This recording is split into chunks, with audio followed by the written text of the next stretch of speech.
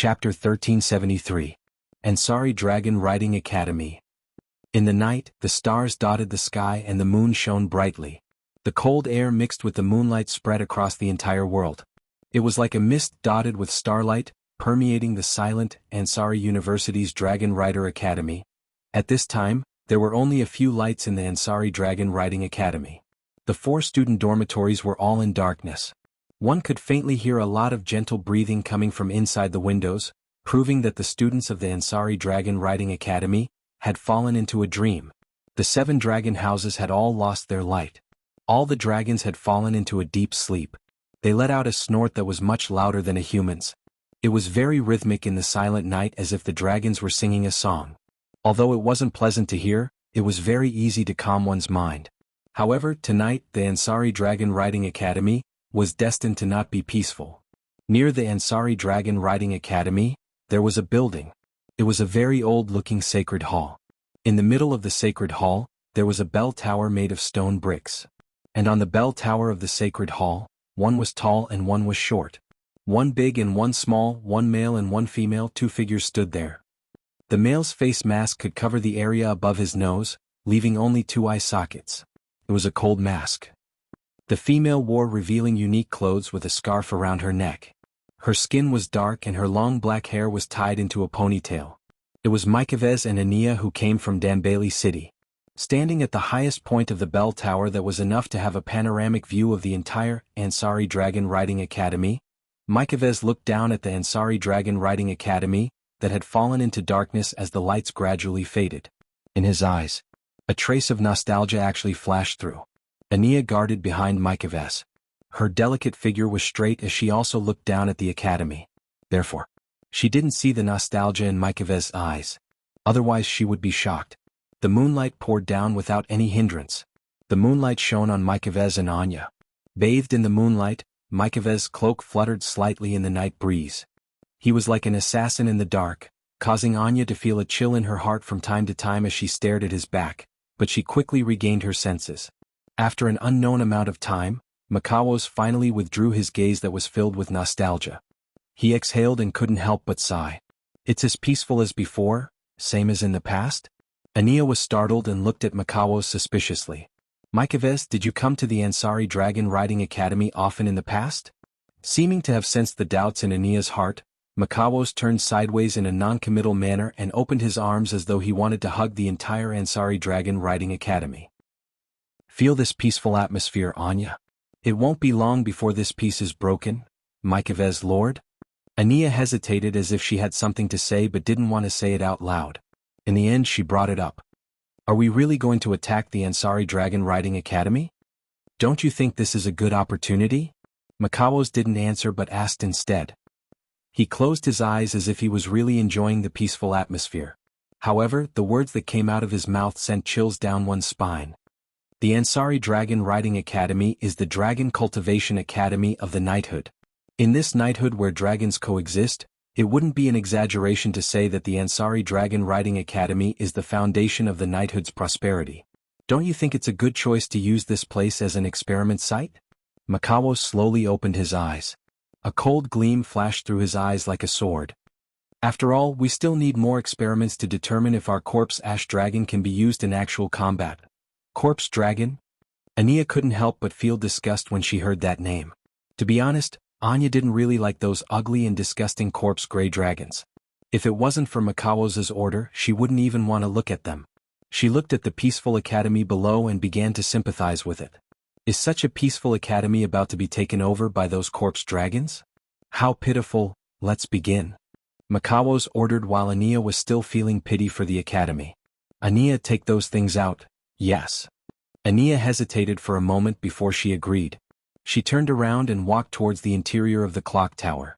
Lowering his head and looking down at the Ansari Dragon Riding Academy that was being blown by the night wind, Makawos narrowed his eyes and muttered to himself. A giant dragon with white flames, let me see. Ania walked into the interior of the clock tower under Makawos' order. When she came out again, there was a clay jar in her hand. It should be said that it was a clay jar filled with ashes. Furthermore, it was the ashes of a dragon. These were dragon ashes that Makawos, Anya, and some spies of the Sepharos Empire in the Knights nation of Loriman had spent a considerable amount of time to steal from the temples dedicated to the burial of dead dragons in the Knights nation of Loriman.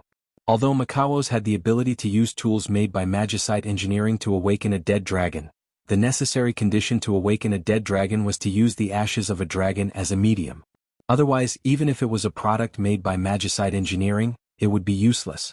Today, these ashes will turn into ferocious and disgusting beasts and mercilessly destroy the peace of the Ansari Dragon Riding Academy.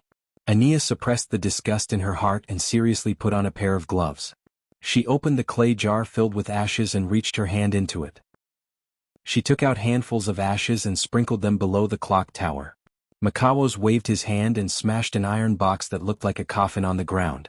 With a clang, Makaos opened the lid of the coffin without hesitation and took out a huge sword that looked like a dragon's wing covered with bone spikes from the coffin. This strange-looking huge sword was the product of magicite engineering that the Sepharos Empire was proud of and magicite engineering that the dragons had developed for many years.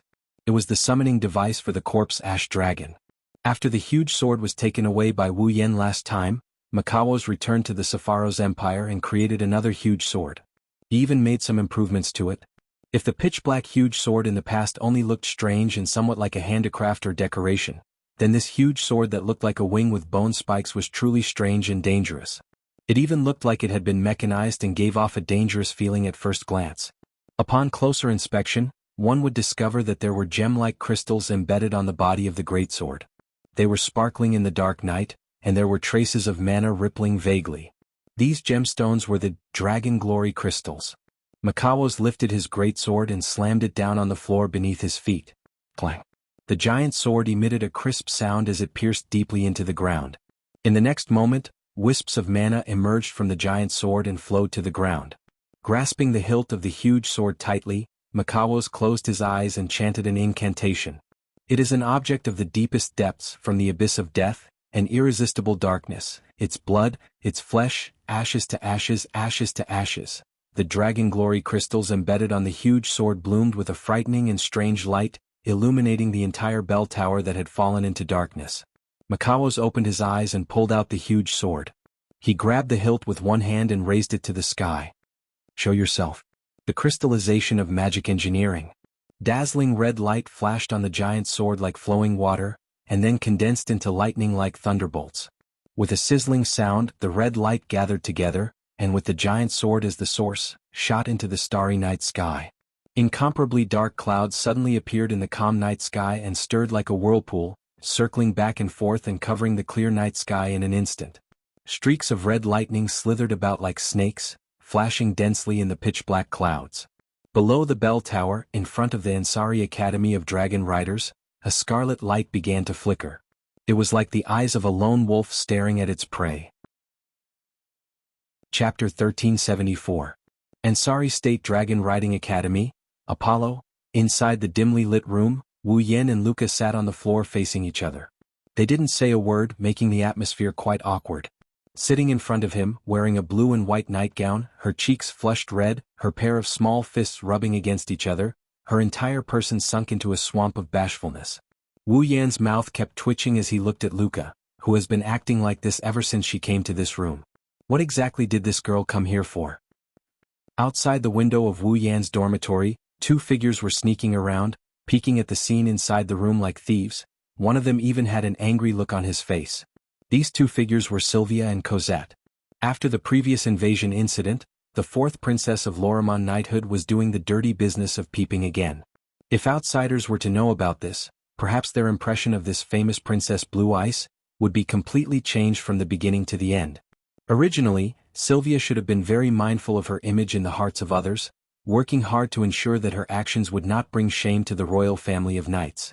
Her every action should have been very conscious, but now, it was as if Sylvia had been possessed by a resentful woman. She hung by the window while glaring at the two people sitting opposite each other in the room, gritting her teeth as she muttered, "Ugh. I didn't think he would really spend the night here. How impure, how impure. Your Highness." Sylvia muttered with a bitter expression. Cosette was speechless. "Are you that worried about Lord Roland?" "Of course I am," Sylvia answered without hesitation, but she still made sure to lower her voice so that the people in the room wouldn't hear her. A while ago that guy had been eyeing Luca. Now that the two of them are alone in the same room, Luca won't be able to resist once Luoang makes his move. Sylvia clenched her fists after she said that. She spoke with a righteous tone. Our mission is to rush in and protect Junior Luca when Roland is behaving like a beast. We have to punish such a public enemy with the hammer of justice. This is the family rule of the Loriman Wang family. Is that so? Corset blinked and smiled slyly. What if he is willing to do this and that with Lord Roland? What will you do, Your Highness? What do you mean by willingly? Sylvia's righteous expression crumbled instantly. Instead, his face was filled with guilt as he smiled embarrassedly. How is that possible? Luca has only known Lord Roland for less than a week. Is there a problem? Corset looked at Sylvia with an amused expression. Back then, Your Highness, you only met Lord Rune for less than 10 minutes during the juvenile ritual, but you still missed him for almost 10 years, didn't you? That's not the same. Although he said that, his expression changed. However, Sylvia was already wavering. That's because I am indebted to Lord Roland. That's why If you are indebted to Lord Roland, it's the same for Luca. Corset reminded her kindly. Don't forget, Lord Roland has been paying a lot of attention to Luca and Gawain. For Luca, Lord Roland has been very worried about her. This favor should be comparable to what Her Highness did for Luca, right? This time Sylvia panicked. Could it be that the two people in the room really have a chance to? If you are so worried, why don't you go in and take a look? Just as Sylvia found it difficult to conceal the panic in her heart, a voice suddenly entered Sylvia's ears. Sylvia was startled and almost screamed. However, Corset, who already knew Sylvia's timid nature, nimbly covered Sylvia's mouth and stopped her from screaming. I didn't expect to meet under such circumstances. Should I say it's a coincidence or fate? Behind Sylvia and Corset, Lebecca was riding on Gufran's head. She was bathing in the moonlight as she looked at the princess and Maid peeping through Wu Yan's window. She smiled. As a member of the student council, I don't encourage peeping. See President. Sylvia, who had finally managed to suppress the panic in her heart, was shocked again. What are you doing here? Are you also? Well, I can't say that I don't care what Lord Roland and Luca do when they're alone in the room, but I'm more concerned about Luca. Lebecca gave an ambiguous answer.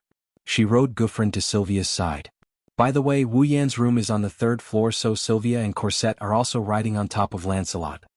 You're concerned about Luca? Sylvia heaved a sigh of relief and asked in confusion. What about Luca? Luca isn't as bad as you think. She didn't come to Lord Roland to ask him to spend the night with her. She's definitely not trying to do anything weird. Lebecca glanced at Sylvia, who was blushing. With that child's personality, she must have something to do with Lord Roland. If I'm not wrong, it should be related to her or Gawain. Sylvia calmed down after hearing Lebecca's words. Indeed, although he had not known Luca for a long time, with Luca's gentle and weak personality, she dared to request to spend the night in public. Either she really could not suppress her inner feelings or there was definitely something going on. It was apparent that Lebecca had come here because she had noticed this. At the thought of this, Sylvia instantly felt ashamed of her crooked thoughts. You don't have to feel guilty. Lebecca seemed to have seen through Sylvia's thoughts. She smiled with a complicated expression. You're a girl in love after all. It's normal for you to be a little blind sometimes. In love. Sylvia's face turned red. No. It's not like that. Sigh. Lebecca ignored Sylvia's weak refutation and sighed. Really, that man is really sinful. He's making me angry. Angry? Sylvia's heart tightened for some reason. She hesitated for a moment before asking carefully. President, you also have feelings for Lord Roland? It's right that you don't deny having feelings for him. Lebecca didn't hide her feelings and revealed a natural and unrestrained smile to Sylvia. But whether he's worth entrusting my life to is something we'll have to wait and see. Sylvia fell silent. After a long while she sighed. He really is a sinful man. At the same time, inside the room, sitting across from each other, Wu Yan couldn't help but break the awkward silence between the two of them when he saw Luca's blushing face fidgeting around. Hey Luca, you must have something to tell me since you're spending the night with me, right? Wu Yan scratched his face and said helplessly. Are you really here to serve me in bed? Serve you in bed. Luca's already red face turned even redder because of Wu Yan's teasing words. She clenched her fists and said shyly. If Lord Roland needs to serve, Serve me in bed, can you? Wait until I'm done? Wu Yin almost fell to the ground. This girl really does want to serve me in bed? Imperfect. Too imperfect. Sylvia trembled in anger when she heard the conversation in the room. He actually wants to make a move on his junior. He should be punished by the heavens. Lord Roland is in the wrong. Even Cosette angrily reprimanded him. Sylvia nodded repeatedly. However, Cosette's next words almost made Sylvia fall to the ground. Ming Ming, if you want to serve me in bed, just tell me. I can do it too. Cosette, I can't pretend I didn't hear that. Sylvia said angrily. My maid is actually this kind of person, it's... Well, your highness, don't mind it. Cosette waved her hand with a smile. Anyways, after your highness marries Lord Roland, I will have to accompany you in your marriage. Serving the future master is also a maid's benefit. You. Sylvia's hands trembled. Lebecca looked at the flustered Sylvia and the smiling Cosette and shook her head with a bitter smile. I have committed a grave sin. Chapter 1375. Alright, I understand. Wu Yin rubbed his forehead as if he had a headache. Let's put this aside for now. Don't you have something you want to say to me? Luca dilly-dallied for a while. After wasting a long time, she finally stopped blushing. Her small fists clenched together and a trace of nervousness appeared on her face. Lord Lune, I want to ask you something about Gawain. I guess so. Wu Yin wasn't surprised. He nodded and gestured for Luca to continue. Seeing this, Luca's delicate little face instantly became downcast. Her eyes also revealed a strong sense of loss. Lord Lune, did you already know why Gawain rejected me? Shouldn't I be the one asking you that?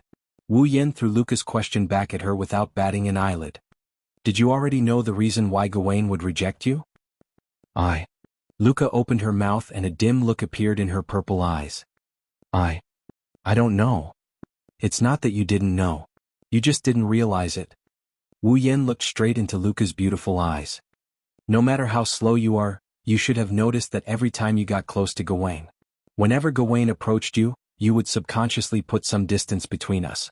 When you got close enough, you would feel fear. I'm right, aren't I? Lord Lune. Luca looked up and met Wu Yan's eyes. In other words, Gawain rejected me because I was afraid of Gawain, right? To be more precise, you are the one who is afraid of riding Gawain. Wu Yin corrected her and closed the distance between them. No matter what, Gawain did it for you. You can't deny that. Luca's shoulders trembled when she heard Wu Yan's words. Tears welled up in her eyes. As expected. It's all my fault. That's why Gawain is so weak. He might even die. He finally understood the reason why Gawain had refused to let him ride his mount. For the first time, Luca was concerned about something other than her own riding. She cared about Gawain's life. It was clear that Luca was more concerned about Gawain's life than whether or not she could ride fall. Luca and Gawain. Although there was a serious gap between the master and servant now, they still put each other's affairs first from the beginning to the end. Should I say as expected of master and servant? Luca, now is not the time for you to be sad. Wu Yin said coldly to Luca, who was on the verge of tears. Because of my care, Gawain hasn't reached the point where he has to sacrifice his own life to protect you. However, he is indeed getting weaker every day. If this continues, Gawain will die one day due to the lack of star essence. Are you willing to watch Gawain die? Luca sobbed and shook her head like a rattled drum. Then you should know that the hope of saving Gawain lies with you alone. Wu Yin held Luca's astonishingly thin shoulders. You have to be strong and overcome the trauma in your heart. Only then can you regain Gawain's recognition and re-establish your star essence path with Gawain. Return to the relationship you had before. Return to the relationship we had before. Luca looked at Wu Yin, a little shaken. Biba, can I do it? Gawain will be fine. As long as you recover, he will return to you immediately. No matter what, you are the master he is willing to risk his life to protect. How can he not acknowledge you? Wu Yin stroked Luca's cute little head. Don't worry, I will help you too. Lord Lune. Luca stared blankly at Wu Yin, who was gently stroking her head with a gentle smile. She blushed and quickly wiped away her tears. She nodded vigorously. I understand, Lord Lune. It's good that you understand. Wu Yin breathed a sigh of relief and smiled. You are here to serve me in bed. How can I not help you? Ugh. Luca's small and delicate pointy ears turned red from the roots. Kaboom! Just as the atmosphere between the two of them began to become intimate, a bolt of lightning suddenly struck down from the dark sky, bringing with it a deafening sound of thunder. Luca shrieked, and with tears in her eyes, she reflexively threw herself at Wu Yan. Wu Yan was caught off guard and ended up hugging her warm and fragrant body. However, before he could get a good feel of the soft body in his arms, a shriek that is 1,000 times more miserable than Luca's shriek came from outside the window. The shriek is so shrill that it's even more frightening than the thunder from before. Hearing the screams coming from the window, Luca's face paled. She thought it was some kind of supernatural being. She closed her eyes and her arms around Wu Yan's waist tightened. Separated by a thin layer of pajamas, Luca's beautiful body was pressed into Wu Yan's embrace. An astonishingly soft sensation kept coming from his front, but he didn't have the leisure to enjoy it. He looked towards the window and grumbled in a resentful tone. "Are you going to keep hiding?" As the voice slowly faded away, the entire space fell silent. But not long after, the originally tightly shut window was suddenly pushed open, revealing 3 beautiful faces outside the window. In the end, Rebecca didn't seem to realize that she was caught peeping. She smiled to herself. "Were we still found out?" "Your Highness." Cosette patted the back of Sylvia, who was hugging him tightly, with a helpless expression on his face. "It's just a bolt of lightning. Is there a need to be so scared?" But. Sylvia looked up with tears in her eyes. When she saw Wu Yan and Luca hugging each other, her pitiful expression disappeared and turned into a ferocious one. "Cosette is right. It's just a bolt of lightning. How long are you going to hug each other?" Luca finally reacted. She let out a soft cry and hurriedly pulled herself away. The deathly pale color on her face was replaced by a blush. Looking at Luca's cute blushing face, even Wu Yan couldn't help but feel a rush of excitement. "Now is not the time for you to flirt." At this time Rebecca spoke. She stood on Guffrin's head and looked at the sky with a serious expression. "I'm afraid things aren't looking good." "Not looking good?" Hearing this, everyone present was stunned. That's... When Wu Yan and Luca came to the window, they looked up with Sylvia and Cosette. They followed Rebecca's gaze and looked at the sky. What they saw made their expressions change. The night sky that should have been clear a second ago was covered by a layer of pitch-black clouds that spiraled like a whirlpool. Streaks of red lightning flashed back and forth in the clouds, bringing with them the sound of thunder. A heavy, gloomy, and evil aura seemed to have descended from the sky, shrouding the entire Ansari Dragon Riding Academy. Roar! Guevlin and Lancelot's eyes glinted with ferocity as they roared at the gloomy sky. Without the consent of Rebecca and Sylvia, the 2 holy dragons began to circulate their mana, causing mana to ripple around them. Astonishingly, he had already entered battle mode. It seems like Guevlin and Lancelot have sensed something as well. Rebecca's expression turned grave. This phenomenon. Sylvia's icy blue eyes fluctuated violently. It's the same as that time. Wu Yan stared at the sky covered by pitch-black whirlpool-like clouds. A cold light flashed in his eyes. Corpse Ash Dragon. That's right. The situation in the sky was exactly the same as when the Corpse Ash Dragon appeared and attacked Ansari. Rumble. A dull thud reverberated in the ominous night sky without any warning. Along with the reverberation of the sound, the ground of the Ansari Dragon Riding Academy also began to rumble. Like an earthquake, it began to tremble violently. Wu Yan and Luca, who were still in the dormitory, lost their footing and nearly fell to the ground from the trembling ground. Luca cried out again. Her petite body fell from the tremor. Fortunately, Wu Yan caught her in time and prevented her from falling. However, Luca didn't mind at all. Instead, she pointed into the distance and cried out in shock. There. Chapter 1376. What's wrong? What's going on? Is it an earthquake? The students in the 4 dormitories located in different directions of the academy opened their windows one by one, looking out of the window with faces full of panic. Not only the students but the staff, teachers and other related staff also poked their heads out of the windows of their residences. When they saw the scene outside the window, they were all stunned. Dong dong dong dong dong. The muffled sound was accompanied by the shaking of the ground, gradually causing chaos in the entire academy. That shocking sound was as if there was some huge ferocious beast running on the ground, causing the empty space in front of the academy to raise a cloud of dust that covered the sky and covered the earth. Not long after, the dust dissipated, what appeared behind the smoke and dust was a terrifying army. They were naked, pitch black, and looked like they had beast-like eyeballs all over their bodies. Their eyes flashed with a wolf-like ferocious light, drooling from their mouths. They looked extremely disgusting. Looking at the appearance of those dragons, I'm afraid none of the citizens of knighthood would admit that these monsters were dragons. However, judging from their appearance, they were indeed dragons. Moreover, they were like an army that had formed into groups of dragons. Groups of winged dragons with naked bodies spread their wings and soared high in the night sky, looking like earth dragons. Groups of earth dragons with their naked bodies were galloping across the open space. They looked like water dragons, but their bodies were naked. Groups of water dragons were swimming against the current of the river. Under the cover of the night, black aliens that looked very similar to pterosaurs, earth dragons and water dragons, but their bodies were naked and shrouded in an evil aura, were charging in the direction of the academy. These ugly pitch-black creatures that looked like pterosaurs, earth dragons and water dragons were none other than the corpse ash dragons. Looking at their numbers, there were at least 700, 800 or even 1,000 of them. Now, such a terrifying army of corpse ash dragons. They were charging towards the academy from the sky, the land and the river. Roar, roar, roar, roar. In the next moment, an evil and frenzied roar sounded.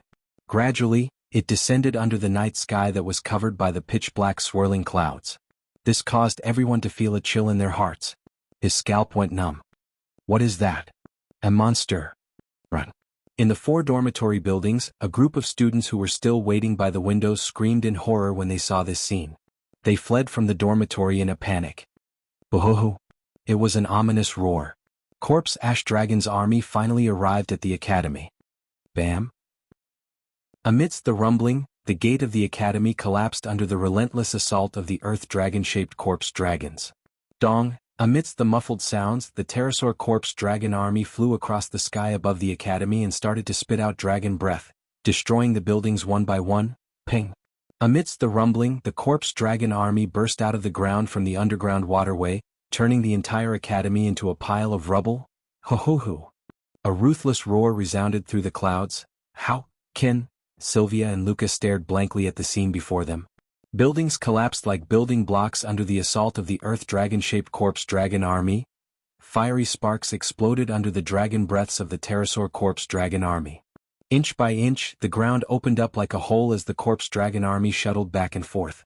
Gray smoke and scarlet flames danced and filled the academy under the moonlight.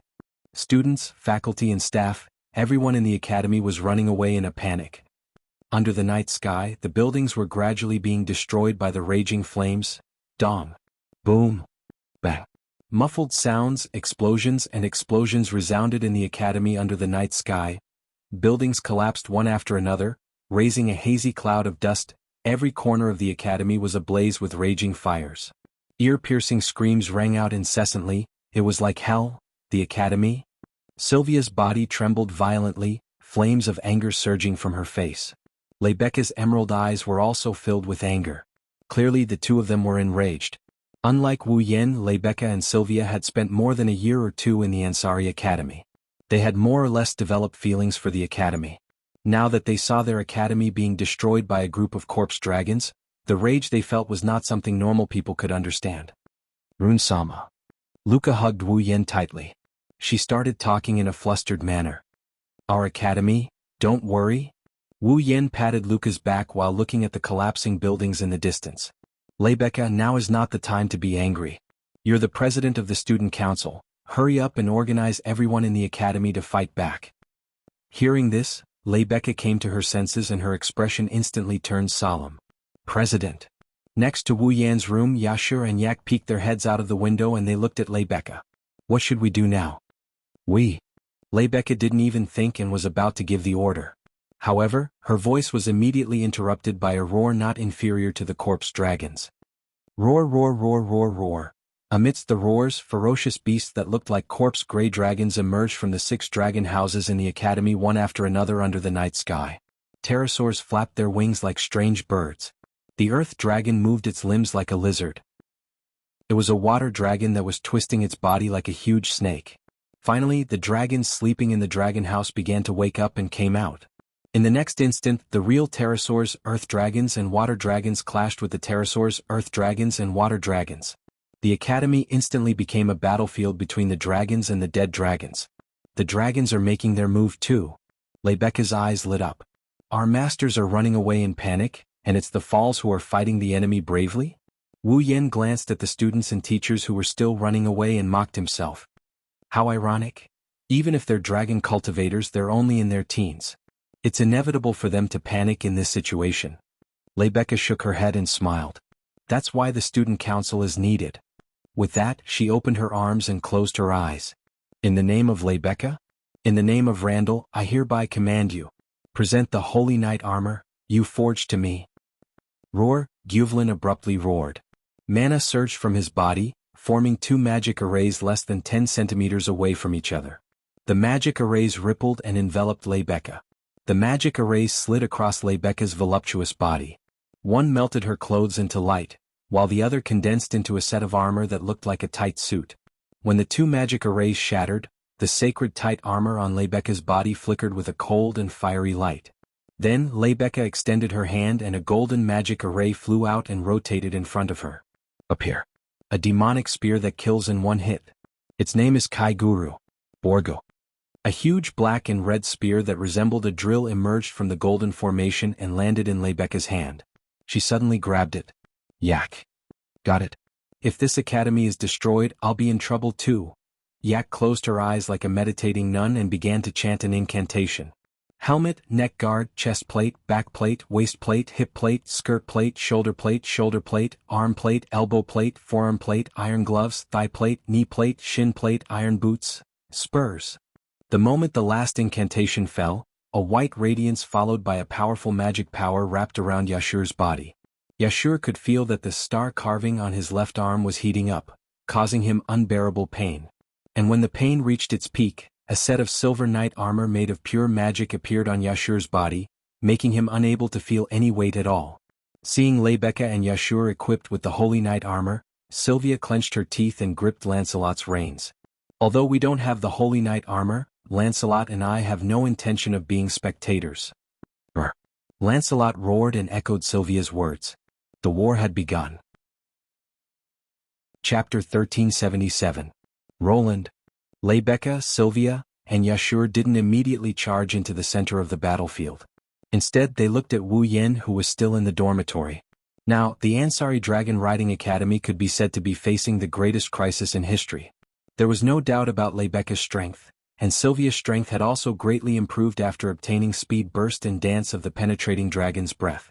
While Yash's paladin armor had a time limit and was merely a hastily assembled replica, at the very least, Yash's strength definitely wouldn't be weaker than Sylvia's while the armor was still in effect. But there was a big problem with this. After all, what was happening in the Ansari Dragon Riding Academy wasn't a battle, but a war. Facing thousands of corpse ash dragons, Sylvia's burst of speed had a time limit, as did Yashur's holy knight armor. Although Lebecca had the strength of the 8th rank on the battlefield, a single person's strength was limited. By the time the holy knight armor ran out of mana, Lebecca would be powerless to reverse the situation. Fortunately, they still had Wu Yen on their side. Whether it was Lebecca, Sylvia, Yashur, or Yak, they couldn't forget him. Not only was this ordinary-looking man the world's strongest dragon rider, he had also defeated the world's strongest holy sky dragon rider Yuzura? Sarwin's existence. If he made a move, then the Ansari Dragon Riding Academy's victory would be set in stone. Or rather, everyone was still thinking that if Wu Yen summoned that white dragon from that day, then with the might of that white flame that instantly defeated Yuzura, the leader of Loriaman's holy dragon riders, it should be able to immediately eliminate all the corpse ash dragons in the academy, right? Although Lebecca, Sylvia, and the others didn't know how strong that white flame was. But that day in the arena, the monstrous magic that surged up to the sky. However, they could clearly feel it. With that level of mana, how could it be weak? Not to mention, Yuzura had personally admitted it. That day, Wu Yen hadn't used his full strength. Therefore, Lebecca, Sylvia, and the others were waiting for Wu Yen to make a move, to resolve the disaster of the Ansari Union's Dragon Riding Academy. Unfortunately, Wu Yen only looked at the battlefield in the distance and shook his head gently. Ping? Wu Yen hadn't finished his words yet. A muffled explosion suddenly rang out, interrupting his words.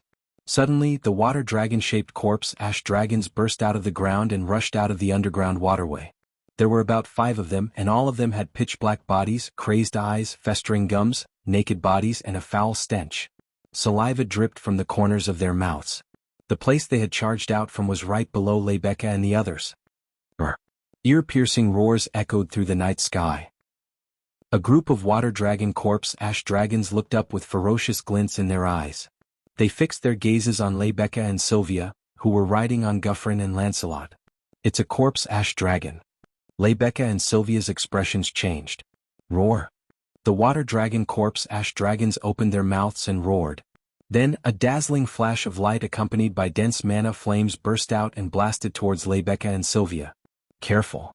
The sudden attack made Rebecca and Sylvia's reactions slow by half a beat. However, Guffrin and Lancelot reacted in time. Roar. The 2 holy dragons let loose enraged roars, and the magic power surging over their bodies swelled. The hexagonal defensive barrier immediately expanded, and ripples spread out from it. Bang! The 5 water dragon corpse ash dragons' dragon breaths landed on the hexagonal defensive barrier in the blink of an eye. There was a loud explosion and scarlet sparks, but it only lasted for a moment before dissipating. The 5 water dragon breaths had been easily blocked. However, that wasn't something to be happy about. This was because the 5 water dragon corpse dragons had already extended black shadows from all parts of their bodies. They swiftly and violently bypassed the hexagonal barrier erected by the 2 holy dragons like whips and arrived before Rebecca and Sylvia in the blink of an eye. Those black shadows were actually dark red tentacles. The next moment, Rebecca and Sylvia, who hadn't reacted in time, were completely entangled by the tentacles. This is... Seeing Rebecca and Sylvia completely entangled by the tentacles, Wu Yen gaped in shock. These corpse ash dragons actually knew how to play with tentacles? President Rebecca. Your Highness. Yashio was also stunned for a moment, but he quickly stretched out his hand, intending to break those tentacles, but in the end he pounced on empty air. The slippery tentacles wrapped around Rebecca and Sylvia's limbs and slender waists. With a tug, the 2 beautiful girls were suspended in the air. Damn it. Let me go. As if having a bad premonition, let alone Sylvia, even Rebecca looked rather flustered.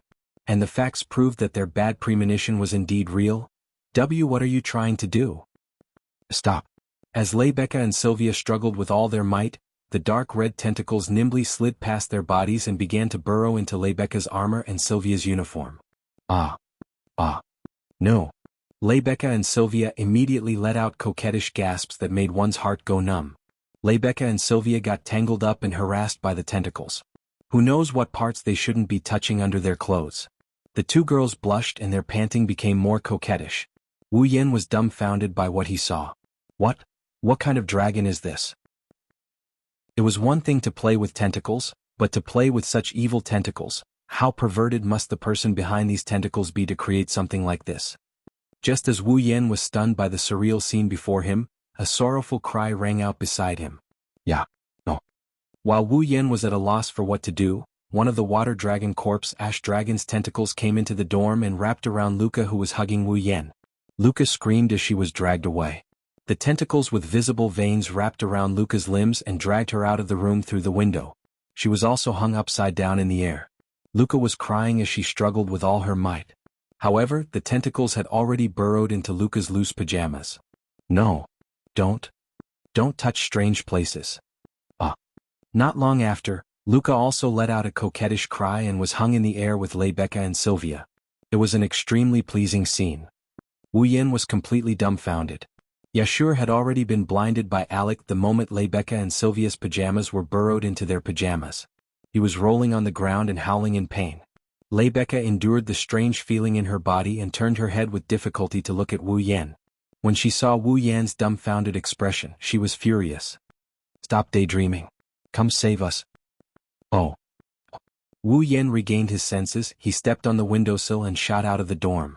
Turning into a black shadow, he charged towards the 3 girls who were hung upside down in midair like he was breaking through the night. Poochie. His figure flashed past the dark red tentacles.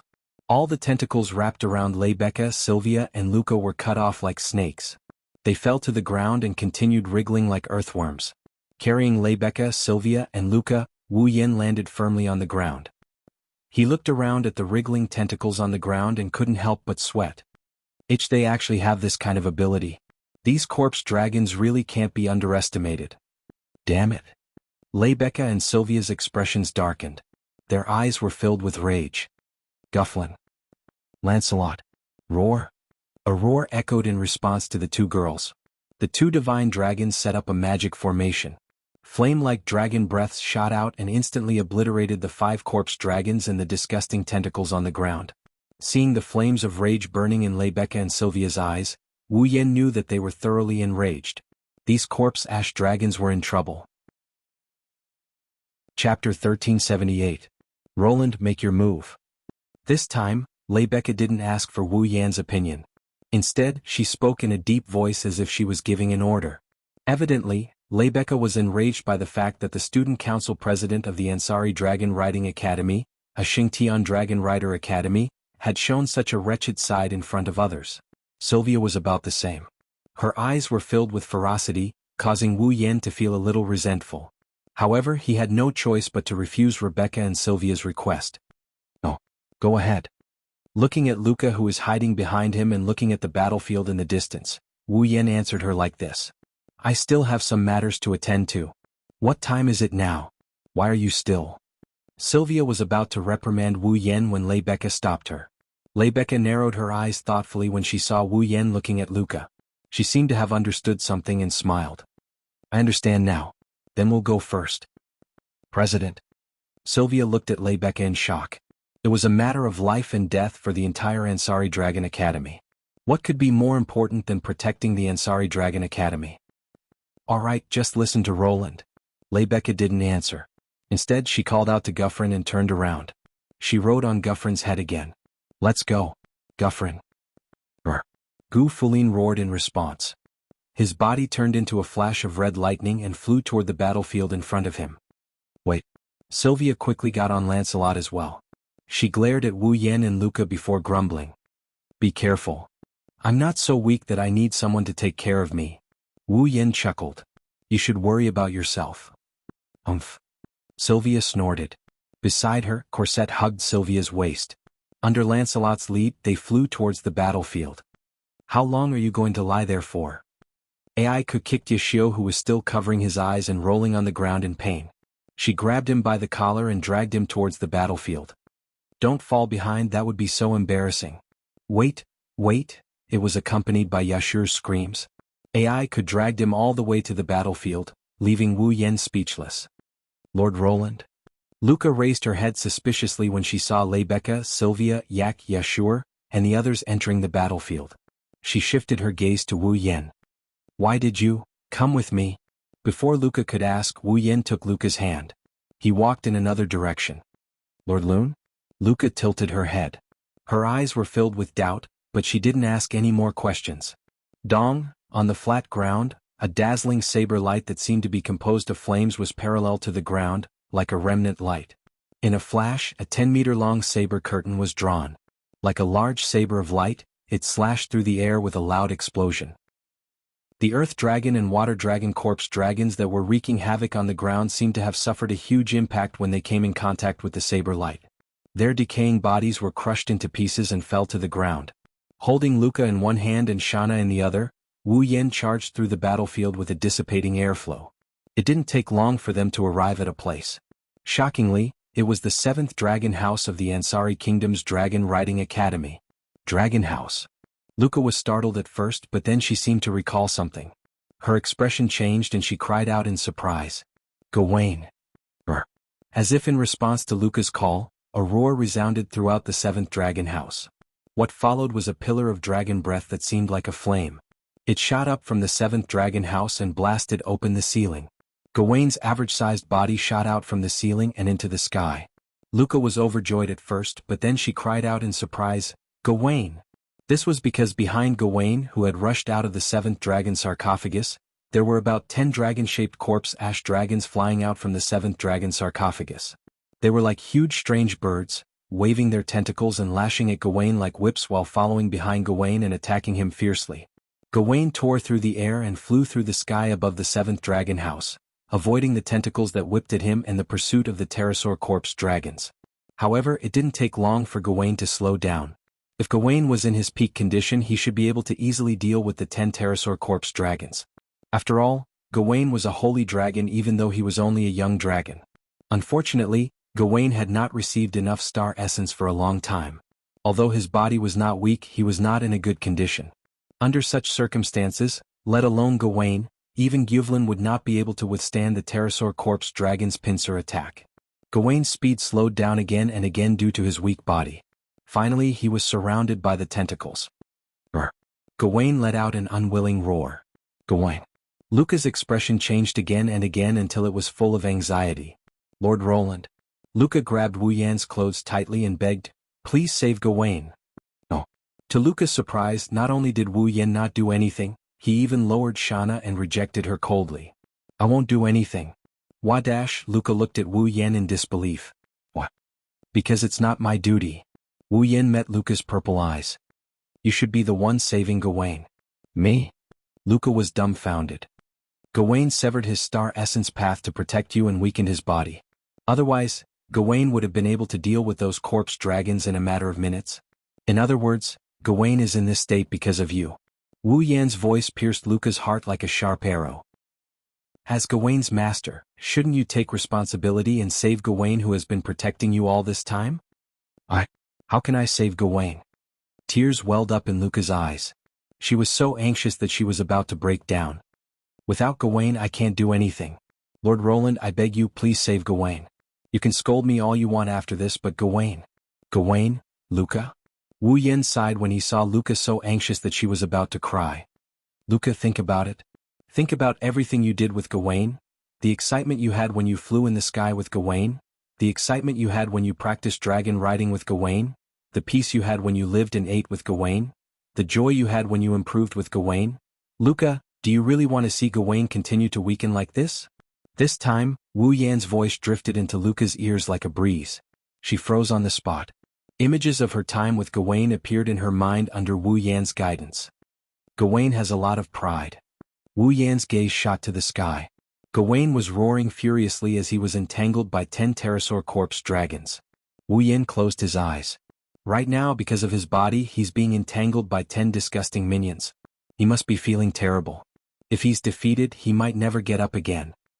"Luca, do you want to see Gawain suffer such a blow and fall into depression?" "Gawain." Luca clenched her fists tightly. Her face was filled with uncertainty. Luca had to admit that everything Wu Yan said was correct. Given Gawain's personality, he would be devastated if he was defeated by a dragon like that. Right now, Gawain must be feeling terrible. This was all because of her fear of riding Gawain. Could it be that he was just going to watch Gawain be defeated and sink into depression? Could it be that he was going to continue like this until he ran out of star essence and died in depression? No. Absolutely not. Roar. Gawain howled in the sky. He finally shattered the last bit of hesitation in Luca's heart. Gawain. Without hesitation, without confusion, and without the fear she had in the past, Luca lifted her bare feet and ran forward. In the next instant, Luca's body burst into a dazzling torrent of light and charged into the sky. Chapter 1379. The dazzling torrent of light turned into a bridge that resembled the Milky Way rising from the ground into the sky. Then, with a turn, it descended from the sky like a veil made of starlight, landing on Gawain's body. In an instant, Gawain's body was also dyed with starlight. It was as if he had rushed into the Milky Way. His body flickered with an extremely rich radiance. The torrent of light formed from starlight melted into Gawain's body at a speed visible to the naked eye. Along with it, Gawain's aura grew stronger and stronger. Gawain was gradually recovering to his peak state. Looking at the dazzling torrent of light that resembled the Milky Way, Wu Yan's eyes lit up. It's star essence. Yes, the composition of the Milky Way torrent of light was the essential energy that maintained the life of this planet, star essence. Now, a huge amount of star essence was replenishing Gawain's body that was extremely lacking in life energy. It was allowing him to gradually recover to his peak state. This also proved that Luca and Gawain's star essence path. It had been re-established. Before long, the torrent of light formed by star essence finally subsided. It turned into specks of starlight and dissipated into the sky. Roar! Gawain abruptly opened his eyes and let out a roar filled with extreme excitement. His voice was like a sound wave, and with a tremor, it shattered the surrounding tentacles that were wrapping around him. They fell to the ground. Roar! As if to celebrate his recovery, Gawain roared excitedly. A surge of magic power surged from his body. Following his roar, it condensed into a rotating magic formation that extended forward. Bang! A dazzling stream of magic power that resembled a pillar of light was mixed with a flaming dragon's breath. Like a meteor, it streaked across the night sky and landed on the 10 pterosaur corpse dragons that couldn't react in time. A ball of fire exploded in the sky. Then, the corpse dragon's flesh scattered from the sky like dust, becoming insignificant specks of dust in the vast land. Roar! Gawain's voice was full of joy. He circled around and landed on the ground. Luca was sitting on top of Gawain's body without anyone noticing. Lord Roar! Luca's face bloomed with a smile that even the night sky couldn't reach. It was as if she had become the only light in this world that had lost all light due to the dark clouds. She was also extremely beautiful, like a fairy sent down from the heavens. Well done, Luca. Seeing Luca's smile, Wu Yen couldn't help but smile. He faces Luca. Wu Yen rubbed Gawain's neck as he looked at him from afar. Wei Luca, you should be satisfied now? Roar? Gawain let out a low roar. There was joy and gratitude in his roar. Gawain knew that without this person's help, Luca wouldn't have been able to overcome the fear in her heart and accept him again, not to mention the problem of whether he could survive or not. Now that the celestial veins were once again connected, Luca's rider consciousness had also fused with Gawain's. Gawain could clearly sense the trauma in Luca's heart. It couldn't be said that it had been completely overshadowed by Luca's strong emotions. Luca Gawain way. No matter how you look at it, this has to do with Wu Yen. Gawain's heart was filled with joy and gratitude. If you really want to thank me, then don't cause any more trouble. Seeing the gratitude in Gawain's eyes, Wu Yen smiled. I can't take any more of your torment. Both Luca and Gawain lowered their heads in embarrassment. Wu Yen was amused. Lord Roar.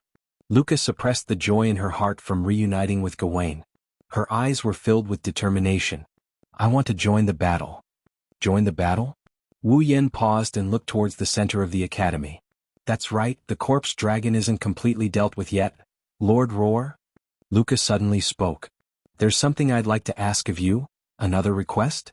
Wu Yen crossed his arms curiously. Then we won't be spending the night together this time, right? Luca blushed and shyly shook her head. No, I want Lord Roar to ride Gawain with me. Ride Gawain together? Wu Yen gasped. Yes. Luca's clear eyes revealed a strong will. I want to challenge the dragon dance again and calm this chaos, but I can't guarantee that I won't be afraid. You mean? Wu Yan's tone was uncertain. You won't be afraid with me around? Lord Roar, if it's Lord Roar? Luca closed her eyes for a moment. When she opened them again, her expression was firm. With Lord Roar by my side, I think I can. Wu Yen scratched his cheeks and he helplessly grinned at Luca. I really don't know what to do with you. Wu Yen jumped onto Gawain's back and sat behind Luca. He reached out and hugged Luca's waist. Now you won't be afraid anymore, right? Wu Yen whispered into Luca's sharp elf-like ears. Just give it your all. I will hug you. I will never let go, okay? Luca felt the warmth on her back and the whispers in her ear. She nodded firmly. Gawain. Using a roar as a response, Gawain raised his head to the sky and let out a long howl. Magic power surged from his body and soared into the sky. The wind whistled in her ears. Luca gripped the reins tightly and looked forward. She looked back and saw the smiling Wu Yen. Luca was a bit absent-minded. Lord Roar, Can you hold me tighter? Like this? Tighter? Like this? Tighter, you? Wu Yen bitterly smiled. As if he wanted to melt Luca into his body, he tightened his grip around Luca's slender waist. How about this? Whoosh! At the same time, Gawain increased his speed to the maximum. Like a white meteor, he streaked across the sky. A powerful centrifugal force began to take effect. If it were anyone else, this speed would be enough to make them lose consciousness and cause them to become anemic and dizzy. If they weren't careful, they would have been thrown off. However, there's still a gap between this speed and speed burst. Wu Yen was able to ride Lancelot even under speed burst. His expression didn't change at all, let alone on Gawain's back. He hugged Luca tightly and stared at her. Under Wu Yan's gaze, Luca's body began to emit star-like light. Gawain's body also began to emit a gentle light. Following his flight path, he left a trail of light in the night sky. Gawain was drawing in the night sky. He was drawing as if he was dancing. Moreover, the pattern Gawain was drawing was an extremely complicated geometric magic formation. It wasn't until the huge geometric magic formation was completed that the full appearance of the pattern was exposed to the night sky. It was a circle with a shape like a dragon's head in the center. It was at least 100 meters in diameter. It was very strange. It was a star carving. The star carving that blotted out the sky was reflected in the pitch-black night sky. It emitted a gentle halo. A vast amount of magic power fluctuated from it and turned into ripples that reverberated in the air. Luca suddenly opened her eyes. Dragon Rider Dance. First dance, purifying honey rain. Once the Dragon Rider Dance was completed, all kinds of magic effects could be activated. At this moment, the night sky of the Ansari Academy blossomed with dazzling light. In the sky, a meteor-like rain of light suddenly fell from the sky, landing on the entire Ansari Dragon Riding Academy. Bathed in the rain of light, the corpse dragons didn't even have time to make a sound before their bodies exploded into powder and covered the ground. The powder was the ashes of the original dragons. In less than a second, the hundreds and thousands of corpse ash dragons, which gave everyone a headache, were all turned into ashes and disappeared from the world. Luca held Gawain's reins and leaned into the warm embrace behind her. Her purple eyes were filled with dazzling splendor. Chapter 1380. Did I fail again? On the top floor of the Templar Bell Tower, Mikosis looked at the disappearing dark clouds and the geometric pattern that resembled a star carving in the sky. His eyes were gloomy. Below him, the buildings of the Ansari Dragon Riding Academy were still burning and smoking. Debris was scattered all over the place and the ground was full of potholes. It was a complete mess. It could be said that if Mikovez's goal was to destroy the Ansari Kingdom's Dragon Rider Academy, then even though he couldn't say that he had achieved his goal, it wouldn't be considered a failure to destroy the academy to such an extent. However, Mikovez's true goal wasn't to destroy the Ansari Academy. He wasn't interested in destroying the Ansari Academy. The reason he had the corpse dragon attack the Ansari Dragon Riding Academy was to take a look at the White Flame Dragon. Why would he go through so much trouble to attack the Ansari Dragon Riding Academy just to take a look at the White Dragon burning flame? It might not be worth it to others, but to Mikosis, it was very important. This was because Mikoski was still unwilling to believe that there was actually a dragon in this world. A dragon that could strike fear into his heart with just an impression. He wanted to prove if there was a dragon in this world that could strike fear into his heart. Attacking the Ansari Union's Dragon Riding Academy was definitely worth it for Mikawos. After all, Mikosia's true identity was still, "It really is you, Mikosius?" While Mikosius was immersed in his own imagination, a voice that he had only heard once but would never forget rang out. It echoed throughout the bell tower. Mikosius' pupils shrunk. Lord Mikatos. Anya was also shocked. She turned around and pulled out a dagger, standing in front of Mikatos to protect him. Both of them looked into the bell tower at the same time. Soon after, a few figures entered their field of vision. Wu Yen, Lebecca, Sylvia, Luca, Yashur, Yek. The 6 strongest members of the Ansari Dragon Riding Academy. At the same time, he appeared in front of Mikawos and Anya in the bell tower of the sanctuary. You. A trace of shock appeared in Anya's eyes. Why are you here, right? Lebecca was wearing a slightly charred paladin armor. She focused her gaze on Mikawos and Anya like a chain. Could it be? Do you think you're hiding well? You. Ania's gaze turned ferocious. She seemed to want to say something, but Mikoves held her shoulder and stopped her. Although I don't think we're very good at hiding if we can. I hope you can give us an answer. Yashur stared at Mikawos and answered his question. It was Luca who discovered you. Luca. Mikoves narrowed his eyes. She shifted her gaze and cast it on Luca. I see. Are you from Yekablad? Yes. Luca nodded in response. I'm from Yekablad. I was born with a certain ability to sense nature. Although I didn't discover you at first. Luca turned her gaze to Mikawos' side and pointed her finger forward. But I discovered that it was emitting an ominous magic power. In the direction that Luca was pointing at, there was a giant sword that was emitting a dark, swampy, and viscous magical energy. It was stuck in the ground. It was the giant sword that awakened the corpse dragon. You're Mikawos, right?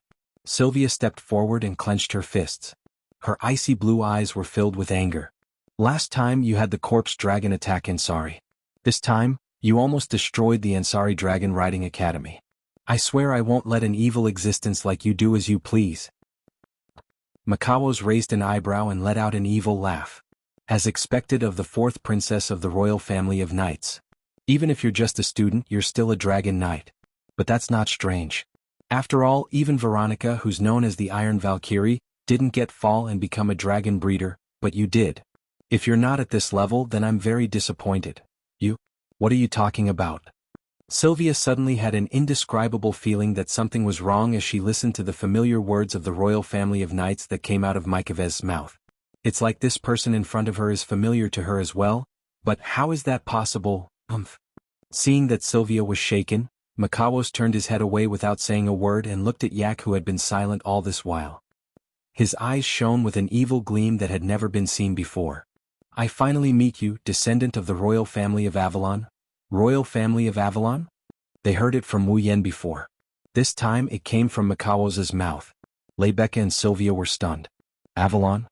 Yashur had a confused look on his face. Who are you? On the other hand, Yak was on guard as she stared intently at Mikawosi. What's the royal family of Avalon?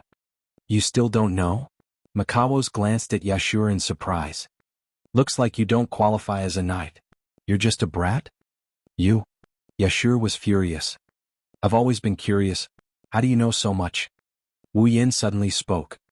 Even the descendant of the royal family of Avalon knows about it. You, a citizen of the Empire, know more about the dragons than the knights. What is your true identity? Rune? Randall, you're even more surprising than I thought. Since you don't know, I'll tell you. Makawos looked at Wu Yen with a different gaze. In ancient times, the origin of the dragons, the sage dragon king Embark, disappeared. However, his bloodline was left behind and split into two major branches. Makawos pointed at Yak. One of the bloodlines is the Avalon Holy Dragon royal family, which is the little brat beside you. Yak. Lebecca, Sylvia, Luca, and Yashur looked at Yak in surprise. Meh. Yak was at a loss. And then? Wu Yin kept his gaze on Makawos. What about the other bloodline? The other bloodline is the one that has been enemies with the royal family of Avalon for generations. Makawos's tone became distant. The Nihilenia Underworld Dragon King family. The Nihilenia Underworld. Lebecca and the others muttered. The Nihilenia Underworld Dragon King family. Wu Yin frowned. Avalon's Holy Dragon royal family and Nihilenia Abyssal Dragon Wang family are the royal families of the dragon race. They are also the dragons with the highest level of bloodline and the strongest power in the dragon race. Mikano's gaze turned sharp as he looked at Wu Yen. That's why I'm curious as well. Rune Randall, what kind of existence is that white dragon of yours? Its power is already enough to rival the complete form of the Avalon Holy Dragon royal family and the Nihilenia Underworld Dragon royal family after their bloodlines have been awakened. Makawos' face under the mask was already tense. Tell me, what is it? The entire Templar bell tower suddenly became quiet. You want to know? Wu Yen chuckled under everyone's watchful eyes. Then how about we exchange questions? Exchange? Yes, exchange. Wu Yen walked past everyone and stood in front of Makawos. Tell me who you are and I'll tell you what my fall is. How about it? Fair, right? It was Makawos' turn to be silent. Forget it. After a long while, Makawos took a deep breath. I'll figure it out one day. Let's end it here for today, Makawos. Lebecca and Sylvia immediately barked coldly. Trying to escape? Wu Yan's gaze turned cold. Do you think I'll let you escape again? Calm down, Rune Randall.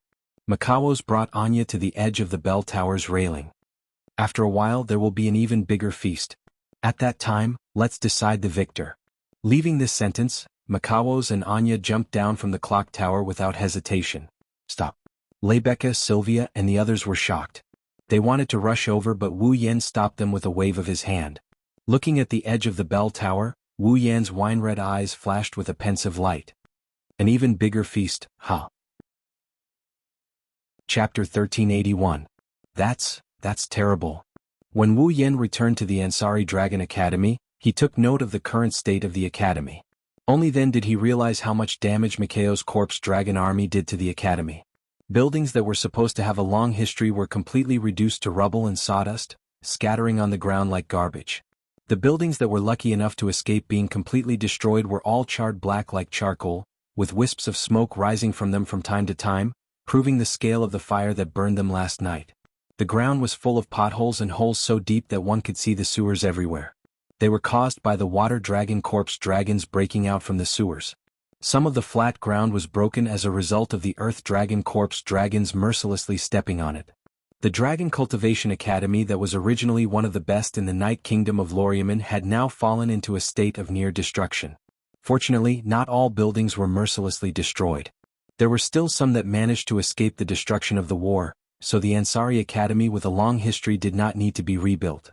However, if they wanted to restore the academy to its original state, it would take a long time for them to return to their original state and be able to attend classes normally.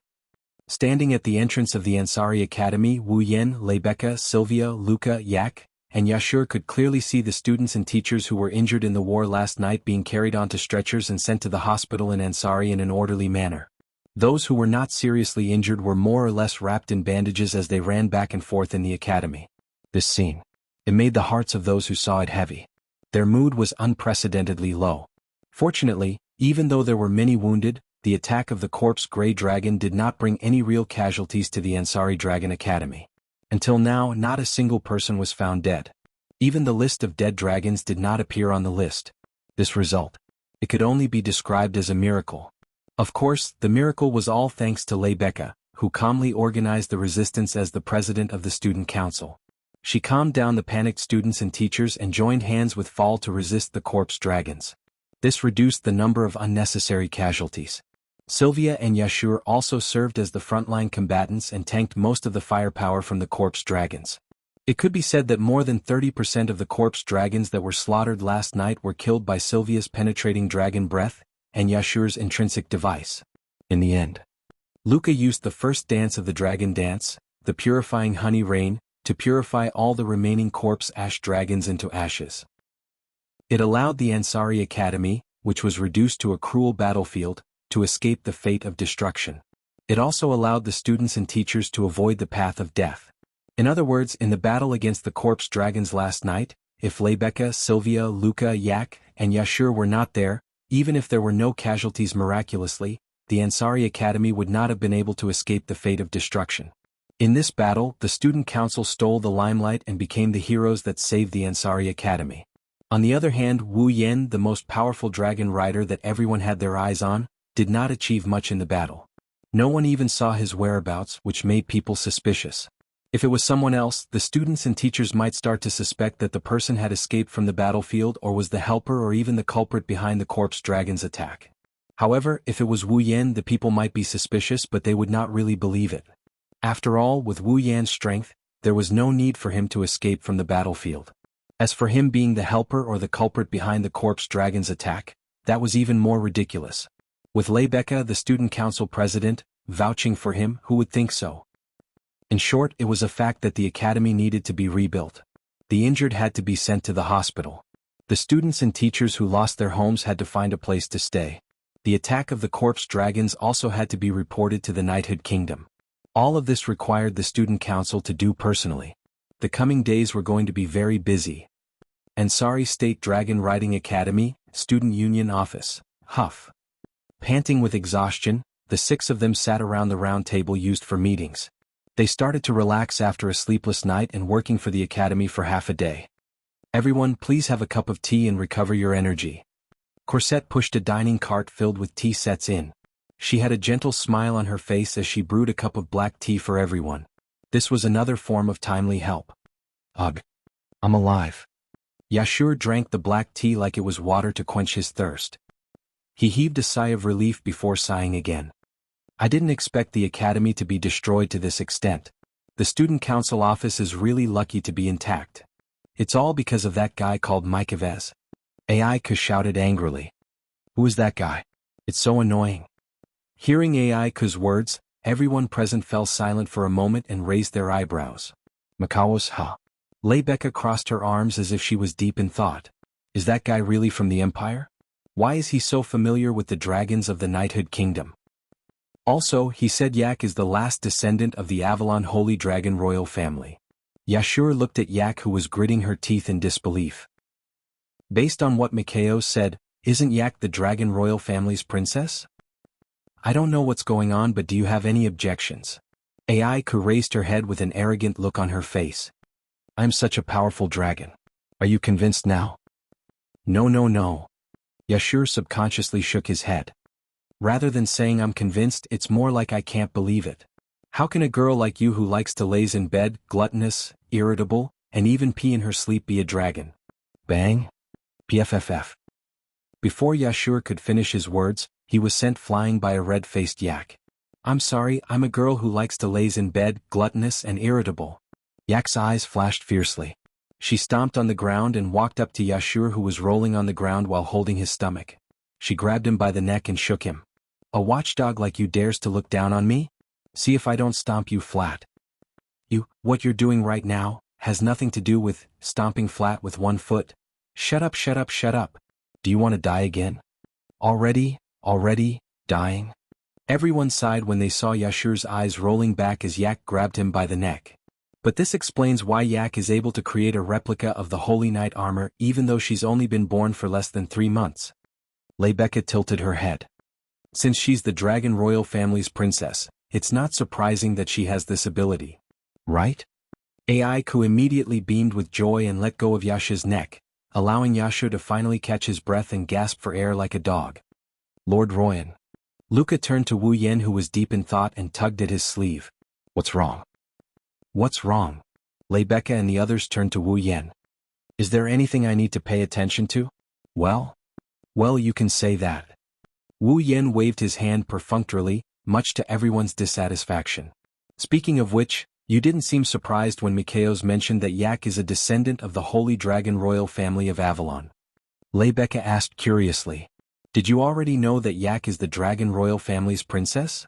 Didn't you ask us about the Holy Dragon Royal family of Avalon a while ago? I just found out about it not long ago. That's why I wasn't surprised when Mikaos mentioned the Holy Dragon Royal family of Avalon. However, I didn't expect there to be a Nihilinia Abyssal Dragon Royal family. I didn't know about that at all. Wu Yen rubbed his forehead in distress. He turned to Yashur. But Yashur, you have to be careful. Meh. Yashur was stunned. Chapter 1382. Pay attention? Pay attention to what? Lebecca, Luca, Yashur, Yak, and the others all looked at each other in confusion. They clearly didn't know what Wu Yen meant. You guys. Wu Yen laughed bitterly. Don't tell me you didn't hear what Micah said? Looking at Yashur, Wu Yan's gaze turned serious. If what Micah said is true, then the Neha Abyssal Dragon Royal family and the Elvelyn Holy Dragon Royal family have been fighting each other for generations. Sooner or later, the other party will find Yak, the last descendant of the Elvelyn Holy Dragon Royal family, and engage in a cruel battle where either you die or I live. Yashio, if you continue to be so sloppy, I'm afraid that when Yak is killed by someone, you will still be in the dark. Yashur's pupils suddenly contracted. A chill surged from the depths of his heart and filled his entire body in an instant. Yashur felt as if he was in an ice cellar. His entire body was cold. Only now did Yashur realize what kind of danger he was about to face. He also realized that he had neglected something important. I am not afraid, Yak said, but her pretty face was slightly pale. Whether or not she was the last descendant of the Elvelyn Holy Dragon Royal family, Yak was only born for less than 3 months. She was still a young dragon. She had to face the threat of death at this age. It was impossible for Yak not to be afraid. She was only putting up a strong front. Rune is right. Yashur, you have to be careful. Lebecca seemed to have realized the severity of the situation and her expression turned serious. Judging from Akker's powerful magic power to create a replica of the Holy Knight armor, when it was still a young dragon, if the Nihilinia Underworld Dragon Royal family, who had been enemies with the Avalon Holy Dragon Royal family for generations, were to reach adulthood, then, how powerful can it be? Just thinking about it is terrifying. The more she spoke, the more serious her expression became. Yashio, you have to be careful and protect Yak well? I understand. Yashio nodded solemnly with a heavy expression on his face. No matter what, I won't let anything happen to Yak. I'm not so weak that I need someone to protect me. Aiko coldly snorted. Don't turn your head. Don't forget, without my Holy Knight armor, you are just an ordinary person. How are you going to protect me? Yes. Yashur replied helplessly. Apart from this problem. Wu Yin frowned. There's another thing that I'm very concerned about. Another thing?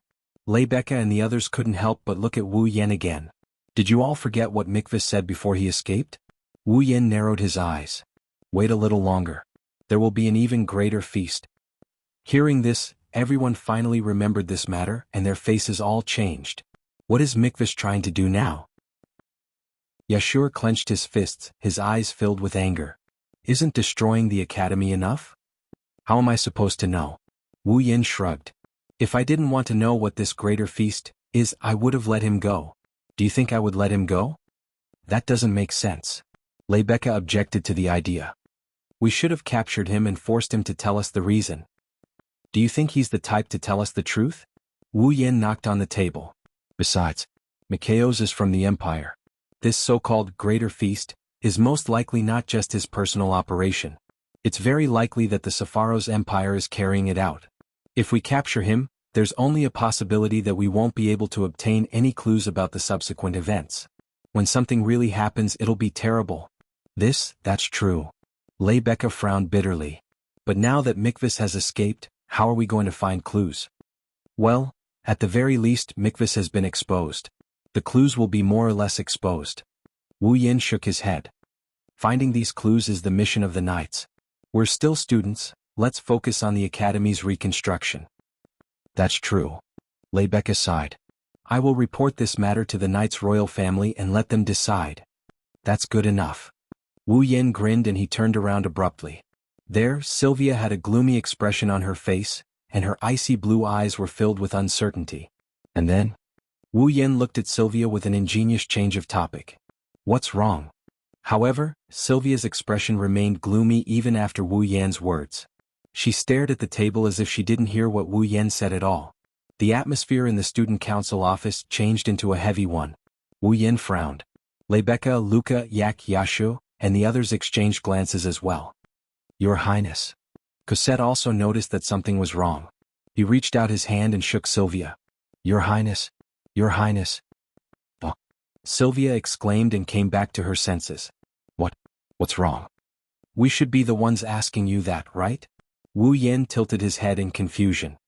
You've been like this ever since you came back from the Templar Bell Tower. You haven't said a word and you're always absent-minded.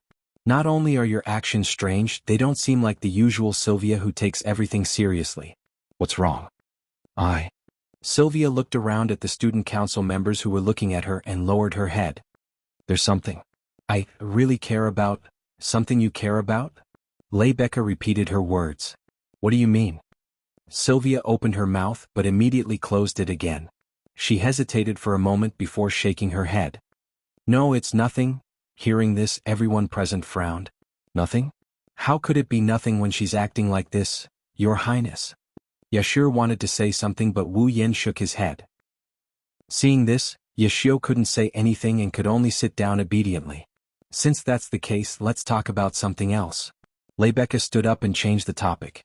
The report on the Academy's damage has just been sent over. Lebecca picked up a report from the table. According to the statistics of the damage, fortunately, only one of the 4 student dormitories was damaged. I'm afraid it's not habitable anymore. Lebecca's gaze shifted to Wu Yin and Yashur. They had a bad feeling about this. Only one. Yashur couldn't help but gulp as he asked in a trembling voice. This dormitory, could it be, that's right? Lebecca shrugged. It's Apollo dormitory. As expected. Yashur was dazed. In other words, Wu Yin sighed. We don't have a place to stay, right? You can't say that. There are a few old dormitories in the academy that survived. We've decided to temporarily let the boys of Apollo dormitory live there. However, due to the limited conditions, it's more like a refuge. Lebecca smiled mischievously. So, if you two can't find another place to stay, you'll have a miserable time. How can this be? Yashur looked like he'd suffered a blow. What about me? What about me? Yak was anxious. I'm also staying in Apollo dormitory. Are you going to let me stay in a refuge? I won't agree. Yak, you can stay in my room for now. Lebecca gave Yak a reassuring look. My place isn't big, but it shouldn't be a problem for you. If you agree, you can stay with me for now. I agree. Yak nodded without hesitation and abandoned her master. I just found out I'm the dragon princess. I don't want to stay in a refuge. Yak you? Yashur shrugged and looked at Wu Yen. Hey Rune, do we have to stay in a refuge? Who knows? Wu Yen rolled his eyes at Yashur. Let's take it one step at a time. Chapter 1383. Now where should we go? Well, who knows? Wu Yen and Yasha looked at the busy students and staff running back and forth. They also looked at the messy campus and the potholes on the ground. They couldn't help but feel a sense of desolation in their hearts. Of the two of them, one had defeated the world's strongest, Saint Sky Dragon Knight, and was currently the strongest existence in the world. Although the other was only a dabbler, he was a true Saint Sky Dragon Knight, for a limited period of time after equipping the Holy Knight armor. His status was comparable to that of a noble, but at this moment he was even more destitute than the average commoner. They couldn't even find a place to stay. Who could be more miserable than them? Of course, Wu Yen and Yashur could choose to stay in the old school, but Leibeka said that life there was comparable to a shelter. Wu Yen didn't want to live there. Although Yashur didn't care too much about it, and he could accept living in a shelter, he still wanted to see if there was a better place before he was completely driven to a dead end. No matter what, only students who had advanced to the advanced class had the right to live alone in a room. The students in the basic class all shared a room with 3 people. When he was still in the basic class, Yashio had already wanted to live in a single room. In the end, after a few days, Yak popped out. Yak even took his bed. The living conditions in the old school must be even worse. If possible, Yashur didn't want to live such a hard life anymore. At the very least, he should struggle before he resigned himself to his fate. Fortunately, he had Wu Yen to accompany him. Otherwise, Yashur would have agreed to stay in the old school long ago. Looks like we can't stay in the academy anymore. Wu Yen rubbed his forehead and glanced at Yashur. Anyway, in this situation, the academy won't be able to hold classes for long. You won't be able to attend classes in the academy for the time being. Why don't you make a trip home? My home is far away. I'm afraid the car ride will last until the academy is rebuilt. Unless a holy dragon is willing to take me back. Yashur lowered his head in distress. So I can't go home. What do you plan to do if I go home? It's the Ansari Dragon Riding Academy that was attacked, not Ansari City. It's not like I don't have money. Wu Yin waved his hand. At most, I'll go out and find a hotel and stay for a while. Hotel? Yashur's eyes widened. It will take at least 3 months for the academy and Apollo's abode to be completely rebuilt. Even with the help of the Dragon Chi magnificent crystals, it would still take a month. Staying in a hotel for a month would cost a lot. Luoang, are you sure you have the money? Wu Yin pursed his lips. Without saying a word, he took out a pouch. He threw it onto Yasha's body. Yashio hurriedly reached out and caught it. He glanced at Wu Yen in confusion before opening the bag in his hand. When Yashio saw the contents of the bag, he almost threw it out. Glittering gold. It was truly dazzling. The bag was filled to the brim with gold coins. From the looks of it, there were at least 20 to 30 gold coins. According to the gold price of this world, 20 to 30 gold coins was enough to buy a small hotel, let alone stay in a hotel for a month. Yashio's hands began to tremble as he held the bag. For a commoner like Yashio, the bag in his hand was heavier than anything he had ever held in his life. Gulp. Yashio couldn't help but swallow a mouthful of saliva. His voice echoed clearly in the surroundings. I say, aren't you a little too useless? Wu Yen looked at Yashio with disdain. You're a dragon rider. Even though you're just a dabbler, you're still acting so pitifully for 20 to 30 gold coins. Be careful, Sylvia might get angry if she sees you like this. Yashio shrunk his neck in fear. Indeed, with Sylvia's yearning for holy dragon knights, she was already displeased with a half-baked existence like himself. If he were to perform so unbearably with Sylvia's rigid personality and identity, it was possible that she would not be able to tolerate it and would directly curse him out loud. It wasn't Yashio's fault though. He was just a commoner from a village. I don't even know if I can earn that much money in my lifetime, Yashio retorted. Besides, I didn't know you were so rich. Rich? Wu Yen chuckled and turned his head away. These 20 to 30 gold coins were nothing compared to the hundreds of billions of gold coins in the Ring of Gold, which could be piled up into dozens of mountains. However, no matter the world, gold is a hard currency. This is something Wu Yen has experienced firsthand. Are you coming too? Wu Yen asked Yashio. How about we stay in a hotel together? Me? Yashio was stunned for a moment before he quickly shook his head. No, we'll have to stay here for at least a month. I don't have that much money. I'm the one who invited you, of course I won't let you pay for it. Wu Yan was speechless. Yashio shook his head anyway. That's even more out of the question. How can I accept your help to pay for a month's hotel accommodation? Aren't you a little too restrained? Wu Yan glanced at Yashio with an amused look. To me this amount of money is nothing. That's not enough. Yashio refused. Then what are you going to do? Wu Yan clicked his tongue. You're not going to stay in a shelter, are you? If there's no other way. Yashio sighed. That's the only way, you? Wu Yan was speechless. A petite figure ran over from afar as if looking for something.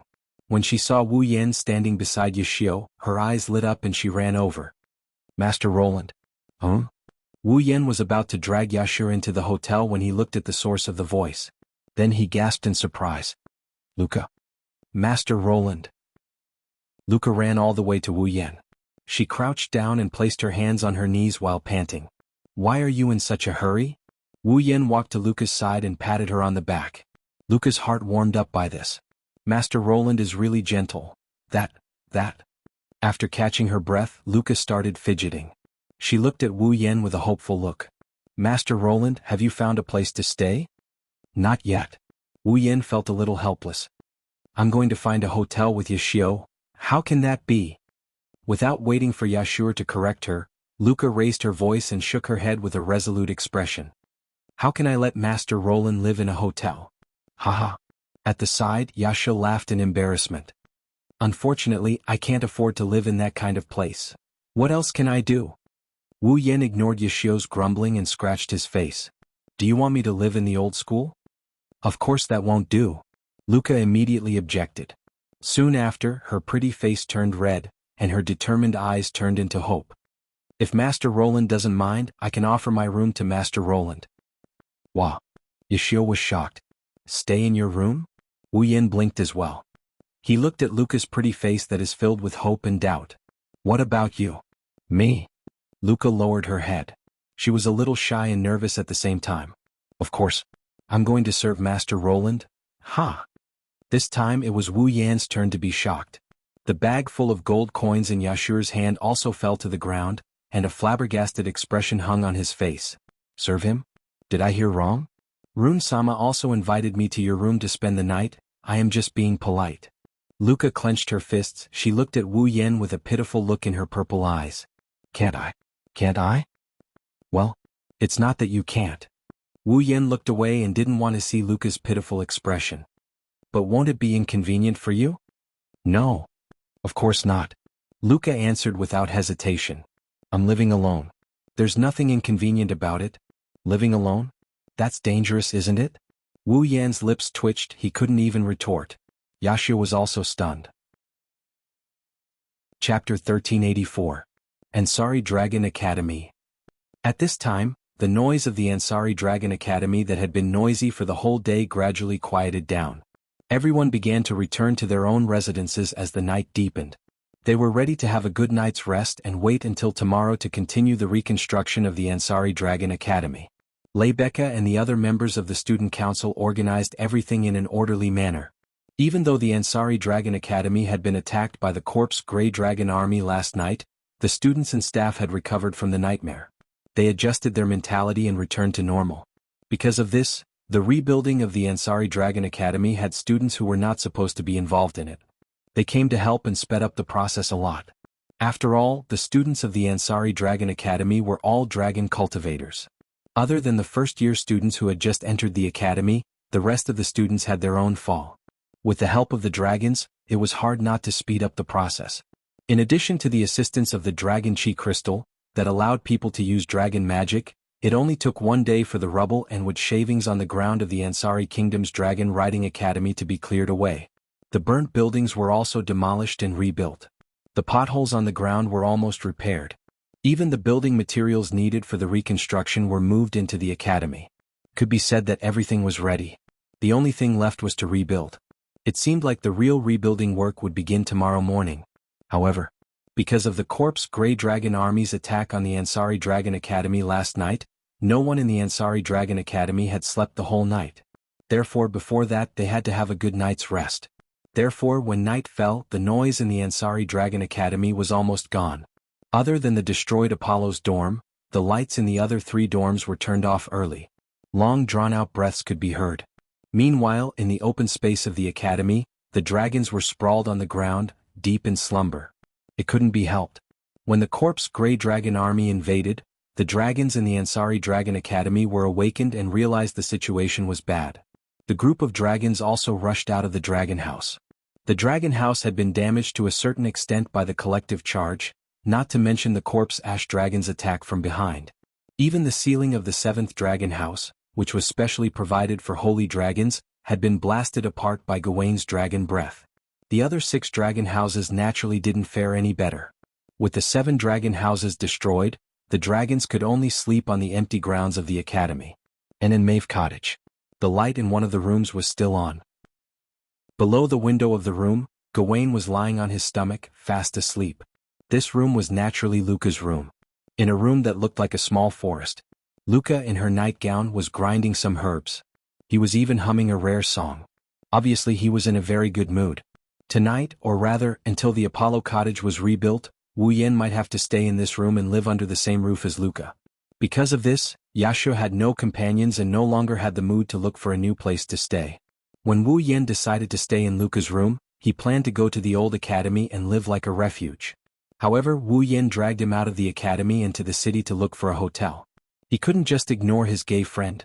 No, his friend after receiving an invitation from a girl, right? If that's the case, even Wu Yan would feel embarrassed. Therefore, regardless of whether Yashu was willing or not, Wu Yan dragged him out to look for a hotel. After all, as long as he threw money at him with Yashu's commoner personality, he would have to accept it even if he didn't want to. Therefore Wu Yan told Luca to come back first. After helping Yashu find a hotel, he would come back to find Luca. Thus Luca had some time to prepare. She divided the herbs in her hand into 2 portions. She put one portion into a teapot and poured hot water over it so that it would suffocate on its own. The other portion was placed into an incense burner and laid flat on the ground. Luca picked up the teapot and carefully shook it. Then she placed it by her feet and took out a sparkling and translucent gem from her bosom.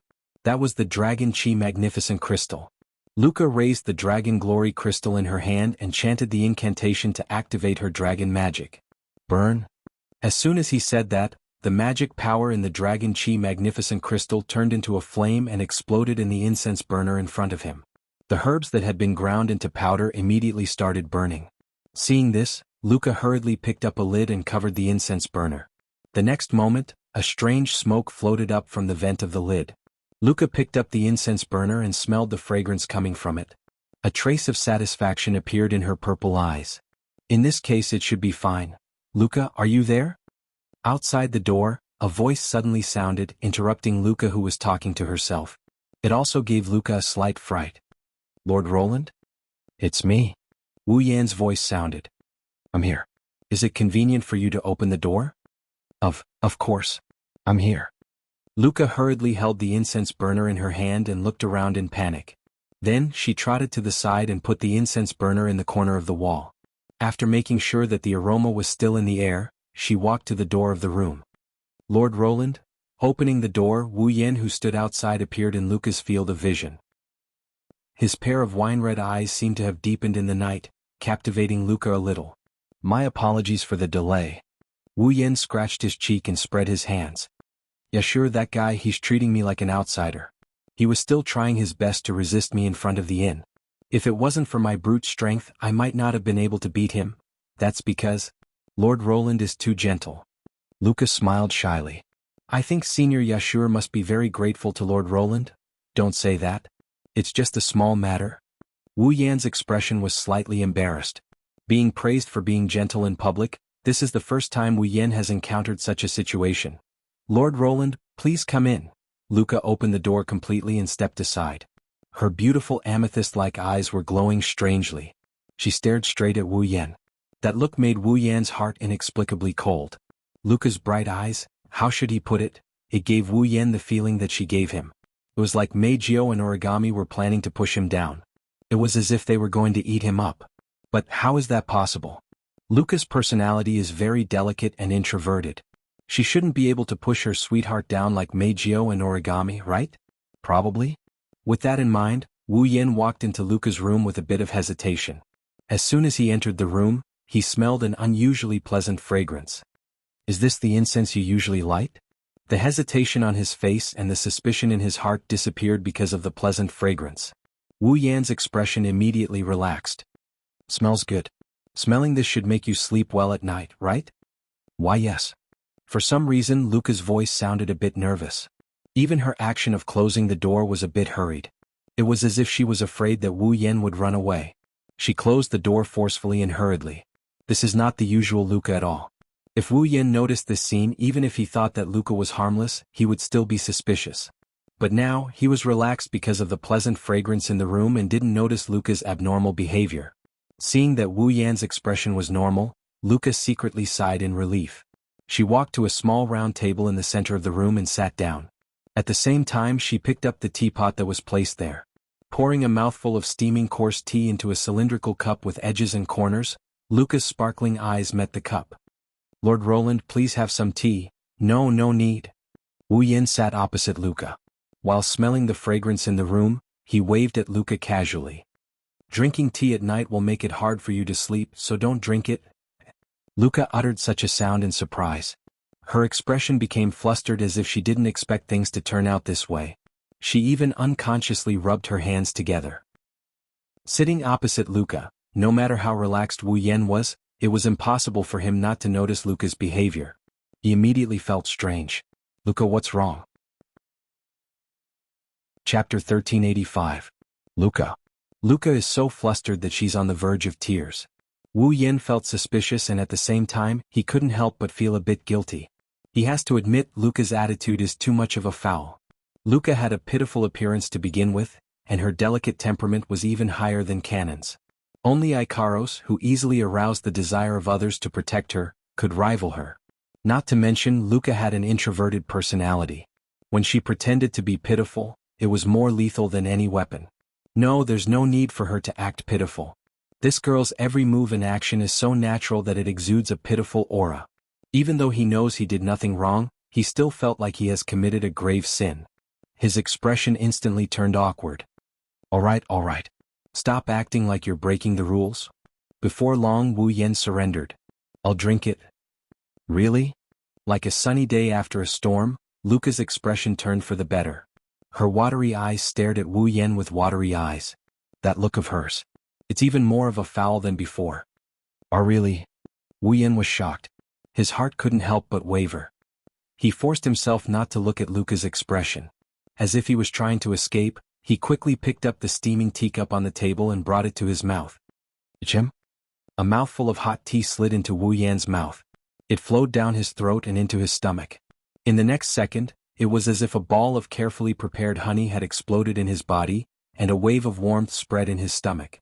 For a moment, it filled Wu Yan's entire body. Yet the taste was unusually cool. It was contradictory to the extreme. Yet it felt natural. It was incredible. This tea. Wu Yan looked at the tea in the cup in astonishment. He didn't even think about it before he blurted out his comment. Incredible. As long as Lord Lun likes it. Luca seemed happy to see Wu Yan drink the tea. His eyes curved slightly. This is tea made from herbs. I have already mixed it. Although it is not a famous tea, it is my own invention. That's really amazing. Wu Yan took another sip of the hot tea. Even though it was hot tea, it tasted cool. To be able to fill his body with warmth after entering his stomach was definitely not an exaggeration to say that it was incredible. What kind of tea is this? This is spirit herb tea, herbal tea? Huh? Luca nodded and explained. The Yequblade people are good at herbalism, but the herbs are used according to different ways. Different compounding methods, different types. It is divided into many fields. Some teas made from herbs that have a good effect on the body are called spirit herb teas. So it's good for the body? Wu Yan had some admiration. That must be very expensive, right? This is a tea that I mixed myself. I can't comment on the price. Luca used a calm expression to state a fact that no one could ignore. But if the herbs used to make the tea were to be sold in the market, a conservative estimate would be that it could be sold for 300,000 ecals. 300,000 ecals. Wu Yan was shocked. Even though it has only been 2 to 3 months since he came to this world, Wu Yan had a rough idea of the value of money in this world. 300,000 ecals compared to the bag of gold that Wu Yan tossed to Yashur today, it was definitely not much less.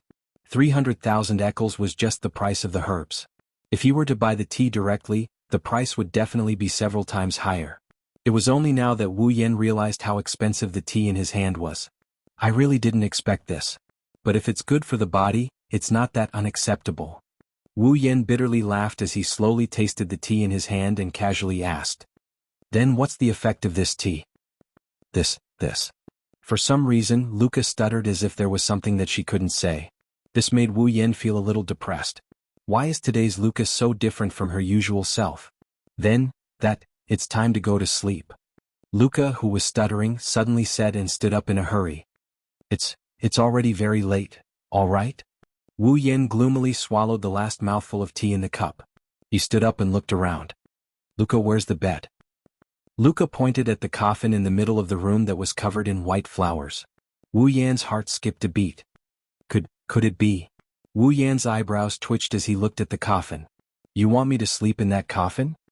That's not a coffin, Luca kindly reminded him. That's a bed in the style of Yekyublade. It's a convenient piece of furniture that can be buried directly during a funeral. Alright, so you want me to sleep in this convenient piece of furniture? Luca nodded. Wu Yan was speechless. In my life I've slept in good beds, bad beds, floors, sofas, but I've never slept in a coffin. Wu Yan was speechless. I thought I wouldn't have the chance to sleep in a coffin. I didn't expect it to come so soon, Lord Loon? Luca lowered her head when she heard Wu Yan's words. You don't like it? I can't answer the question of whether I like her or not. Wu Yan scratched his face in a conflicted manner. However, I'm more concerned about one thing. If I sleep in this coffin, this bed, where will you sleep? Me? Luca blinked her eyes and was at a loss. Shouldn't I be sleeping with Lord Loon? Haha. Wu Yan laughed dryly. He felt like he would lose if he took this seriously. There's no other way. Wu Yan sighed. He had a lot of things he wanted to say. Then sleep. Luca's small face bloomed and became bright. What Luca did next made Wu Yan unable to react in time. Luca slowly reached for the straps on her shoulders and gently pulled them down.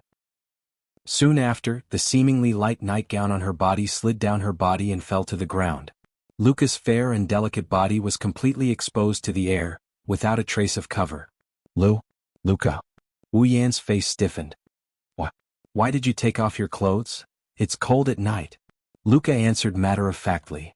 That's why I have to warm Lord Loon with my body. You're not warming me, you're inviting me to commit a crime. Wu Yan wanted to bang his head against the wall. Aren't you afraid I'll eat you? Eat? At first, Luca tilted her head in confusion. Then she realized what he meant by eat. A blush appeared on her pretty face as she began to blush shyly. If Lord Long doesn't mind. But, Lord Long, after this, please come with me to the village of Yekyublade. I have to introduce Lord Long to my adoptive father. Meet your parents? Wu Yan couldn't stay calm anymore. Is she implying that I have to take responsibility if I can't control myself? Could this be the legendary forced marriage? Wu Yan felt his head start to hurt. It seems the month he's about to spend in Luca's room isn't as peaceful as he thought. Wu Yan felt something was wrong with his body. The blood in his body seemed to have started to flow faster, and a strange heat was surging through his body. His mouth felt dry and at the same time, an unknown evil fire appeared in his heart. Wu Yan was stunned. He didn't know what to think and he looked at Luca with his mouth agape. You drugged the tea. Of course not.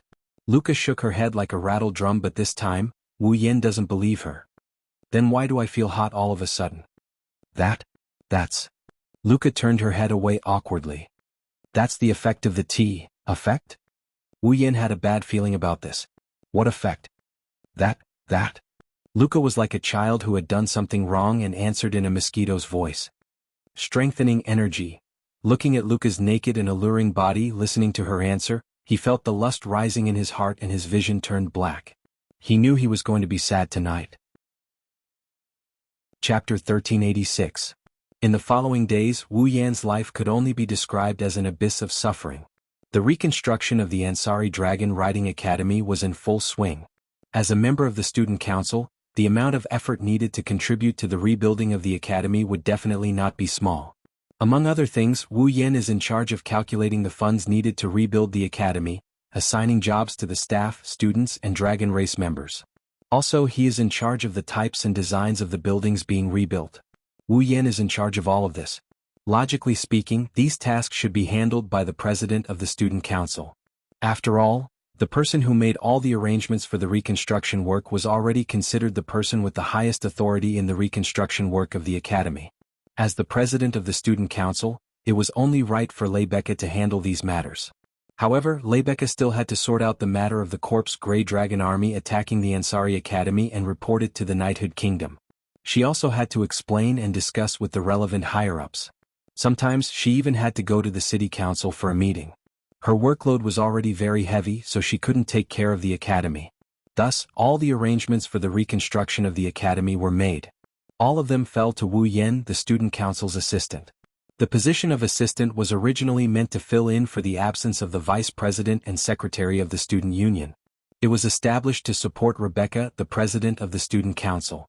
Now that Leibeke was busy and couldn't participate in the reconstruction of the academy, Wu Yan naturally had to take on the responsibility as her assistant. This wasn't an easy task.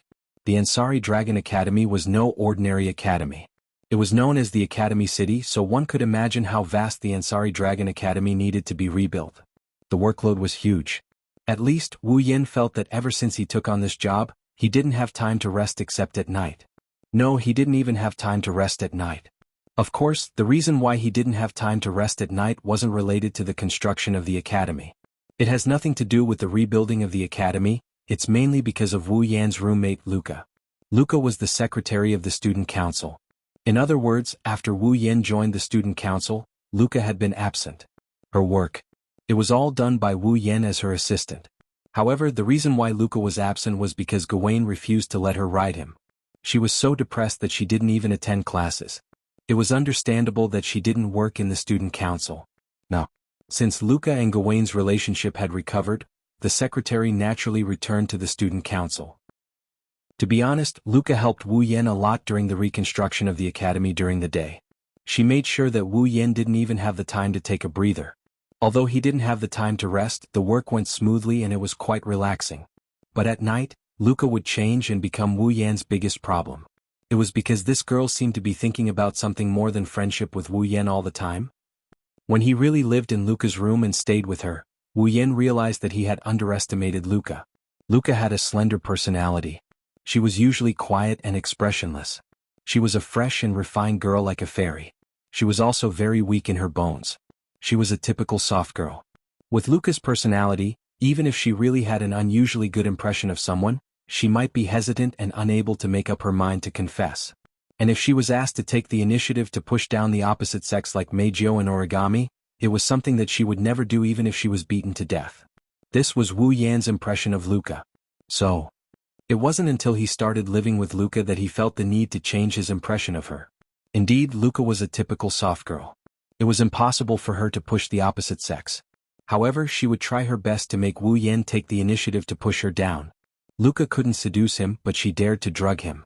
She couldn't take the initiative, but she dared to be extremely passive. On the first night alone, Luca made Wu Yan drink some spiritual strengthening herbal tea. It was conceivable that she, who became bolder and bolder, came up with some horrible methods to make Wu Yan turn into a wolf. It wasn't until later that Wu Yan found out that Luca had been lighting up incense sticks in her room that can relax one's mind and strengthen one's energy. She's trying to break down Wu Yan's resistance against her. Coupled with the fact that Luca would occasionally use all sorts of methods to turn him into a wolf that he couldn't even fathom, she would even sleep with him naked at night. Wu Yan didn't know how many times he almost pushed this little vixen down. Unfortunately, every time when Wu Yan almost turned into a wolf, Luca would stubbornly add a sentence.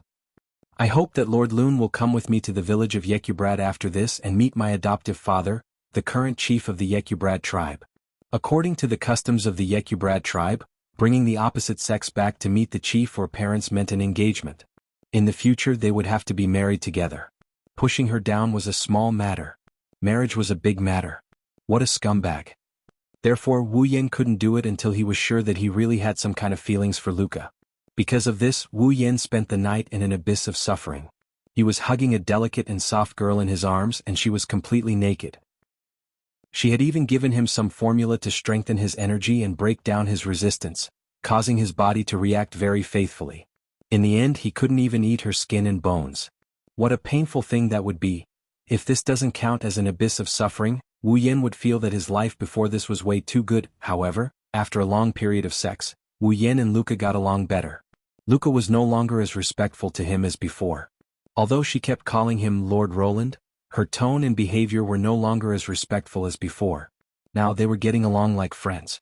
Moreover, whether it is at work or in life, Luca has always rushed to help Wu Yan, taking care of Wu Yan. She's more considerate than anyone else. Now she's even washing Wu Yan's underwear. She's just like a good wife and a loving mother. Wu Yan's heart has been tugged at by her. If it went on like this, Wu Yan might not be able to resist the temptation and go back to her hometown to marry her. Of course, Cosette was dissatisfied with Luca's taking care of her daily life. This was supposed to be her job. However, Sylvia had been acting strangely recently. She didn't talk much and would be absent-minded from time to time during work. Even when she was sleeping, she would stare blankly at the sky, as if she had something on her mind. She was even more silent than Luca, which made Cosette very worried. Under such circumstances, Cosette didn't have time to compete with Luca to take care of Wu Yan. She was racking her brains to find a way to restore Sylvia to her original state. Unfortunately, before Cosette could think of a solution, her peaceful life was once again disrupted. Boom! One morning an explosive sound accompanied by a shockwave reverberated in front of Epona House. Like an earthquake, the entire Epona dormitory shook slightly. The glass windows also trembled. In the dormitory, the girls of the advanced classes screamed and caused a commotion. What's going on?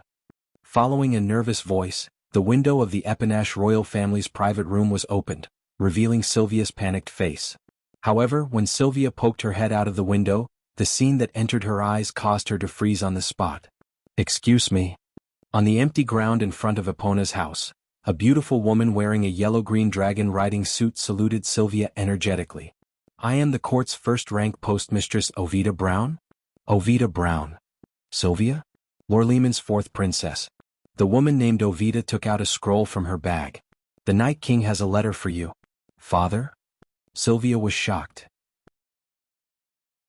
Chapter 1387. Ansari Dragon Riding Academy, Epona. In the royal family's room, Sylvia sat in front of her desk. She took out the scroll she had just received from the postman, and carefully tore it open. Night King Eoward? Lorimon. As soon as this name was mentioned, as long as it was a citizen of the Knight's Kingdom of Loria, there would be no one who would not be in awe.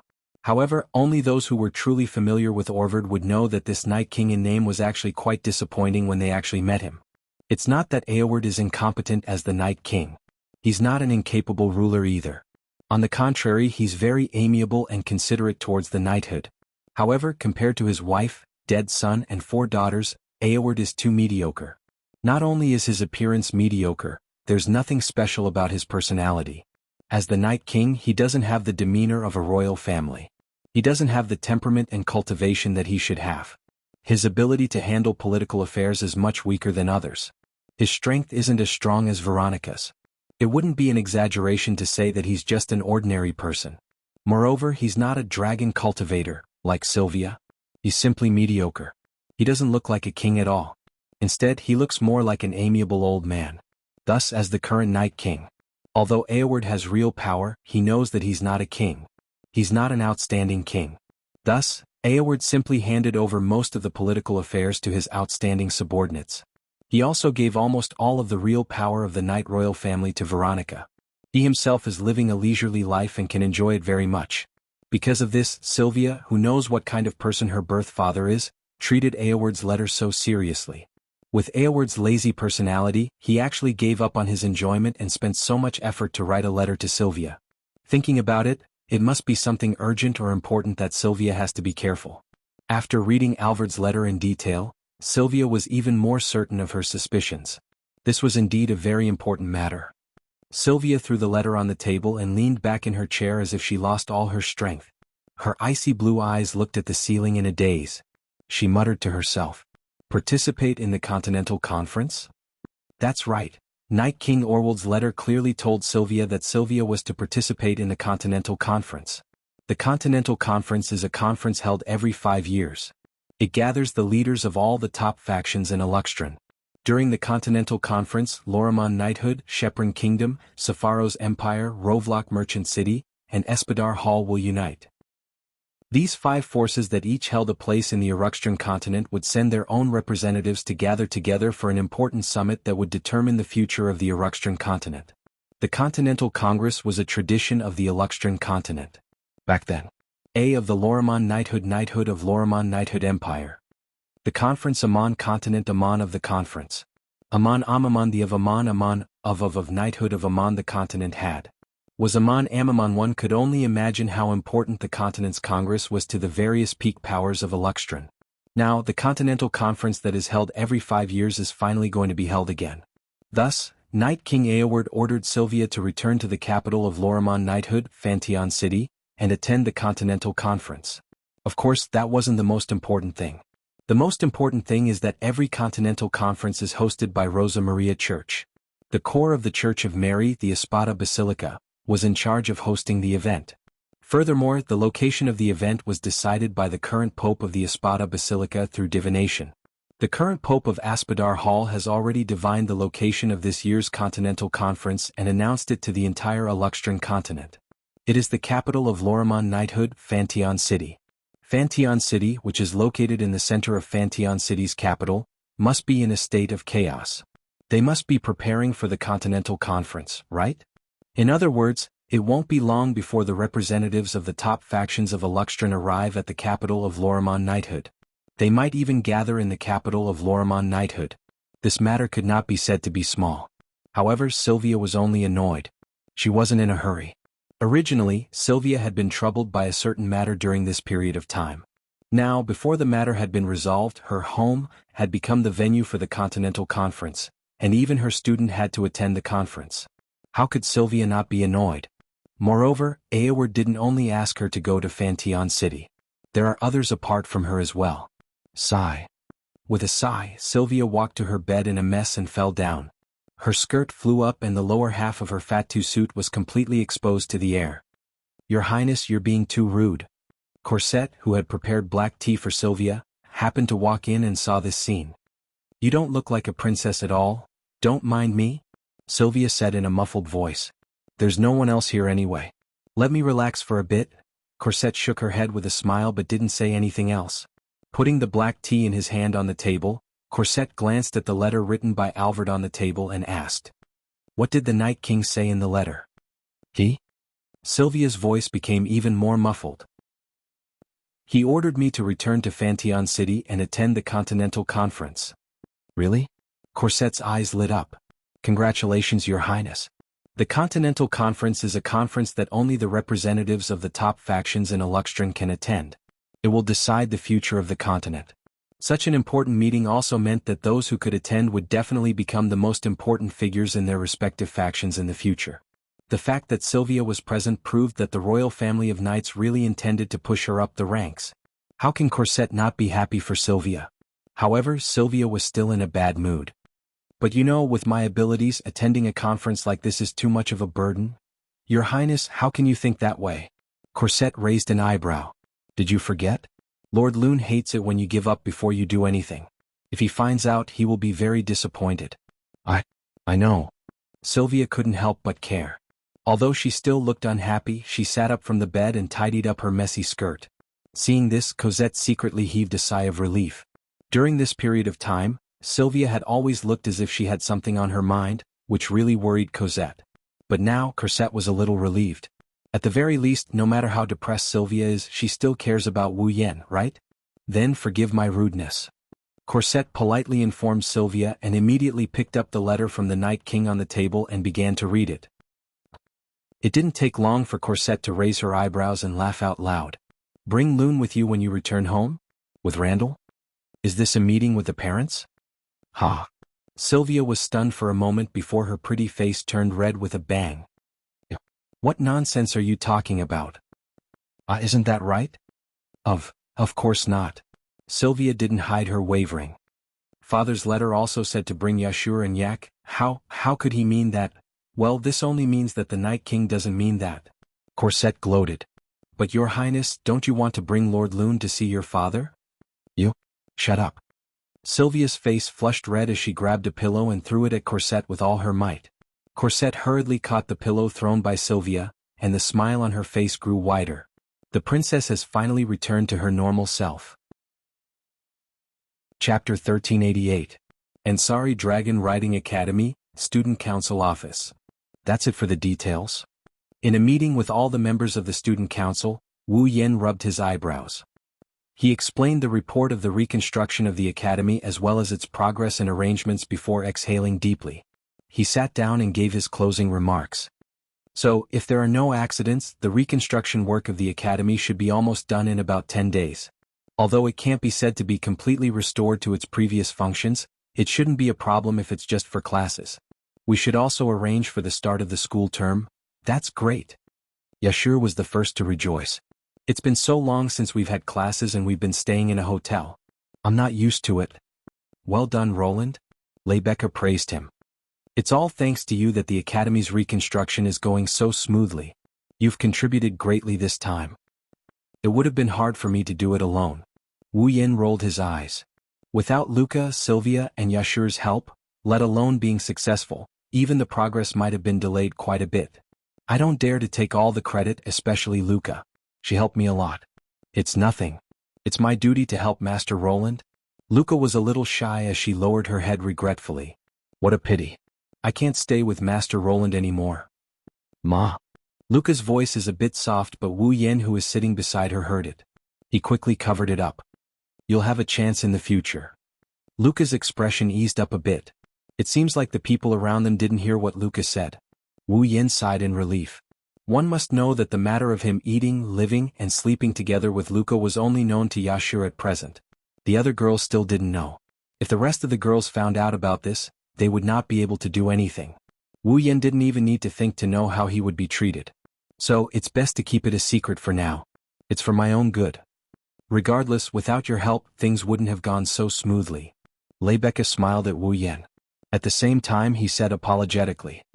As the president of the student council, I didn't help much in the rebuilding of the academy. I'm really ashamed. Guild leader, please don't say that. Yashur comforted. The guild leader also has his own matters to attend to. We understand. Yak was the one who had nothing to do. She had nothing to do. Bang. Before he could finish speaking, a muffled sound reverberated clearly from under the table. At the same time, Yashur's face turned completely green as he howled in grief. Aiku snorted coldly. She silently retracted her foot that was stepping on Yashur's foot and drank her tea. That nonchalant look of hers, as if nothing had happened, really made one's heart tremble. Rebecca, how are things on your side? Wu Yen shook his head and looked at Lebecca. When the corpse dragon army attacked the academy, did the royal family of knights not do anything? I'm also troubled by this. Lebecca frowned and rubbed her chin. I've sorted out the details many times and had a lot of discussions with the city council. The report should have been sent to Fantian City, but the royal family of knights' response left me scratching my head. Oh? Wu Yen looked at Lebecca with everyone's gaze. How should I put this? They said. Lebecca met Wu Yen's gaze. How about we wait for Roland? We can talk face to face after Randall arrives at Fantian City. Wait for me to arrive at Fantian City? Wu Yen was stunned. Lord Roland? Luca and the others were also confused. Are you going to Fantian City? How is that possible? Wu Yen was confused. I've never thought about going to Fantian City. Then what's going on? Lebecca tilted her head in confusion. Why would they give such an answer? Everyone looked at each other in dismay. None of them could make sense of what was going on. It was also at this moment that Sylvia raised her hand submissively and spoke in a mosquito-like voice. Actually, I can explain, Everyone was stunned for a moment. They looked at Sylvia suspiciously, causing Sylvia's face to stiffen. You can explain? Wu Yen asked in confusion. Sylvia, did you receive any news? That. Sylvia's ears turned red, and her gaze drifted around, causing everyone to be surprised. Though they didn't ask, they all saw Sylvia's recent state of mind. They knew Sylvia had something on her mind and wasn't in a good mood. It wasn't convenient for them to ask, and Sylvia didn't say anything even if they asked. They could only wait and see. Now that Sylvia was like this, could it be that her problem had been solved? Thinking of this, everyone also released a kind smile. Take your time. Wu Yen handed Sylvia a cup of black tea. Have some tea first, thank you. Sylvia blushed and took the black tea. She took a sip and looked around at everyone. When she saw the kind smiles on everyone's faces, Sylvia mustered up her courage. Actually, my father sent a letter saying he wants to meet Rune. As soon as he finished speaking, the entire place fell silent. Then, loud gasps of surprise echoed throughout the student council office. Meet me? Wu Yin flinched at her words. Is that what he means? Yashur asked hesitantly. Meet the parents? Meet the parents? Wu Yin was even more shocked. Meet the parents. Luca gasped. She grabbed Wu Yan's arm out of reflex. No. I can't. I can't? Sylvia's face was starting to redden, but when she heard Luca's words, her body tensed up. Why not? Because. Luca stuttered. After a while, she spoke with tears in her eyes. Even if you want to meet the parents, Lord Rune has to come with me to the village to meet my godfather first. What kind of twisted logic is this? Sylvia's aura was slowly becoming more and more imposing. You want to ignore the Night King's summons and go somewhere else? How unbelievable. In the face of Sylvia's imposing manner, Luca met her head-on, out of the ordinary. Status doesn't mean everything when it comes to love. What did you say? Sylvia's face reddened. I don't want to use my status to date anyone. Then it's first come, first served. Luca tightened her grip on Wu Yan's arm. Lord Rune, you have to come with me to Yekablad to meet my godfather. You? Sylvia's fingers trembled in anger. What's going on? Wu Yin couldn't bear to watch and turned to Lebecca. President, are you going to leave them in the lurch? Well, personally speaking, I can understand their actions. Lebecca's words caused the entire place to fall into silence once more. After all, the people from my family also said that they wanted to see you and asked me to bring you back. Even Lebecca. Luca looked at Lebecca in disbelief. No way. Sylvia was also confused. What's going on? Wu Yin couldn't help but ask. I've never heard of it. That's because I don't think there's a need. Lebecca glanced at Wu Yin with a half-smile. The people of the Randall family want to see you because you, who is my guard and given the surname Randall by me, have defeated the strongest Captain Ursula. This made the people of the family ecstatic. Each of them expressed that they want to see you, an outsider who has the surname of the family. I think they want to try their best to rope you in, so I didn't think about bringing you back. I see. Wu Yin was relieved. Sylvia and Luca also let out a sigh of relief. However, reality proved that it was still too early for them to be relieved. However, putting aside my family, I actually want to bring you back home to meet my family. Lebecca's words shocked everyone. No matter what, you're the only person of the opposite sex who has moved my heart. For a moment, Sylvia and Luca emitted a deadly aura of resentment. Wu Yin laughed dryly. Chapter 1389. The next day, early morning. Today, the reconstruction of the Ansari Dragon Riding Academy was almost complete. Other than some of the less important and less practical buildings, basically everything that should have been there had been restored. On the main street of the academy, uniformed students were chatting and laughing while taking a stroll in the rebuilt academy. This scene was very reassuring. Currently, the reconstruction of the academy was still in progress and the classes had not yet resumed. However, the students had already received news that in about 10 days at the latest, the Ansari Dragon Academy would once again welcome classes and the students would resume their own classes. Therefore, even though the students were looking forward to the arrival of classes, there were also many who wanted to play as much as possible before classes started. Therefore, students could be seen everywhere in the academy enjoying the last period of their holiday. In the open space in front of Epona's dormitory, Wu Yin, Yashur, and Yak were standing there. Moreover, they weren't wearing their usual uniforms. At this moment, Wu Yin was wearing the academy's dragon riding uniform. The hem of his coat was fluttering in the wind. This caused the entire space to reverberate with the fluttering of his coat. On the other hand, Yashur was wearing a nice-looking uniform. The uniform was embroidered with the insignia of the Night Palace and had a bow tie. It looked very stylish. However, those who were in the know knew that the uniform was stylish, but it was actually a servant's uniform in the palace style. Not only was Yashur wearing a palace-style servant's uniform, even Yak, who was standing next to him, was wearing a palace-style servant's uniform. Wearing such clothes, Wu Yin, Yashur, and Yak stood together. It was as if some royal family was about to bring their two servants out for an inspection. This caused Yashur to be embarrassed and Yak's expression to be a bit unsightly. Not long after, Yak angrily complained in a loud voice. They actually made a noble dragon wear this kind of servant's uniform. Is this how the Night Kingdom treats dragons who are connected to their lives? Just bear with it for a while. Yashur finally heard Yak's complaint and showed an expected expression. He made a pre-prepared appeasement. Aren't I also wearing servant's uniform? Unfortunately, Yashur's consolation only brought about the opposite effect. You're a servant to begin with, Yak retorted matter-of-factly. How can a mere watchdog compare to the honorable dragon clan? Ashu immediately choked. All right, Yak, stop complaining. At the side, Yak said. Yen shrugged. This is also for Sylvia, isn't it? Needless to say, the fact that Yashio and Yak had dressed up like this was naturally not their own will. In fact, this was Cosette's proposal. Although Fenshin City wasn't too far away from Ansari City, it wasn't a place where one could go whenever they wanted to. If he used the usual method of moving, he might not be able to reach it even after an entire day. Therefore, in order not to waste time, the only way to travel to Fantion City was to ride on a dragon. However, this was where the problem came from. Yashur's fall was Yak. Although she was a dragon with Yak's form, not to mention whether she was willing to let Yashur ride on her head from a physical point of view, even if she was willing, by the time Yak ran to Fenshin City on foot, the Continental Conference would already be over. Yak was also in human form, so she couldn't move as fast as a dragon. Naturally, she was reduced to a spectator. In this way, Yashur and Yak could only choose to ride on Lancelot and head to Fantion City like Sylvia. However, for the princess of a country to ride together with a male student, who was even her classmate at that, it wasn't strange for there to be some kind of ridiculous rumors, right? After all, the thing that attracted the curiosity of the reporters the most was the love affairs of the royal family. It was commonly known as gossip and privacy. Even if Sylvia and Yashur were innocent, the reporters could still write something black out of something white.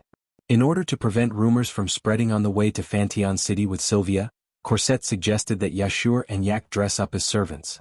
It was a very common thing for the royal family to bring their servants out to travel. This way they could avoid the gossip of others. Yak knew this very well, so she didn't yell directly. However, she still complained more or less. I'm also a dragon princess. Why do I have to be treated like this? Yak's expression was unbearably sour. She pointed at Wu Yen, who didn't seem to care at all. Also, even I, a girl, dress up like this. You also don't ride your own dragon. Why don't you use it? You should be like Yashur. If you ride with Sylvia, there will be rumors, right? Don't ask me that question. Wu Yen rolled his eyes. I don't really care what I dress up like. It's fine as long as I can meet people. Cosette said I don't need it. Why? Yak couldn't get over it. Why don't you use it? Because even if there are rumors between Lord Roan and Her Highness, it won't be a big deal. Sylvia and Cosette appeared in front of Epona Lodge's door and walked over. Lord Roan defeated Commander Ursula. That's enough for the reporters to not write anything unsightly. Cosette winked at Yak with a smile. Moreover, if there really is a rumor, my princess will probably be very happy. Don't talk nonsense over there. Sylvia glared at Cosette. Wu Yen and the others could clearly see that her white ears had turned slightly red. Today, Sylvia also had her bright blonde hair coiled up. She was wearing a dragon-riding robe embroidered with the insignia of the royal family of knights. Her neck and ears were completely exposed under the sunlight, and it wasn't strange for everyone to see that her ears were red. Well, Your Highness, don't be shy. Cosette seemed to be in high spirits. She didn't stop after Sylvia's reprimand. Instead, she attacked again. Your Highness, this is a meeting between the parents. Don't you dare deny that you're not excited at all? I am ready to go. Sylvia hurriedly summoned Lancelot. A wide-range magic formation rippled beneath her feet. Heed my summons and come here. Lancelot. Roar.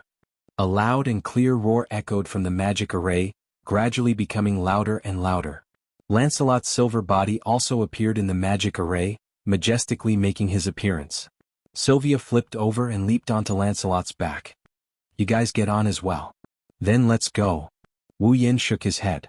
He didn't say anything else. He tapped the ground with the tip of his foot and leaped up lightly. He landed on Lancelot's back. Cosette also took the laced apron of her maid uniform and flew up like a flower. Yashur and Yak stood in place. They stared at Wu Yen and Cosette's suave way of mounting their horses. After a long time, Yak gave an order. You hurry up and fly up as well. Don't force me. You know I can't do it, right? Iske, you're so useless. I'm just an ordinary person. Don't compare me. Then I'll give you the Holy Knight armor. Don't lose the scene. Give me a cool entrance. You're willing to give me the Holy Knight armor, just for a cool entrance? Isn't your Holy Knight armor too cheap? What do you mean by present? It's just a replica. It's not a present. Then what should I do? After saying that, Yashio and Yak once again stared at each other with their small eyes. Anything is fine. On Lancelot's back, Wu Yan's mouth twitched. He couldn't help but yell. Anyway, get on first. Don't waste my time. Yashur and Yak looked at each other and fell silent. In the end, they obediently went under Lancelot's body and climbed up the dragon's back along with Lancelot's reins. You're ready, right? Sylvia smiled bitterly and pulled on the reins in her hand. Then let's go. Roar. Lancelot faced the sky and let out a long howl. Like an arrow, he soared into the sky and flew towards the distant horizon. Chapter 1390. The scorching sun hung high in the sky, sprinkling down dazzling rays of sunlight that illuminated the entire land and the bustling city below. Fantion City, the capital of the Loriman knighthood, where the royal family of knights and the royal palace were located. Compared to Ansari City, regardless of importance in terms of land area and prosperity, Fantion City was several levels ahead of Ansari City. The tall city walls drew a path in a very regular pattern, surrounding the entire city of Fantion. There were streets, urban areas and rivers inside. It was just like a small country. There were a lot of people in Fantion City. Although it wasn't a sea of people, it could still be a sea of people if they gathered together. The buildings were more elegant, like small courtyards. It was said that they were all built according to the style of the Shepron Kingdom, the suzerain of the Loriman Kingdom of Knighthood. If one looked down from the sky above Fantion City, they would discover that the city walls that surrounded Fantion City formed a pattern. That pattern had traces of the royal family's emblem, as well as the shadow of the star carving of the dragon nurturer. Similarly, it also had a part of the flag of King Siapulon. Although the overall combination couldn't be described as beautiful, it was more than enough to say that it was exquisite. By the way, Fantion City also had city walls. It seemed to separate the entire Fantion City into regions. Because of this, it looked more like a small country. However, the regions were connected to each other. There was no priority. If one had to say which region was more important, then only the central region was more important than the other regions. That was because the royal palace of the Loriman knighthood, the castle that was shaped like a tower, Fantion City, was located here. Originally, Fantion City was a metropolis with Fantion City as the center. Therefore, it was understandable that the central region of Fantion City was more important than the other regions. Fantion City, which was located in the central region of Fantion City, was about to become the venue for this continental conference.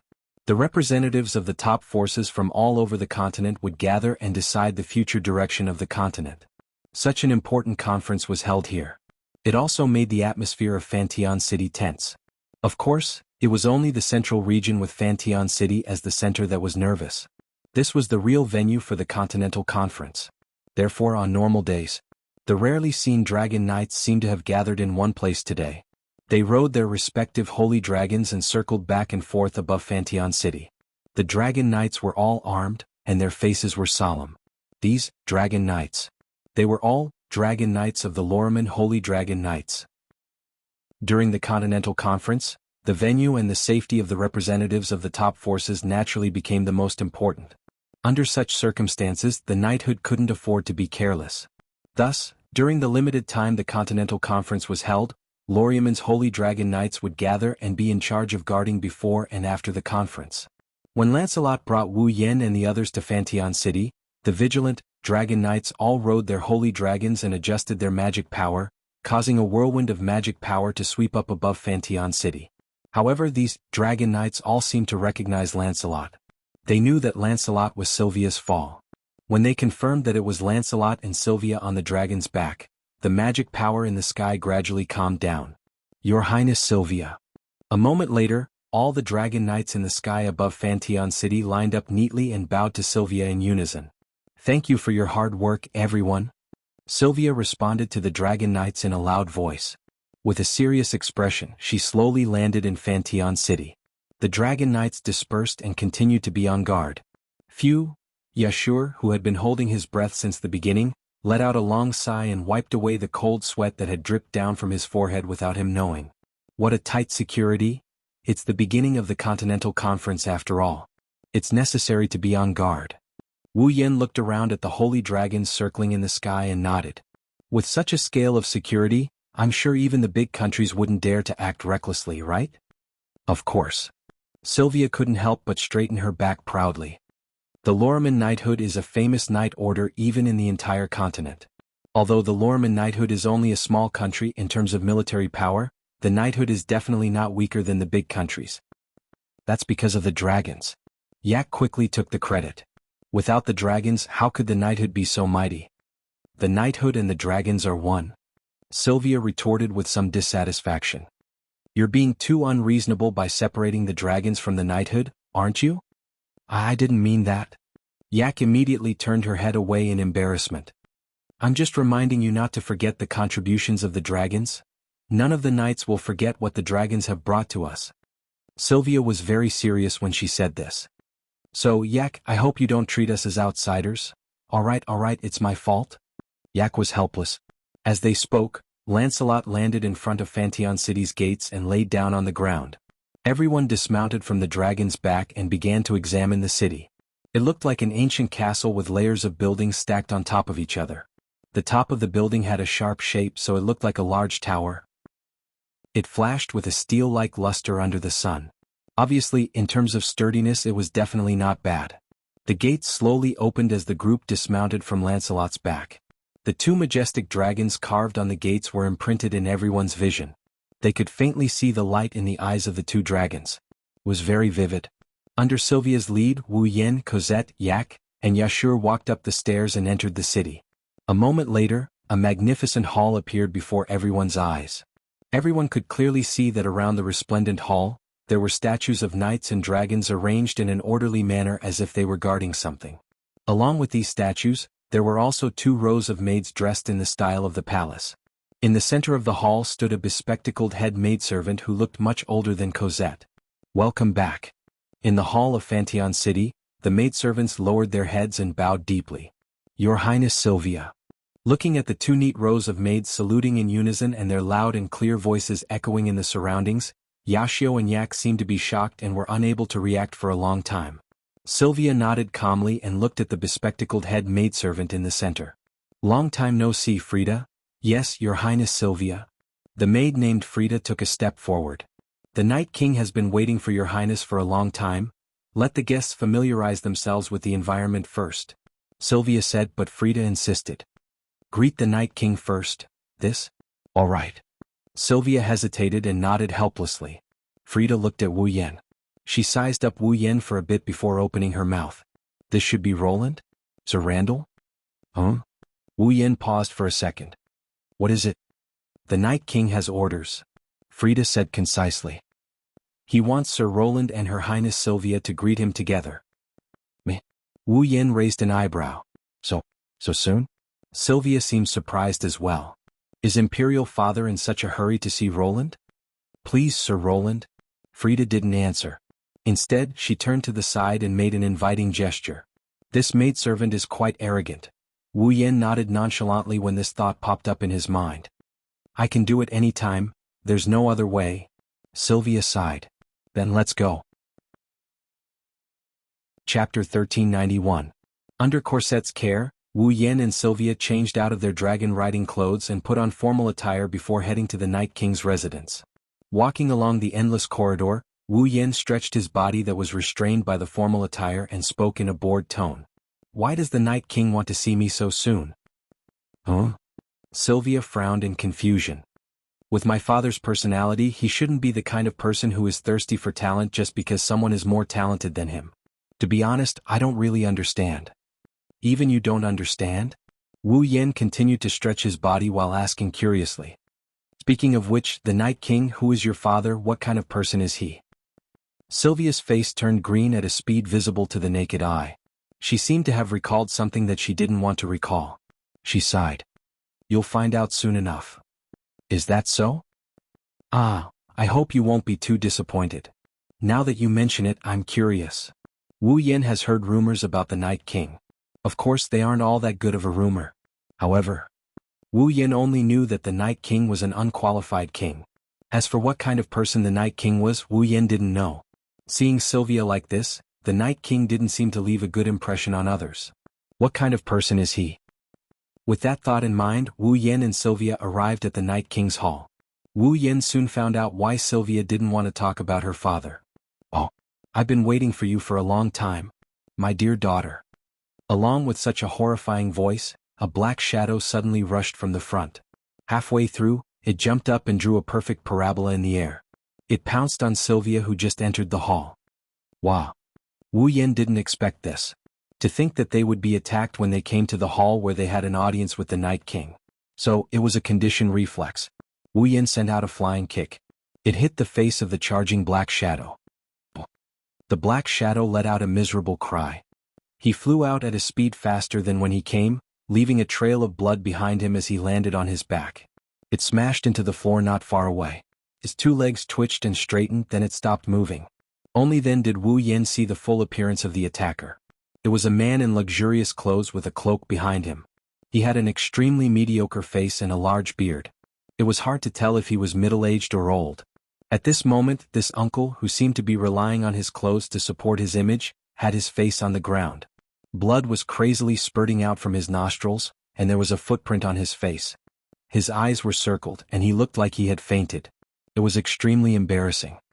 Where did this guy come from? That's the first sentence Wu Yan uttered with his mouth agape. Even if he wanted to attack someone, he should have sent someone more decent, right? He didn't want to attack us. On the side, Sylvia's eyebrows twitched and the corners of her mouth twitched.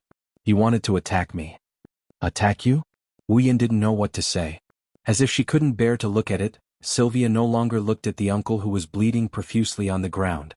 She turned her head away and squeezed out those words with all her might. He is my father, the current Night King of the Night Kingdom of Loriman, Alvard. Night King? Wu Yan was stunned. I know you don't want to believe it, Sylvia said with a sorrowful expression. But it is the truth. Wu Yan's mouth twitched. He couldn't help but look at Alvard. He looked at the Night King, who was bleeding from his nose and covering his face with circles in his eyes. In other words, I sent the current Night King flying with a kick, right? Yes.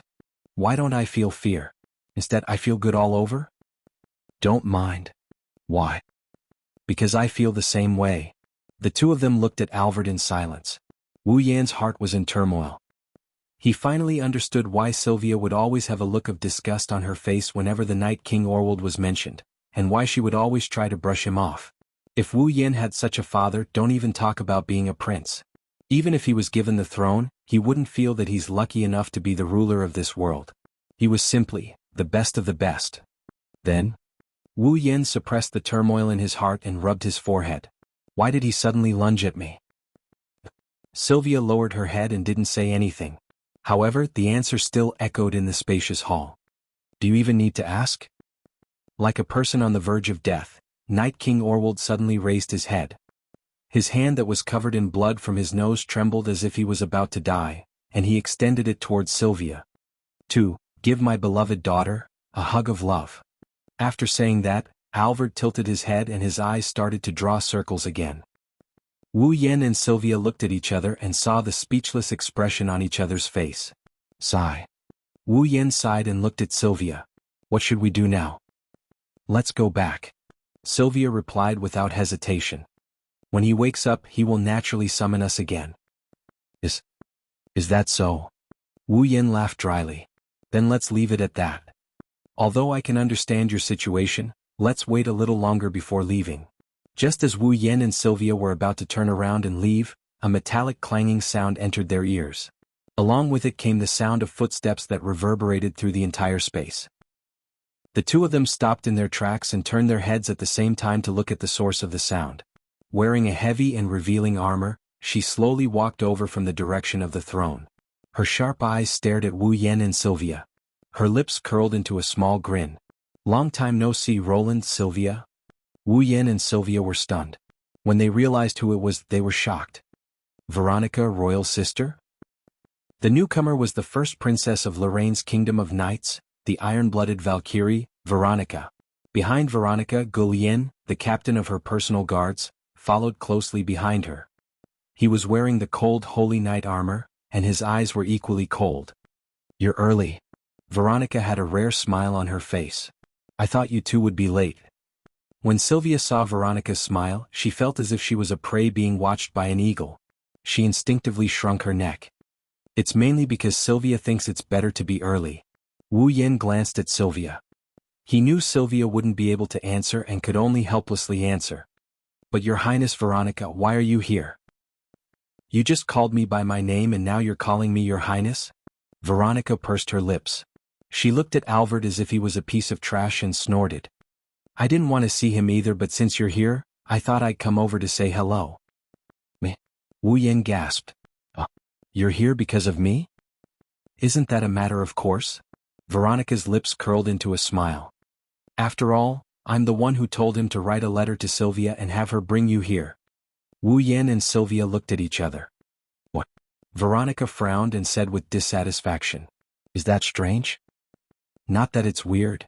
Wu Yen scratched his cheeks and he asked in an uncertain tone. But why did you ask me to come over? After I left Ansari, something big happened in Ansari, didn't it? Veronica's hawk-like eyes narrowed. Let's have a good talk about this. Wu Yen finally understood why Lebecca got that kind of response when she reported to the knighthood about the Corpse Dragon army attacking the Ansari Dragon Academy. It was all part of Veronica's plan.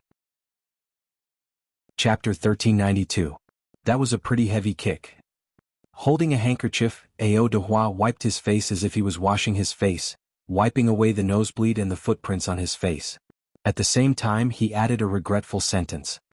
If possible, I wish it was my dear daughter who kicked me. Do you wish for your daughter to kick you that much? Veronica lifted her foot coldly and stomped on the ground. Her iron boots collided with the ground and stirred up a small circle of dust. I don't mind giving you a hand. Alvard shuddered and looked at Sylvia with tears streaming down his face. I just want to take a good look at my daughter's face after not seeing her for a long time. Is this too much? I don't mind letting you see, Sylvia said with a conflicted expression. Can you please do it in a normal way? Yes. My way is very normal, Alvard said solemnly. As a father, I want to take a good look at my daughter's face after not seeing her for a long time, right? That's true. Then carefully touch every hair and facial features on that beautiful face, and rub my face against it twice. That's not wrong, right? If you dare do that, I won't mind giving you another nosebleed. Wu Yin turned his head away. He didn't want to see Alvard's smitten expression and Sylvia's clenched fists. Night King Alvard is definitely a daughter Khan. Furthermore, he was a daughter Khan who only had eyes for Sylvia. What's more, he was a super daughter Khan. Wu Yin has seen daughter Khan kings before. For example, Sylph's father, Emperor Kite of the Ailu Empire, is also a daughter Khan. However, Kite at least has the demeanor of a king. His actions are normal and he even has the strength of a tier 9 knight. No one would think that he doesn't look like a king. But this Alvard, demeanor of a king? None at all. Actions? Disgusting. Strength? So weak. How did this guy become the Night King? Did he rely on his royal bloodline? Fortunately, he didn't have any siblings. Otherwise, with the Wang family's power struggle, this fellow would definitely be cheated to the point that he would blame himself for not wearing his underwear properly. Wu Yen ignored Alvard, who was entangled with Sylvia, and shifted his attention to Veronica. What about Ursula? Why didn't he see her? During the Continental Conference, Yujiro was the commander of Lorea's Holy Dragon Knights. He must be responsible for the security of Fenshin City. He should still be arranging manpower now, right? Veronica looked at Wu Yen with a faint smile. Ever since he lost to you in the Ansari Kingdom, Ursula seems to have become more energetic than before, but he also works harder than before, especially during training. He works harder than anyone else. He even said that he would defeat you the next time. That's really something to look forward to. Wu Yen licked the corner of his mouth, a hint of interest appearing in his wine-red eyes. Let's hope Ursula can be stronger. You're the only one in the Kingdom of Knights who can say something like that. Veronica shook her head with a chuckle. I see. You're the divine horseman who defeated Commander Ursula? Alvard, who had been fooling around in front of Sylvia, turned around with a serious expression on his face. When I learned that someone defeated Commander Ursula, I wanted to meet him. She was still thinking about when to meet him, but she didn't expect that. He came so quickly. Wu Yen didn't know what to say when he saw Eoward's serious expression. It was the Night King who wrote a letter to Sylvia asking her to bring him here. Even if it was Veronica's idea, she should at least know his identity, right? Could it be that he didn't know who the person Veronica wanted him to write to Sylvia was from the very beginning? Then why did that arrogant head maid say that it was the Night King who sent him and Sylvia to greet her? There are too many things to complain about. I'm sorry? Wu Yan resisted the urge to sigh and nodded at the Night King. Then, the reason for summoning me is Her Highness Veronica's idea.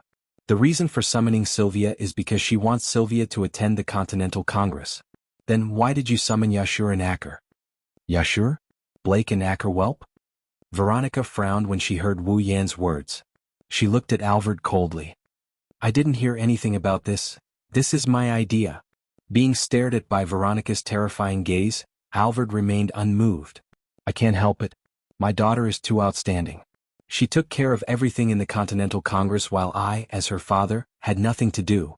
Besides, everyone is busy with work but I have nothing to do. It's too boring? Boring? Wu Yan was speechless. In other words, Sylvia's pretty face also became powerless.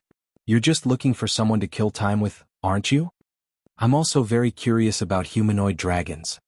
Alvord laughed out loud, causing Veronica, who was standing at the side, to explode in anger. Boom. The iron boots kicked up a gust of wind and mercilessly lashed out like a whip at Alvarez.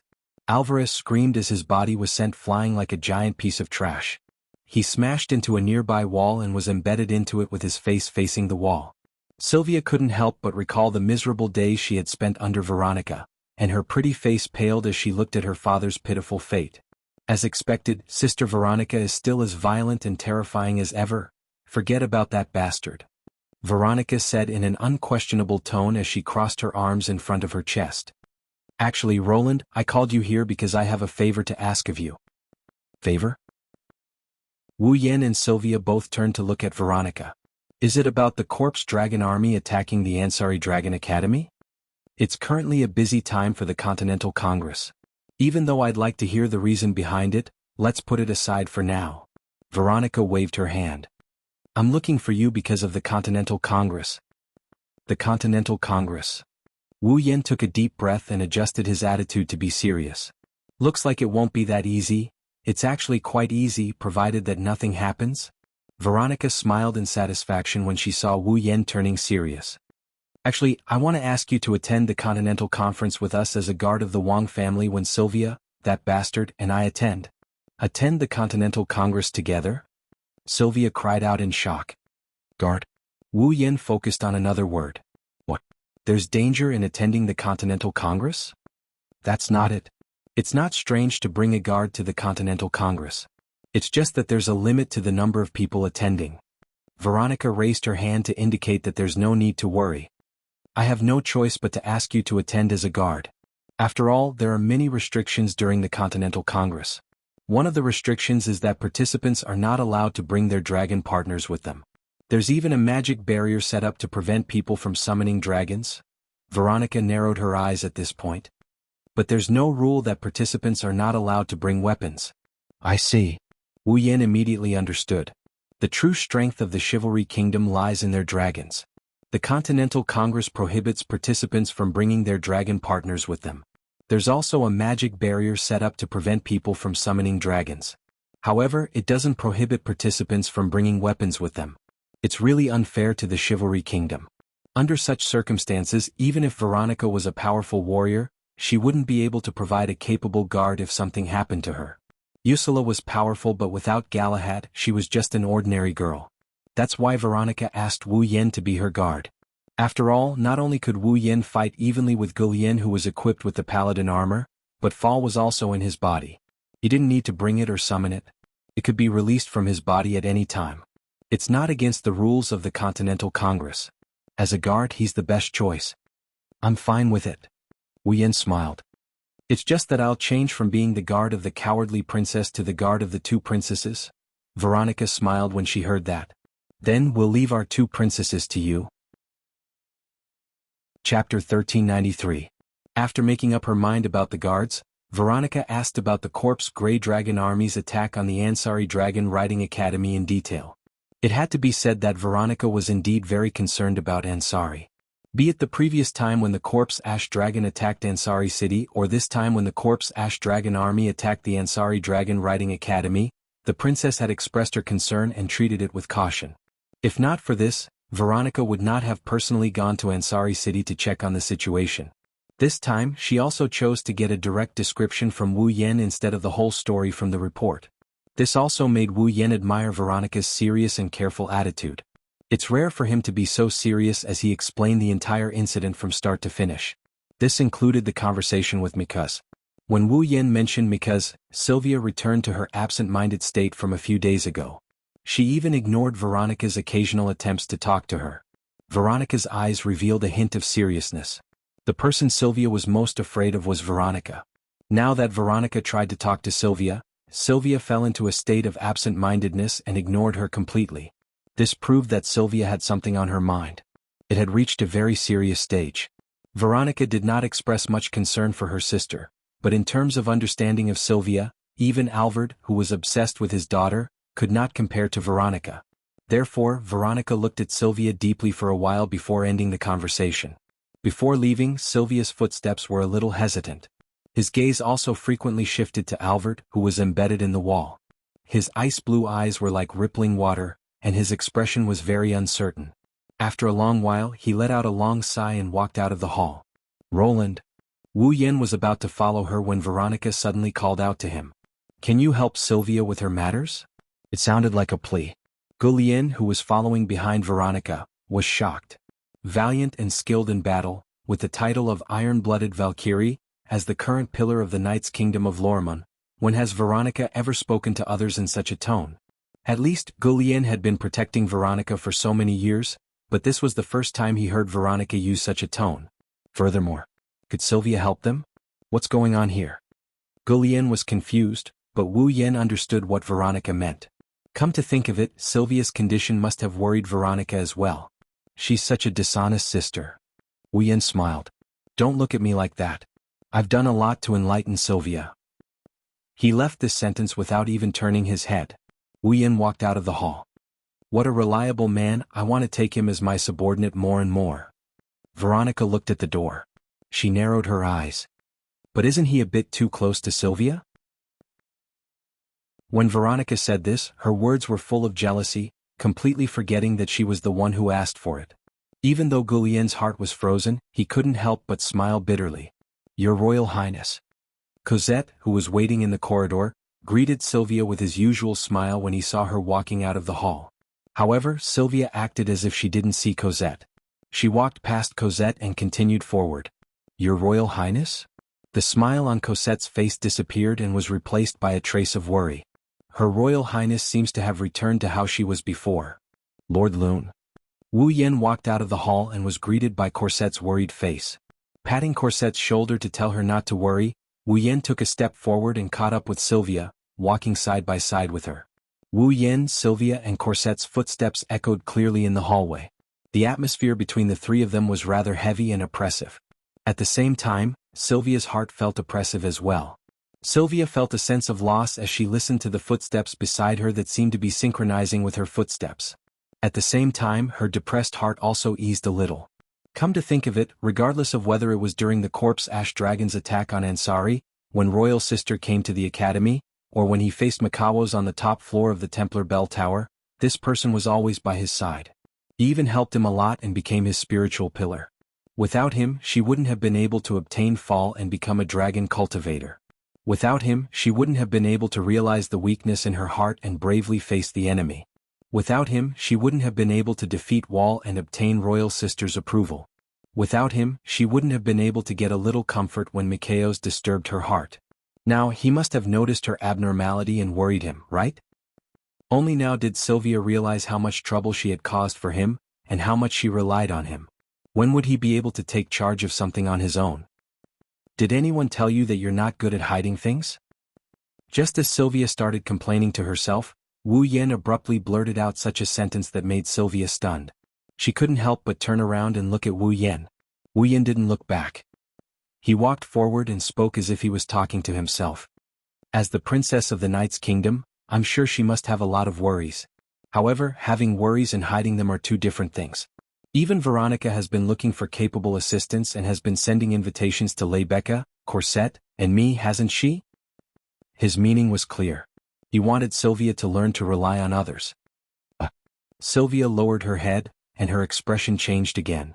Not long after, it turned into bitterness. Why are you able to pull me back in time every time? I can't help it. Wu Yen shrugged. Because I'm the cowardly princess's guardian. Cowardly? Sylvia couldn't refute him. Lifting her head, her clear blue eyes gazed at Wu Yan's side profile. Sylvia's eyes finally showed a pleading expression. Recently, I've been troubled by something. Wu Yan stopped and turned around to face Sylvia. Corset also looked at Wu Yan with gratitude. She then focused on Sylvia. Mikhaos. Sylvia didn't hide anything. She directly told Corset what had been troubling her. That man gave me a familiar feeling. I haven't seen him in a long time. A very familiar feeling that I haven't felt in a long time? Corset raised her eyebrows. You mean? Wu Yan asked with uncertainty. You suspect that Mikhaos is someone you know? I suspect. Sylvia clenched her teeth. Mikhaos is most likely my royal brother Julius? Loriaman. Wah. Corset sucked in a breath of cold air. Julius? Wu Yan's eyes narrowed. Julius? Loriaman. Although it was only a rumor, Wu Yan knew this person. The eldest son of the Knight royal family, a former prince who violated a taboo by killing his own fall and was sentenced to death. In other words, this was someone who was supposed to be dead. Your Highness. Corset couldn't help but speak. But Prince Julius should have been executed already, right? That's why this is only my intuition. Sylvia replied with a heavy tone. But I don't understand. If my brother isn't dead, why would he become a pawn of the empire? Why would he bring disaster to the Night Kingdom time and time again? Sylvia bit her lips, a pained expression appeared on her face. After all, Julius wasn't just Sylvia's brother, he was also someone she had always admired since she was young. If such an existence stood on the opposite side of her, the pain in her heart would be unimaginable. Your Highness. Corset worriedly held Sylvia's slender shoulders. Wu Yan looked at Sylvia's pained expression and lowered his head. His eyes flickered with a thoughtful light. Chapter 1394. Night. There was no such thing as darkness in the night sky of Fantion City. This was because every night the entire Vadian city would be lit up with all kinds of colors. The colorful lights illuminated the entire Vadian city and the night sky of Vadian City. In this world, dragons that could fly were almost everywhere in the knighthood of Loriaman. Because Fantion City was the capital of the knighthood of Loriaman, some airships would visit from time to time at night. Therefore, in order to distinguish whether a visitor was a friend or a foe, the illumination of the night sky became a necessary measure. In the night sky of Fantion City, countless lights moved back and forth in the sky like beams of light. The dragon knights of the Loriaman Knight Legion who were patrolling would occasionally ride on their holy dragons and expose themselves to the lights. Then they would flash past and continue patrolling. Usually there would be lamps in Fantion City that illuminated the night sky at night, but there weren't as many as there were these days. Now, due to the Continental Congress, there were more lamps that illuminated the night sky, almost exposing the entire night sky to the light. Under the illumination of the lights, in the distance, an extremely large airship was slowly moving towards Fantion City. It was an airship that was much larger than Veronica's Sylvanus. Its appearance wasn't as prominent as Sylvanus's. It was just an extremely ordinary ship shape. However, the appearance of the ship was very luxurious, like a luxurious airship that had been greatly enlarged. It was also covered in layers of steel. Although it didn't look as elegant as Sylvanus, it had its own aura. At the top of this airship, a flag was fluttering in the wind, causing those who had discovered the whereabouts of the airship to gather. After the spotlights on the airship shone on this flag, it was as if the alarm had been lifted, and all of them returned to their posts. It continued to wander in the sky. Clearly, Fantion City had tacitly approved of the airship's entry. Because this flag was the flag of the Cypheros Empire. Below the flag on the side of the airship, a large family crest was engraved there. That was the crest of a famous noble family in the Cypheros Empire, the Woodhausen family. The emperor of the Cypheros Empire declined to attend this year's Continental Conference, citing his old age. Let the current head of the Woodhausen family attend the Continental Conference as the representative of the Cypheros Empire. At this time, in front of the deck of this airship, a handsome man with blonde hair and a pair of gray eyes stood side by side with a silver-haired man wearing a silver mask. He looked down at the city of Fantion. The silver-haired man with the mask was Mikhaos. As for the handsome man with blonde hair, he was the current head of the Woodhausen family, the representative of the Sepharos Empire who was about to attend the Continental Conference, Klaus. At the same time, Klaus was also Makawo's protector. In other words, Mikatoris was helping Klaus, and Klaus was Mikatoris' superior. The capital of the Knight's Kingdom of Lorraine? Klaus held a glass of red wine. A leisurely smile hung on his face. She does look pretty, but unfortunately she doesn't fit my taste. Klaus raised his head and looked at the holy dragons hovering in the sky. A blurry color appeared in his eyes. On the contrary, the dragons are the ones that fit my taste the most. Look at how they fly, their majestic bodies, their powerful strength. It's really irresistible. Enough with the nonsense. Mikatoris withdrew his gaze, turned around and coldly said, "Have you prepared everything?" Klaus sighed when he saw that Mikatoris didn't show the slightest bit of respect towards his superior. "Still as cold as ever, but this is also a beauty that belongs to you." Klaus chuckled with a somewhat disgusting comment. The Arcanitech device excavated from the ancient ruins is already being adjusted inside the airship. The experts are adding Millennium Chi Hua Crystal to it, preparing to activate it.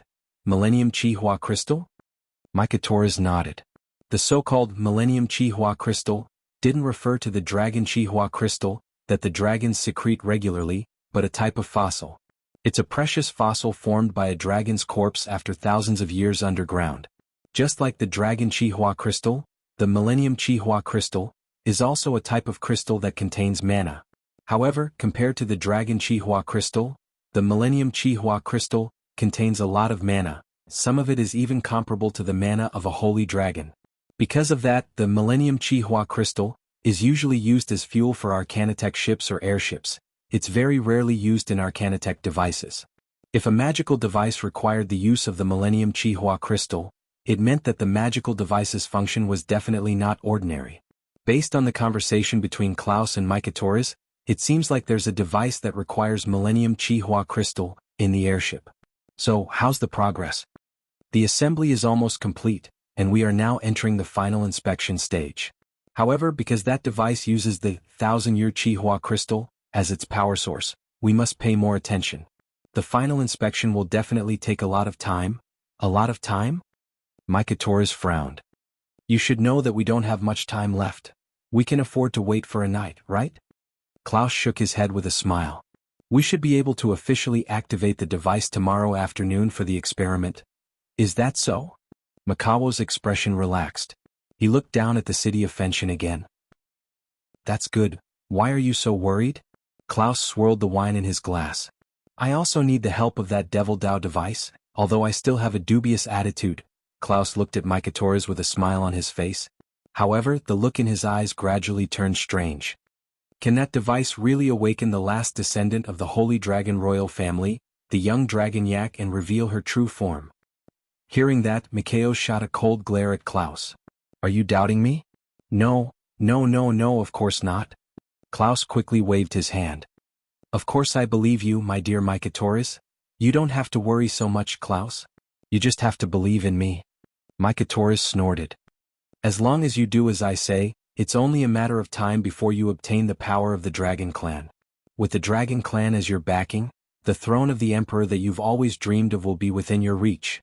Klaus' eyes flashed with greed when he heard the words throne of the Emperor, but he quickly hid it. I look forward to the day you fulfill your promise, Mikatoris. Klaus looked up at the holy dragons dancing in the sky. His smile widened and he seemed to be in a trance.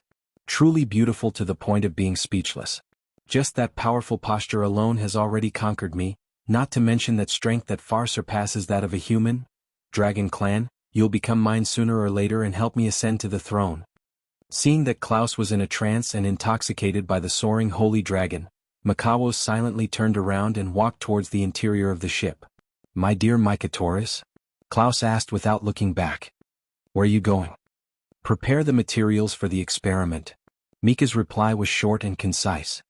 How are you going to conduct the experiment without the experiment materials? Klaus immediately revealed a satisfied smile. Then I'll have to trouble you to capture the experiment materials that are jumping around, Mikatoris. Mikatoris ignored Klaus and walked out of the deck. He entered the interior of the airship that was slowly descending. Walking along the dimly lit corridor, Makawo's gently raised his head. On the mask, the pair of eyes that were exposed in the eye sockets suddenly flashed with a fierce glint. Shortly after, the pupils in his eyes completely changed. They looked like a snake, a tiger, a wolf, a fox. They were a pair of dragon eyes. The corners of Mikeva's mouth curled up slightly. That cold temperament suddenly disappeared and was replaced by a ghostly, extremely evil smile. The last descendant of the Holy Dragon clan of Avalon and that white dragon. Yak Loon, wait for me. Chapter 1395. Phew.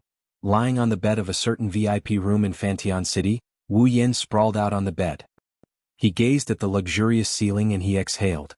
He didn't know if he was tired or relaxed. Tick-tock, tick-tock, tick-tock sound echoed in the quiet room.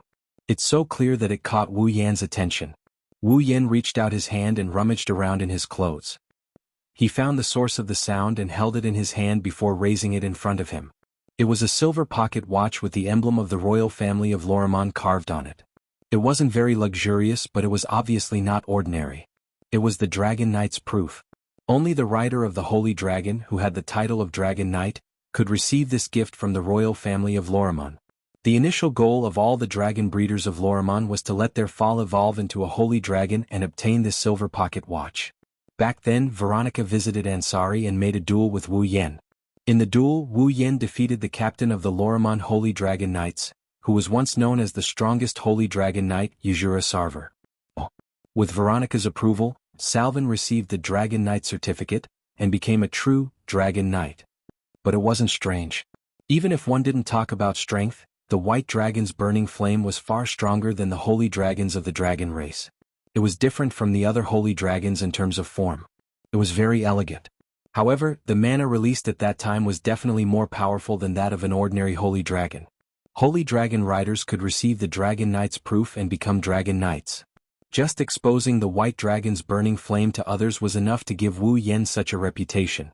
Not to mention, the White Dragon's burning flame was stronger than any other Holy Dragon. Plus, he defeated Yuzura. In fact, Wu Yen was called Dragon Knight.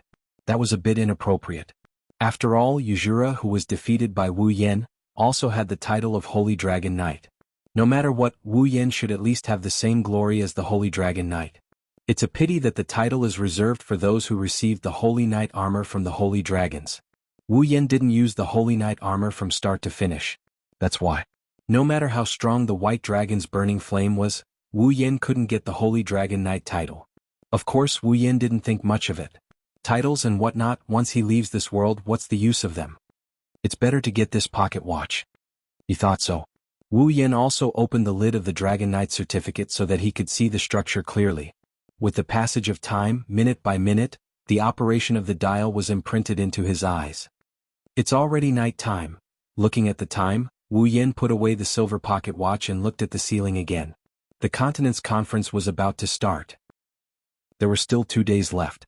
On the night of the day after tomorrow, a group of representatives from the top factions of Eluxtron would be holding a conference in Fantion City. They would be discussing the future of the continent.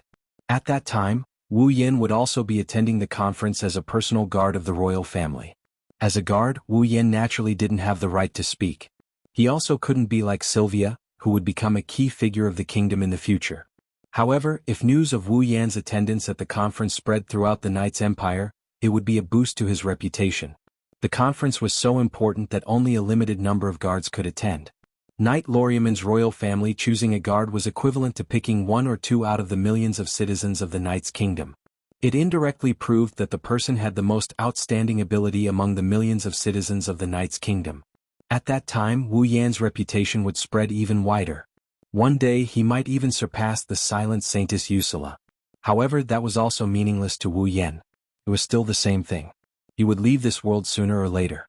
Reputation wasn't as important as a silver pocket watch. As he thought about it, Wu Yan felt a bit sleepy. He blinked twice and gradually closed his eyes. However, before he could completely close his eyes, a knock on the door woke Wu Yan up. Wu Yan got up from the bed and patted his cheeks. "Come in." "Excuse me?"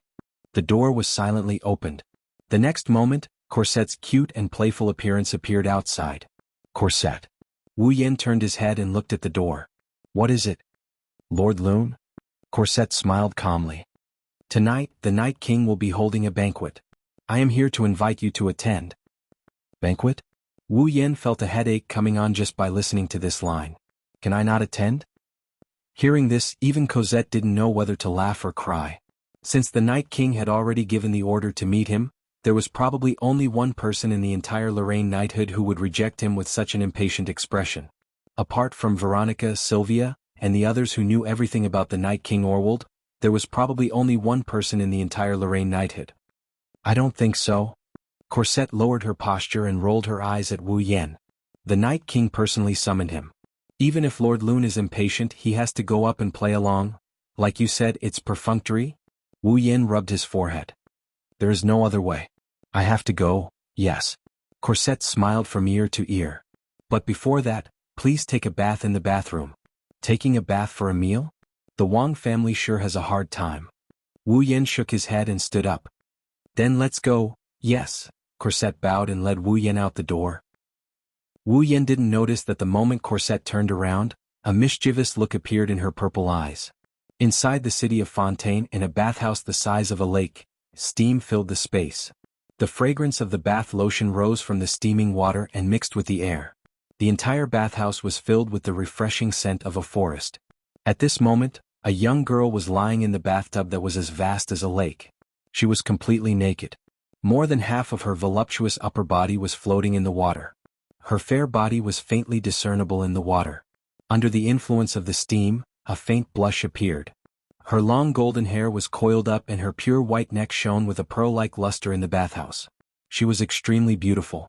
Leaning against the pillar under the statue of the first Night King in the middle of the bathhouse, Sylvia didn't wash her body.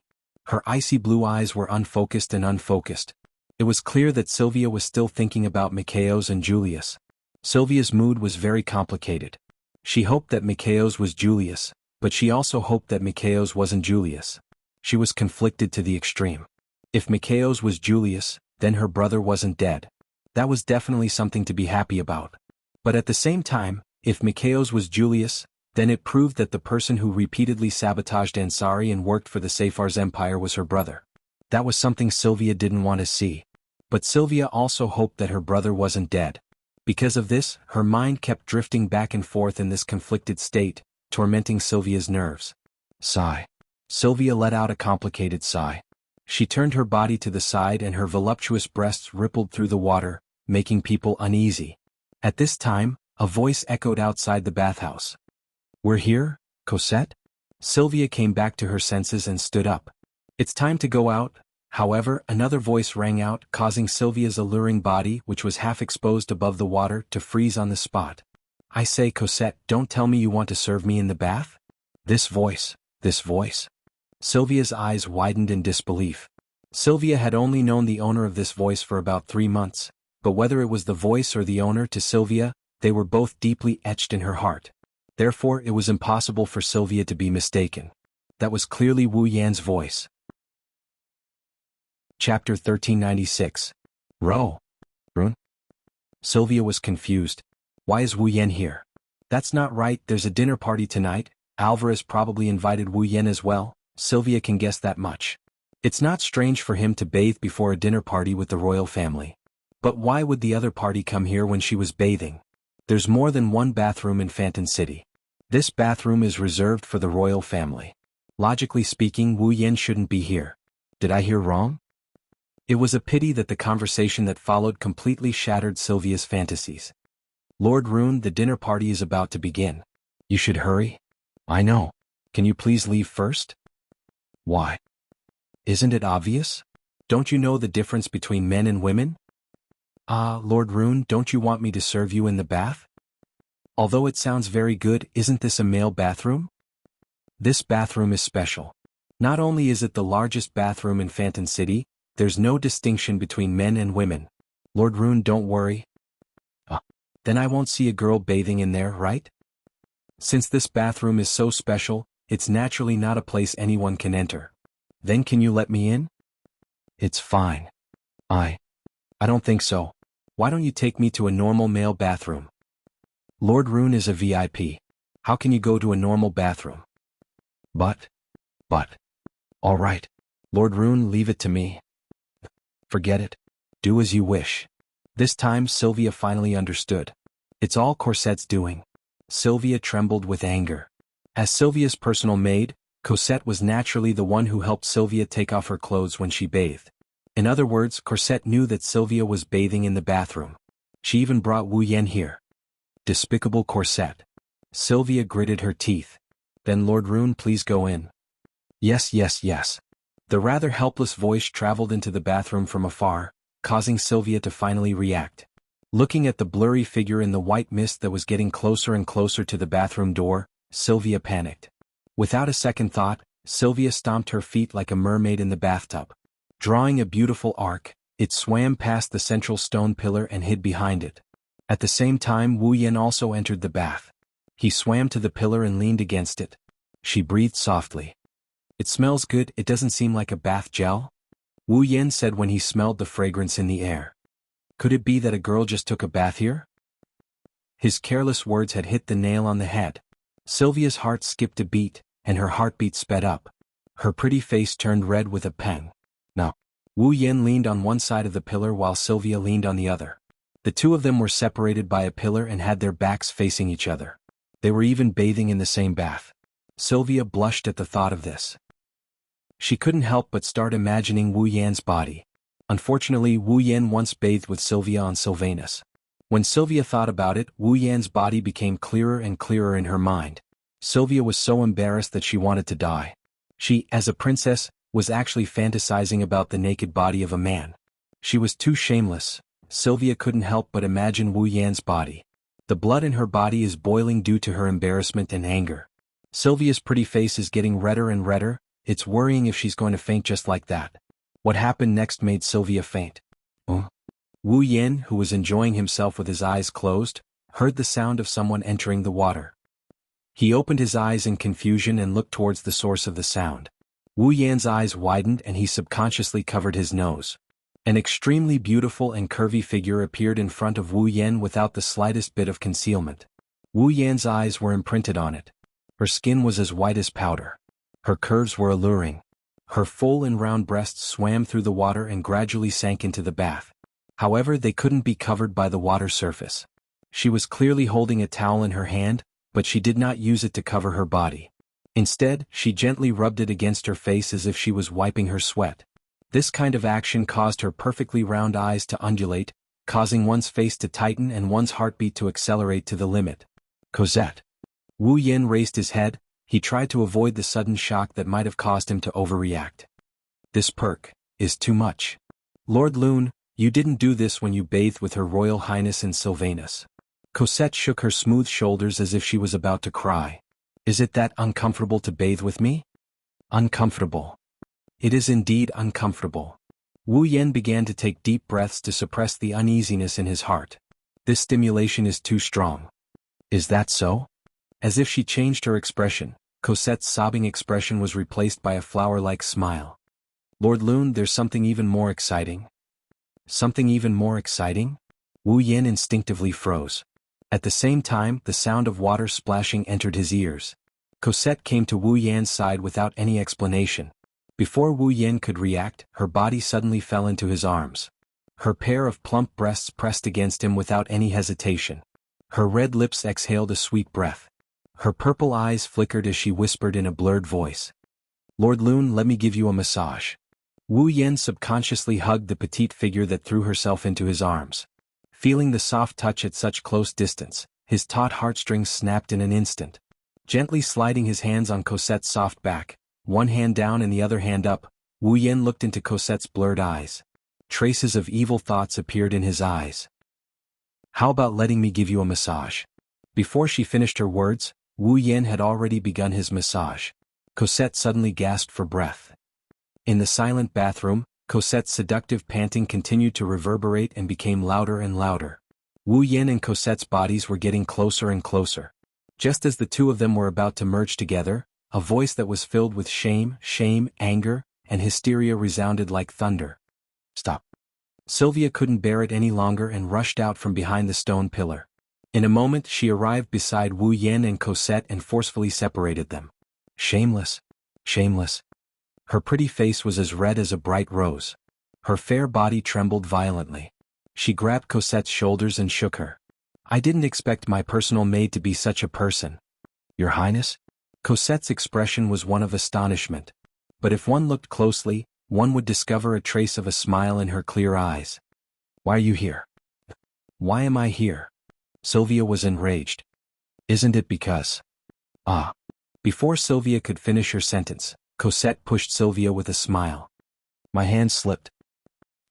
Sylvia cried out in surprise. Her naked body fell back, and in the next second she fell on a robust body. It's Wu Yen who still hasn't recovered from Sylvia's appearance. Of course, this wasn't the most coincidental thing.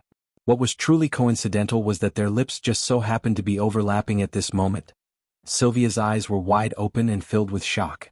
Wu Yan's mouth was wide open and his jaw almost fell to the ground. But when he opened his mouth, it just happened to open Sylvia's lips. Sylvia's tongue slid into Wu Yan's mouth like a snake released from its cage and tangled with Wu Yan's tongue. Sylvia's eyes opened even wider. Wu Yan's mouth also opened even wider. Just like that, the two muddle-headed started to entangle their tongues. Ugh. In the bathroom, new gasps turned into ripples in the air. Chapter 1397. Fantian City in a luxurious lounge. In the vast area, circular pillars were arranged along the walls in an orderly manner, all the way up to the high ceiling. In the lounge, sofas, tables and chairs as well as a thick fireplace occupied an insignificant corner of the lounge. In front of him a tall door stood. The dining hall of the royal family of knights was right behind that door. Wu Yen was standing in the lounge. Cosette was helping him tidy up the collar of his tuxedo-like suit. Yashur was also doing the same. It seemed that he was not used to this suit. Only Yak was still staring at the door of the dining hall with full spirit, saliva dripping from the corner of her mouth. Obviously, this gluttonous dragon was already itching for the food at the banquet. Sigh. Wu Yen let Cosette sway his body. His shoulders drooped down as if he was exhausted. He scratched his cheek. Dining with the royal family is really tiring. It had been 2 to 3 hours since Cosette had informed him that he needed to attend the luncheon and had come out of his room. In these 2 to 3 hours, Wu Yen was not only asked to take a bath in the bathroom, but he also had to pick out the clothes to wear at the banquet. After much difficulty, he finally picked out a set of clothes from the pile in the lounge. Because of his appearance, he was swayed by Cosette for nearly half an hour. "It's just a meal, is there a need to go to this extent? Does the royal family have to prepare 2 to 3 hours in advance every time they have a meal? That will shorten my lifespan, right?" "Really?" Yashur couldn't help but complain. "But after all, it's a meal with the royal family. It's only right to be cautious." "Master Yashur was right this time, Master Lun," Cosette replied with a smile while tidying up Wu Yan's clothes. "There's a saying that goes, accompanying a king is like accompanying a tiger. In the past, there were people who left a bad impression on the royal family because of their appearance. Because of this, the royal family was angry and ordered to punish them. So, it's necessary to be cautious. Do you have any impression?" Wu Yen couldn't help but recall Alfred's attitude and behavior towards Sylvia in the audience hall. He immediately rejected the idea. "No, I think so. This Night King won't feel the slightest bit of displeasure because of his appearance." Hearing Wu Yan's very certain statement, Yashur and Yak were somewhat startled. Only Cosette chuckled softly. As Sylvia's personal maid, Cosette naturally knew what kind of person Alfred was, and also understood the meaning behind Wu Yan's words. Wasn't the Night King Orward the most important person to pay attention to his appearance? Before long, in the corridor beside the lounge, an icy blue figure slowly walked in, accompanied by the sound of high heels clicking on the ground. It was as if an ice blue lotus had bloomed in the lounge. Almost instantly, everyone's eyes were attracted to that figure. She was wearing an ice blue dress. Her smooth shoulders were exposed, and under the illumination of the lounge's lights, there was a slight arc of light. Her slender thighs rubbed against the hem of her dress, faintly discernible. It made one's blood boil and their heartbeats quicken. Her long golden hair was tied into a bun, and the cold color of the dress set off the luster of her golden hair and her fair skin, making her dazzling and moving. As the other person approached, her presence in the air gradually increased, and her intoxicating figure was reflected in everyone's eyes. So beautiful. The person who came was Sylvia. Sylvia. Yak opened her mouth wide in astonishment. Was this person who was as beautiful as a daughter of a wealthy family Sylvia, who had always been strict, aggressive and strict in her actions? So beautiful. Yashur was also stunned by the sight and gave such a comment without hesitation. Even Wu Yen was stunned on the spot. Looking at the flower like Sylvia, he couldn't react for a long time. What are you all doing? Sylvia glanced at herself awkwardly as everyone stared at her blankly. Is there a problem with my dress?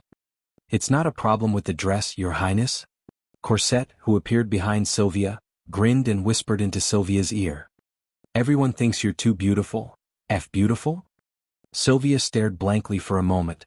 Then, just like the Sylvia that everyone knew, her pretty face instantly blushed because she couldn't bear the shyness that surged into her heart. It's really not bad. Coming back to his senses, Wu Yan didn't hide his praise. Were it often in the future? Hearing that, as if cooked, Sylvia's cheeks were dyed red. When she saw Wu Yan's gaze, even her ears were red. She wanted to dig a hole and crawl into it. Seeing Sylvia blushing like a rose and wanting to run away, Wu Yan found it funny. Not long ago the two of them were naked in the same bathroom in the same bath. Wu Yan already expected Sylvia to act this way. Thinking of this, the memory of the bathroom also came back to Wu Yan's mind. Because Corset pushed her, Sylvia kissed him like a dog's blood. In the end, because both of them were immersed, the two of them unknowingly kissed in the bath naked for nearly 10 minutes.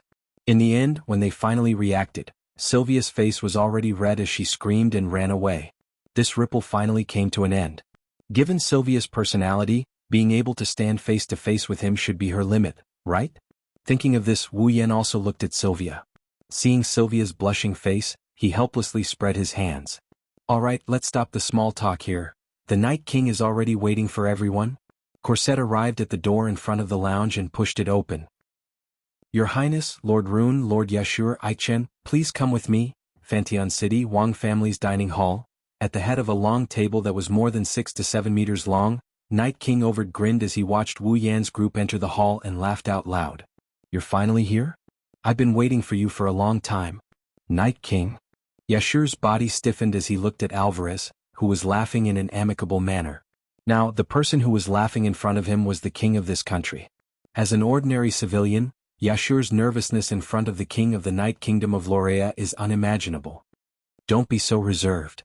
Overd seemed to have seen through Yashur's nervousness and nodded as if comforting him. This is just a banquet, relax. Yashur, relax. Sylvia opened one of her eyes. Your submissive behavior is the real disrespect. As a student of the Ansari Kingdom's Dragon Riding Academy, you should be more at ease. Sylvia, you're here too? Before Sylvia could finish her reprimanding words, a voice as steady as steel rang out from behind her. This voice. Sylvia's body stiffened as if she was a clockwork doll. Her neck made cracking sounds as she turned around. Then her entire face turned pale. Should I say it's an unexpected reaction? Behind Sylvia, Veronica, who was dressed in her usual armor, stared at Sylvia with her eagle-like eyes. She curled her lips in dissatisfaction. As expected of a cowardly princess. Why? Sylvia took a few steps back and stuttered like a mouse that saw a cat. Royal sister? You. Wu Yan covered his eyes as he couldn't bear to look at Sylvia. Weren't you saying something about being at ease? Sylvia lowered her head awkwardly and couldn't say anything. All right, the banquet should begin. Overd, who was sitting at the head of the table, spoke up. Everyone take your seats. Wu Yan, Sylvia, Veronica, Yak, and Yashur looked at each other and sat around the table. Chapter 1398. Actually, I've been wanting to meet you for a long time now. At the start of the banquet, Alward said this sentence.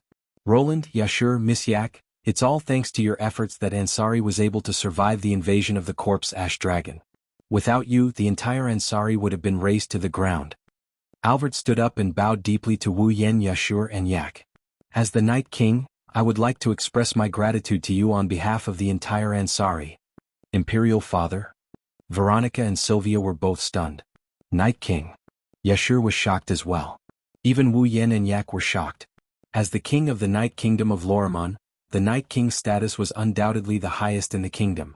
And now, this king was bowing to a group of students who weren't even nobles and could only be considered as commoners. This impact left Veronica and Sylvia flabbergasted. Look at you, is this how a king should behave? Veronica frowned. No matter what, you are still the Night King. Do you think others will be happy to see a king who lowers his head so casually? This isn't a casual matter.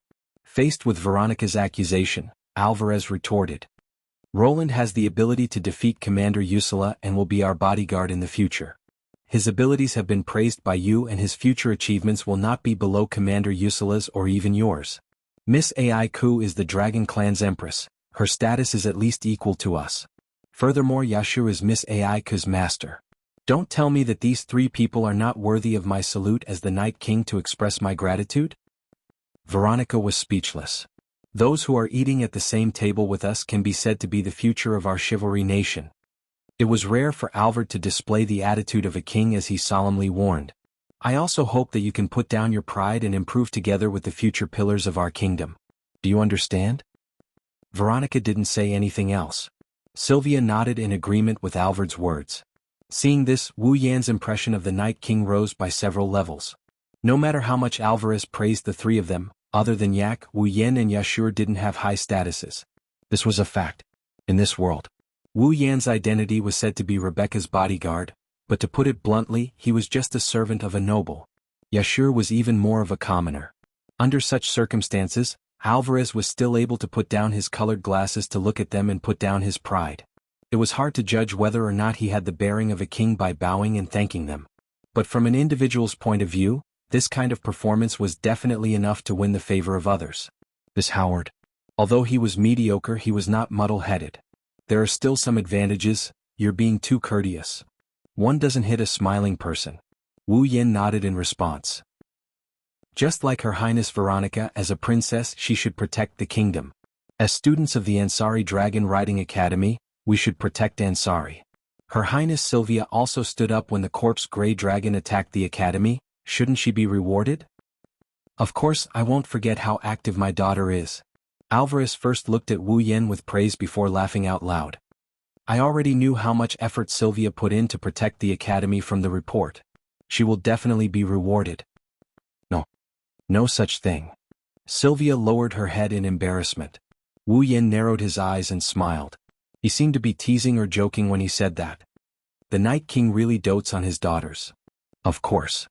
Alvarez puffed up his chest and replied in high spirits. My daughters are the most outstanding existences in the world. Of course I dote on them. This guy. Sylvia felt even more embarrassed. She even gritted her teeth. Even Veronica felt uncomfortable. She stared at Alvard with her sharp eagle-like eyes, wishing she could peel off a layer of flesh from his body. On the other hand, Wu Yan's smile deepened. I really envy Her Highness Veronica and Her Highness Sylvia. With such a doting father, no matter how grave the crimes they committed, the Night King would take responsibility for them, right? They are my most complacent children. Which father in the world wouldn't take responsibility for his children who caused trouble? Alvarez spoke without hesitation as though he was floating in the air. No matter how grave the crimes they committed, as long as I'm here, I won't let anything happen to them. Hearing this, Veronica and Sylvia couldn't help but smile despite their embarrassment. Yashur and Yak also had a whole new level of respect for this seemingly amiable uncle. Only Wu Yan's smile slowly faded. That's true. Which father wouldn't take responsibility for his children who caused trouble? Wu Yan mumbled to himself as if he was chewing on those words. His words sounded like a thunderclap. So, even if Prince Julius didn't kill his own dragon but someone else's with the Night King's love for his children, he would still protect him, right? The air in the entire venue seemed to freeze when these words were spoken.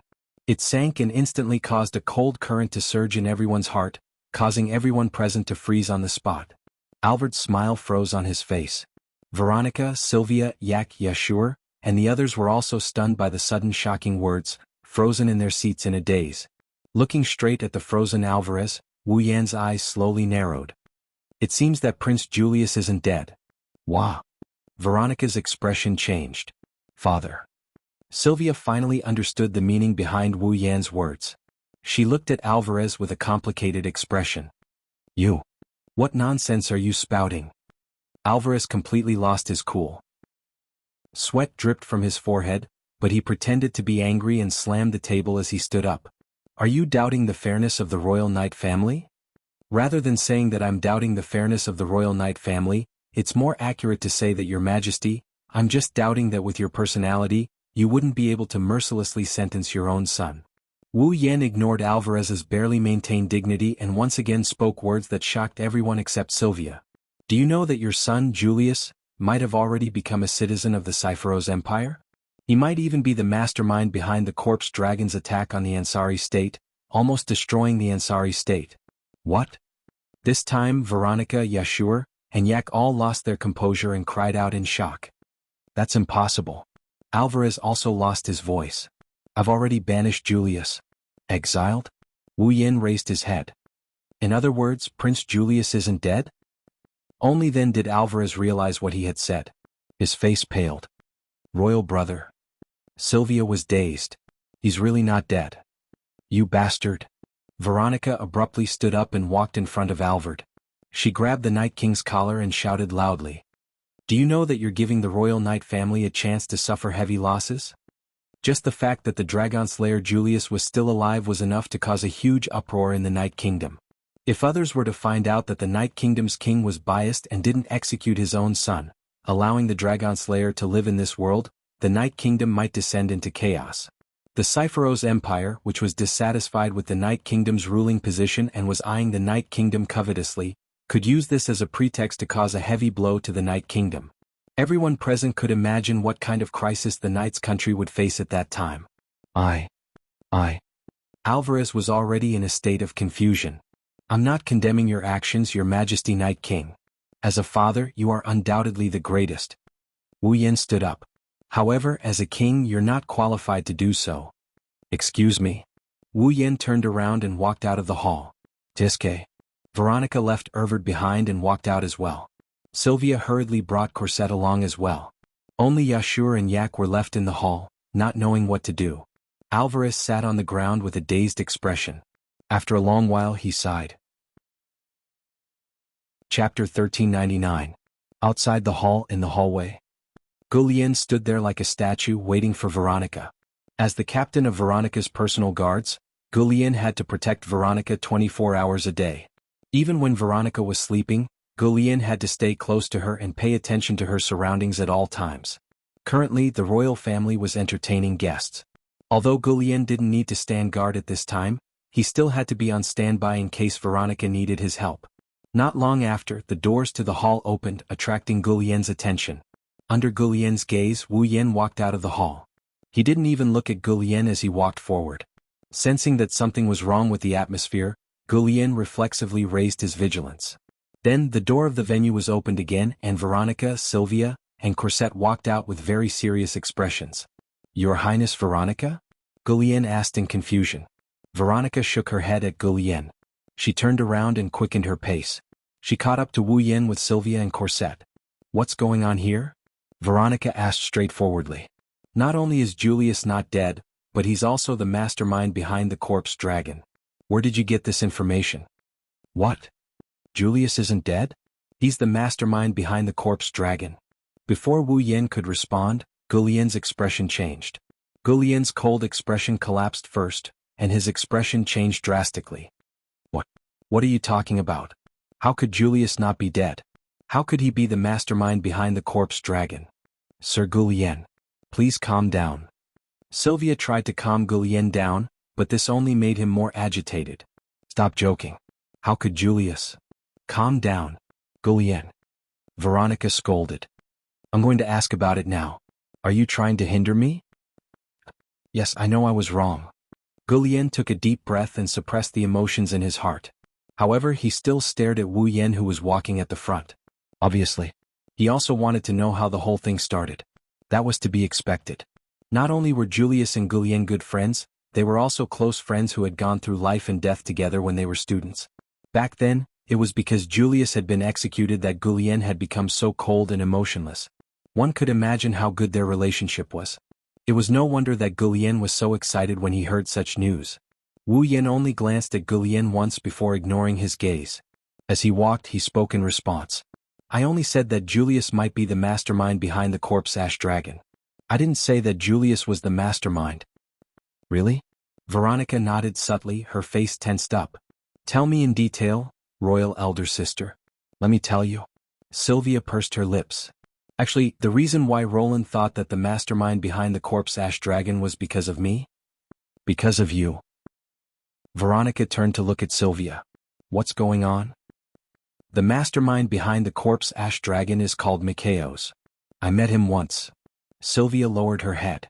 Her pretty face changed a few times. I don't know why, but that Mikhail's gave me a very familiar feeling. He gave me the same feeling as royal elder brother. That's why I started to suspect that he might be royal elder brother. Feeling? Gulian couldn't help but ask. Just based on your feelings, how could that be? Just based on your feelings, you can't prove that Mikhail's is Julius. Wu Yen coldly interrupted Gulian. But at least now we can prove that Julius isn't dead. Not dead? Gulian clenched his fists. At the dinner party, that guy admitted it himself. Back then he didn't execute Julius. Instead he exiled him. Veronica explained, gritting her teeth. So that's how it is. That Mikovez gave Sylvia a sense of familiarity and made her suspect that he was Julius.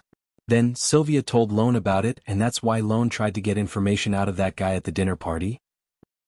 Even though I'm a little sorry to the Night King, the current situation doesn't allow us to dilly-dally.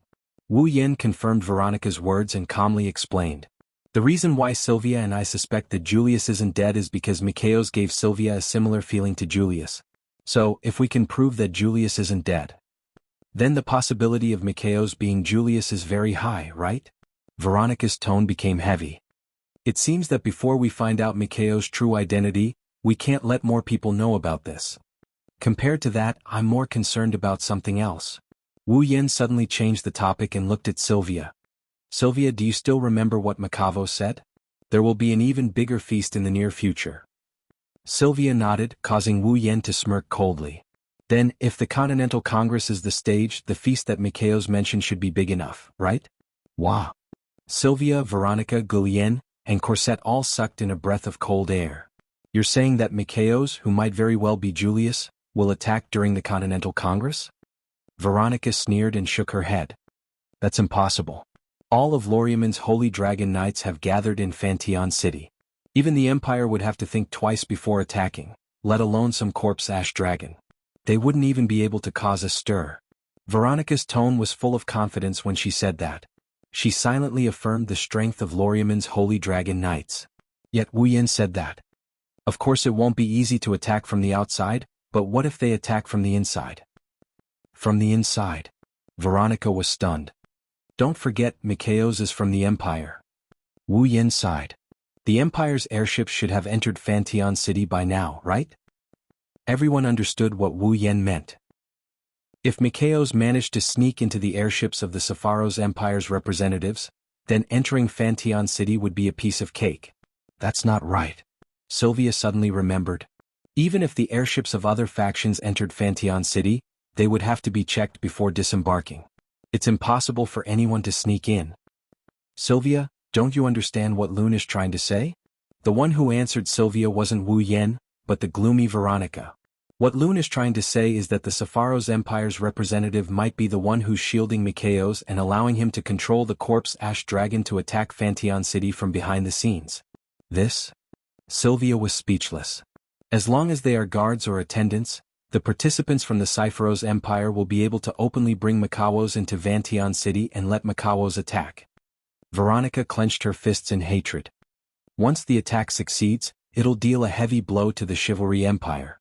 Even if it fails, the Sepharos Empire can use the excuse of betrayal as an excuse. Furthermore, if that person is Julius, they can even expose his identity and accuse the Chivalry Empire of being unfair. No matter what, it's a win-win situation. Then? Sylvia didn't know what to do. Then what should we do? Don't panic. This is just our guess after all. Wu Yen waved his hand, gesturing for Sylvia and Veronica to calm down. If this guess is correct, then the Empire's representative will probably bring a guard or follower to the masquerade ball tomorrow night. When that time comes, we just need to confirm if the guard or follower is Mikhail's and we can come up with a plan. That's right. Veronica nodded solemnly.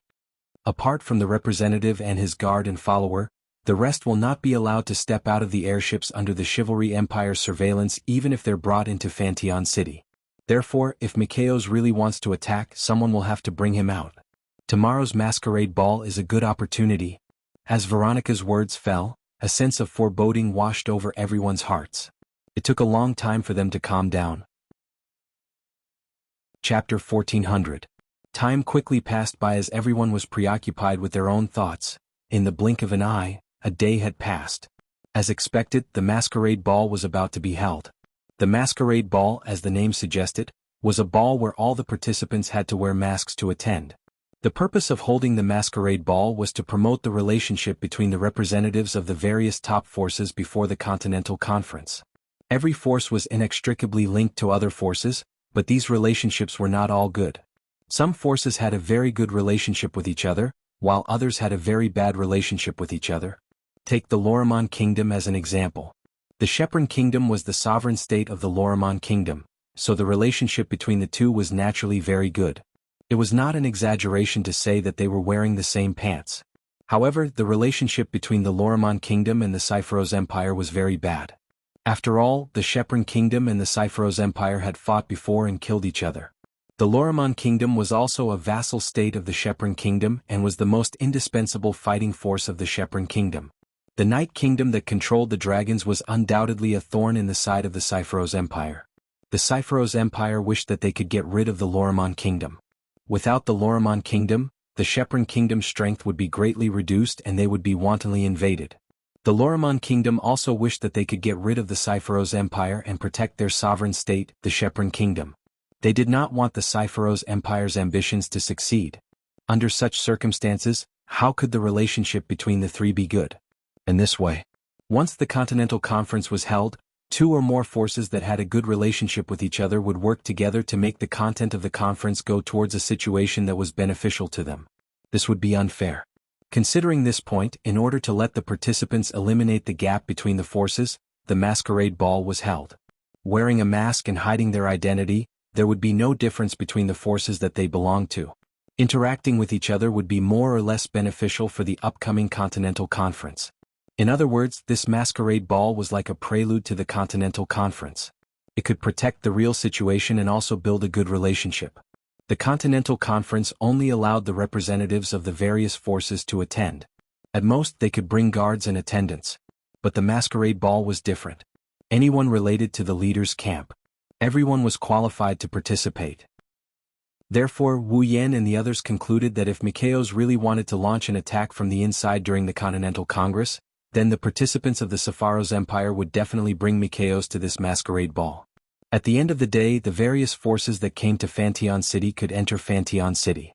However, for the sake of the safety of the participants of the Continental Conference and the various powers, and to prevent others from taking advantage of the situation, apart from the participants and their recognized guards and attendants, no one else was allowed to leave the airships of their respective powers. Based on this point alone, it was certain that Mikaos would participate in the masquerade ball with the participants from the Cypheros Empire. Unless Mikaos didn't want to use the Continental Congress as a stage to attack. Instead, he wanted to attack the participants of the various forces. In that case, Mikaos might hide in the airship and not participate in the masquerade ball. He would wait until the Continental Congress officially started and then be led into the meeting place by the attendants. But this would create a contradiction. That was because the participants from the Cypheros Empire were also among them. As a citizen of the Empire, Mikaos shouldn't have attacked the participants of the Continental Congress, right? In that case, regardless of whether Mikaos betrayed the Cypheros Empire or not, the Cypheros Empire would be jointly pressured by the other forces. Therefore, the only possibility was that Mikaos wanted to launch an attack before the Continental Congress. In other words, he wanted to launch an attack at the masquerade ball. After all, apart from participating in the masquerade ball, the participants didn't care about leaving the airships until the Continental Congress officially started. The Night Kingdom had the right to let them stay in their airships and not go out. Therefore, the masquerade ball was the only opportunity to move freely and launch an attack. Of course, all of this was based on the condition that Mikaos wanted to use the Continental Congress as a stage to realize the bigger banquet that he spoke of. If Mikaos didn't have any intention of launching an attack at the Continental Congress, then all of this would be directly shattered, causing Wu Yan and the others to worry for nothing. However, that also proved that nothing would happen during the Continental Congress. Therefore, this was still worth Wu Yan and the others to do. Fantion City, in a hall dedicated to the ball, the masquerade ball was held at the highest level of Fantion City.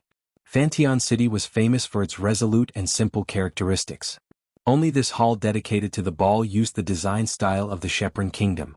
The entire ballroom was grand and magnificent. Even the chandelier used Dragon Chi magnificent crystal as a power source. Once the incantation was chanted, the light would shine down, warming the heart like sunlight. At this moment, the vast ballroom was filled with people and the scene was quite lively. Everyone present was wearing a mask of different shapes, colors, and styles. However, all of them could only cover their noses and reveal their mouths and eyes. In addition to the orthodox masks that could only cover the eyes, there were also some strange headgear mixed in. The people wearing headgear all had outstanding features and were easily recognized.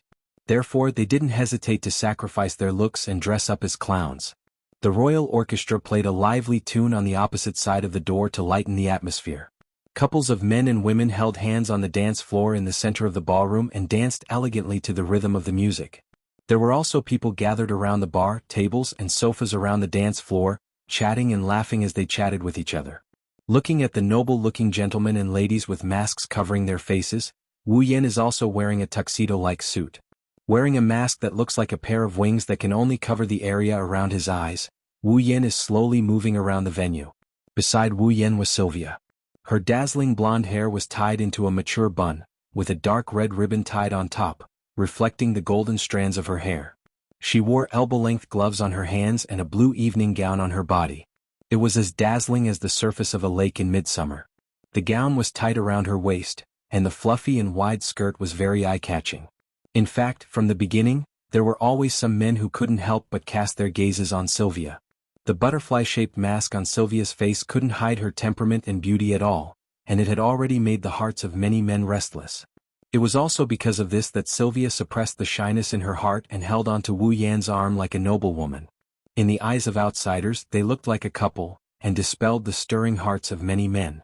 As for Wu Yan, his heart was also beating fast. Sylvia's figure was already explosive, and her breasts were extremely voluptuous.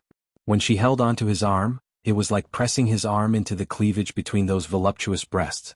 The incomparably soft touch touched Wu Yan's nerves, causing Wu Yan to involuntarily recall the scene of Sylvia's seductive body and the kiss in the bathroom yesterday. For a moment, his mouth became dry. Sylvia also seemed to be recalling the events of that day. Her heart was beating so fast that Wu Yan could clearly feel the frequency of her heartbeat through his arm that was in her embrace. If this continues, it won't be good. Feeling that he was becoming more and more unable to control his desire to take advantage of Sylvia, Wu Yan shifted his attention and asked softly, "Where's Veronica?" Royal sister didn't participate in the masquerade ball. Sylvia seemed to have been waiting for a long time and couldn't wait to respond. Royal sister usually doesn't participate in this type of ball. Why? Because. Sylvia stuttered as she explained. Royal sister, it's impossible for her to wear a dress. Hearing this, Wu Yan almost laughed out loud. Indeed, with Veronica's concept of armor as aesthetics, she would rather go on the battlefield and chop off the enemy's head than wear a dress to the ball. Among these people, there are participants from the Cypheros Empire and Mikaos? Sylvia solemnly looked around at all the masked people in the ballroom. Mikaos usually wears a mask and he has silver hair, it shouldn't be hard to recognize him. Wu Yan nodded. Just as he was about to speak, a figure appeared in his field of vision and blocked his words. That person, silver hair, wearing a cold steel mask. Chapter 1401. In the middle of the ballroom, which was filled with lively music, two men walked in with steady steps. The man in front was dressed in a pure white luxurious outfit with golden trimmings. He had a head full of blonde hair and wore a mask that only covered his eyes. Every movement of his revealed an elegant temperament, just like a noble young master. The other man was someone Wu Yan and Sylvia had only met twice, but he was no stranger to them. His silver hair was tied into a ponytail that hung behind him. His fringe was dyed a bright red and he wore a silver mask on his face. His entire body was surrounded by a cold aura. Shockingly, it was Mikaos. Just as Wu Yan and the others expected, Mikatos had openly entered Vantian City and attended the masquerade ball. Even though it was only a guess, Mikatos wanted to use the continent's conference as a stage for the so-called greater banquet that he spoke of. It was highly likely to happen. A fine luster flowed through his wine-red eyes. Like a sniper rifle, he aimed at Mikatos. Wu Yan's lips curled up. Looks like we don't need to search anymore. Don't need to search anymore? Sylvia was startled at first, but she soon realized something was amiss. Obviously, they were wearing masks and their identities were fully concealed, but the presence of the noble-looking man and Mikaos seemed to suppress all the representatives of the various forces present in the ballroom, causing the gazes of the people in the ballroom to stay on them. Their extremely strong sense of presence made the people around them involuntarily open up a path for them to pass. Moreover, at the end of the road, it was unknown whether it was a coincidence or intentional. Wu Yan and Sylvia happened to be there. Thus, the scene of Mikatos and Mikatos walking towards Wu Yan and Sylvia became the focal point of the entire scene, attracting everyone's attention. Everyone here was a representative of one of the few major factions in Aluxtran. Apart from the guards and attendants, everyone else was at least a noble. Thus, they keenly sensed the change in the atmosphere. Everyone's gazes were focused on this side, and their eyes were filled with interest. As mentioned before, the masquerade ball was the prelude to the continent's conference. For the people here, the clash between the two factions would more or less give them some idea of the situation. However, they never would have thought that this prelude to the war wouldn't have any effect. No matter how they talked, Mikatos was destined to stand on the opposite side of the chivalric kingdom. Oh. The noble-looking man who was talking to Mikatos only noticed the two people in front of him now. He turned his head and looked over. He had a perfect smile on his face. For a moment I thought I saw a goddess. The noble-looking man said in an exaggerated yet polite tone. He then quickened his steps and walked towards Wu Yan and Sylvia. However, he ignored Wu Yan, who was holding Sylvia's hand. He placed one hand on his left chest and bowed to Sylvia. "Isn't this the fourth princess of the chivalric kingdom, Her Highness Sylvia?" Hearing this, Sylvia's heart tightened. She was already wearing a mask. Was she still recognized? Although you're wearing a mask, your unique aura isn't something a mere mask can hide. The noble-looking man smiled elegantly as if he saw through Sylvia's thoughts. However, this is a masquerade ball after all. Let's put aside the constraints of our identities and have a friendly chat. You're right? Sylvia suppressed the nervousness in her heart. She lightly nodded her head as if she agreed with the noble young master's words, but she also lightly returned the other party's compliment. To be able to have a friendly chat with the current head of the Wazan family, Sir Klaus, one of the most famous nobles in the Sepharos Empire. I'm deeply honored. Oh my, so I was still seen through? The noble-looking man called Klaus shrugged helplessly. The smile on his face didn't change at all. It was clear that Klaus didn't intend to hide his identity. Then, Klaus turned his head and looked at Wu Yan. And this is me. Wu Yan turned around and met Klaus' gaze. He grinned at Klaus with a meaningful smile. Mikatos and I are old friends. Old friends? This time Klaus didn't expect Wu Yan's answer. He was stunned for a moment. Indeed, Sir Lun and I are old acquaintances. Mikaves raised his head from behind Klaus and said emotionlessly. Long time no see, Sir Lun. It has indeed been a while. Wu Yan smiled faintly. I've missed you, Sir Mikatos. What a coincidence, I have the same feeling too. Although Makawo said so, his tone was filled with coldness, causing the temperature in the surrounding air to drop a little. At this moment, Wu Yan and Makawo's only have eyes for each other. One has a leisurely smile on his face while the other has a cold expression on his face. They don't look like they're old acquaintances at all. Instead, they look like they're arch nemesis, giving people the feeling that the situation could take a turn for the worse at any moment. I believe that even if Wu Yan and Makawo started fighting in the next second, no one here would be surprised. As though sensing the brewing storm, Klaus took a step forward as though he had put an end to the confrontation between the two of them and smoothed things over with a smile. I didn't expect the two of you to be old friends. What a surprise. I am the one who is surprised. Wu Yan grinned as if he's hinting at something. Sir Klaus, my friend's character isn't that good. He seems to be your follower. Please protect him and don't let him get into trouble. Hearing this, Mikaves lowered his head, hiding the change in his gaze. Klaus' eyes flashed with a strange light, but the smile on his face didn't change. I'm very satisfied with my follower. I know what I'm doing. Please don't worry, sir. Good? Wu Yan shrugged and held the silent Sylvia's hand. Well then, we'll be taking our leave. Please enjoy your time. Klaus didn't ask him to stay. Instead, he gave him a polite greeting. Then Wu Yan and Sylvia went into the crowd. Oh, my good friend. Klaus chuckled as he looked at the direction Wu Yan disappeared in. That person isn't simple, yes? Mikatos's eyes flickered with an unknown light. He's a very troublesome person. What's wrong? Klaus asked without turning his head. Will I get in the way? It's fine. Mikatos replied coldly. Anyway, the plan is about to start. Hearing this, Klaus smiled. You're right. What should we do? Sylvia spoke as soon as they left Klaus and Mikatos' sight. Now that we've confirmed that Mykovez has entered Fanteon City, or even Fanteon City if he launches an attack now, don't worry. Wu Yen tightened his grip on Sylvia's hand. Even though we can confirm that Mikatas has appeared, we can't be sure that he'll attack. Maybe he's only here as a follower? That's impossible, Sylvia retorted. Mikatas knows that his identity has been exposed, but he still took the risk to enter Fanteon City. This is premeditated. That's why we lack evidence. Wu Yen narrowed his eyes.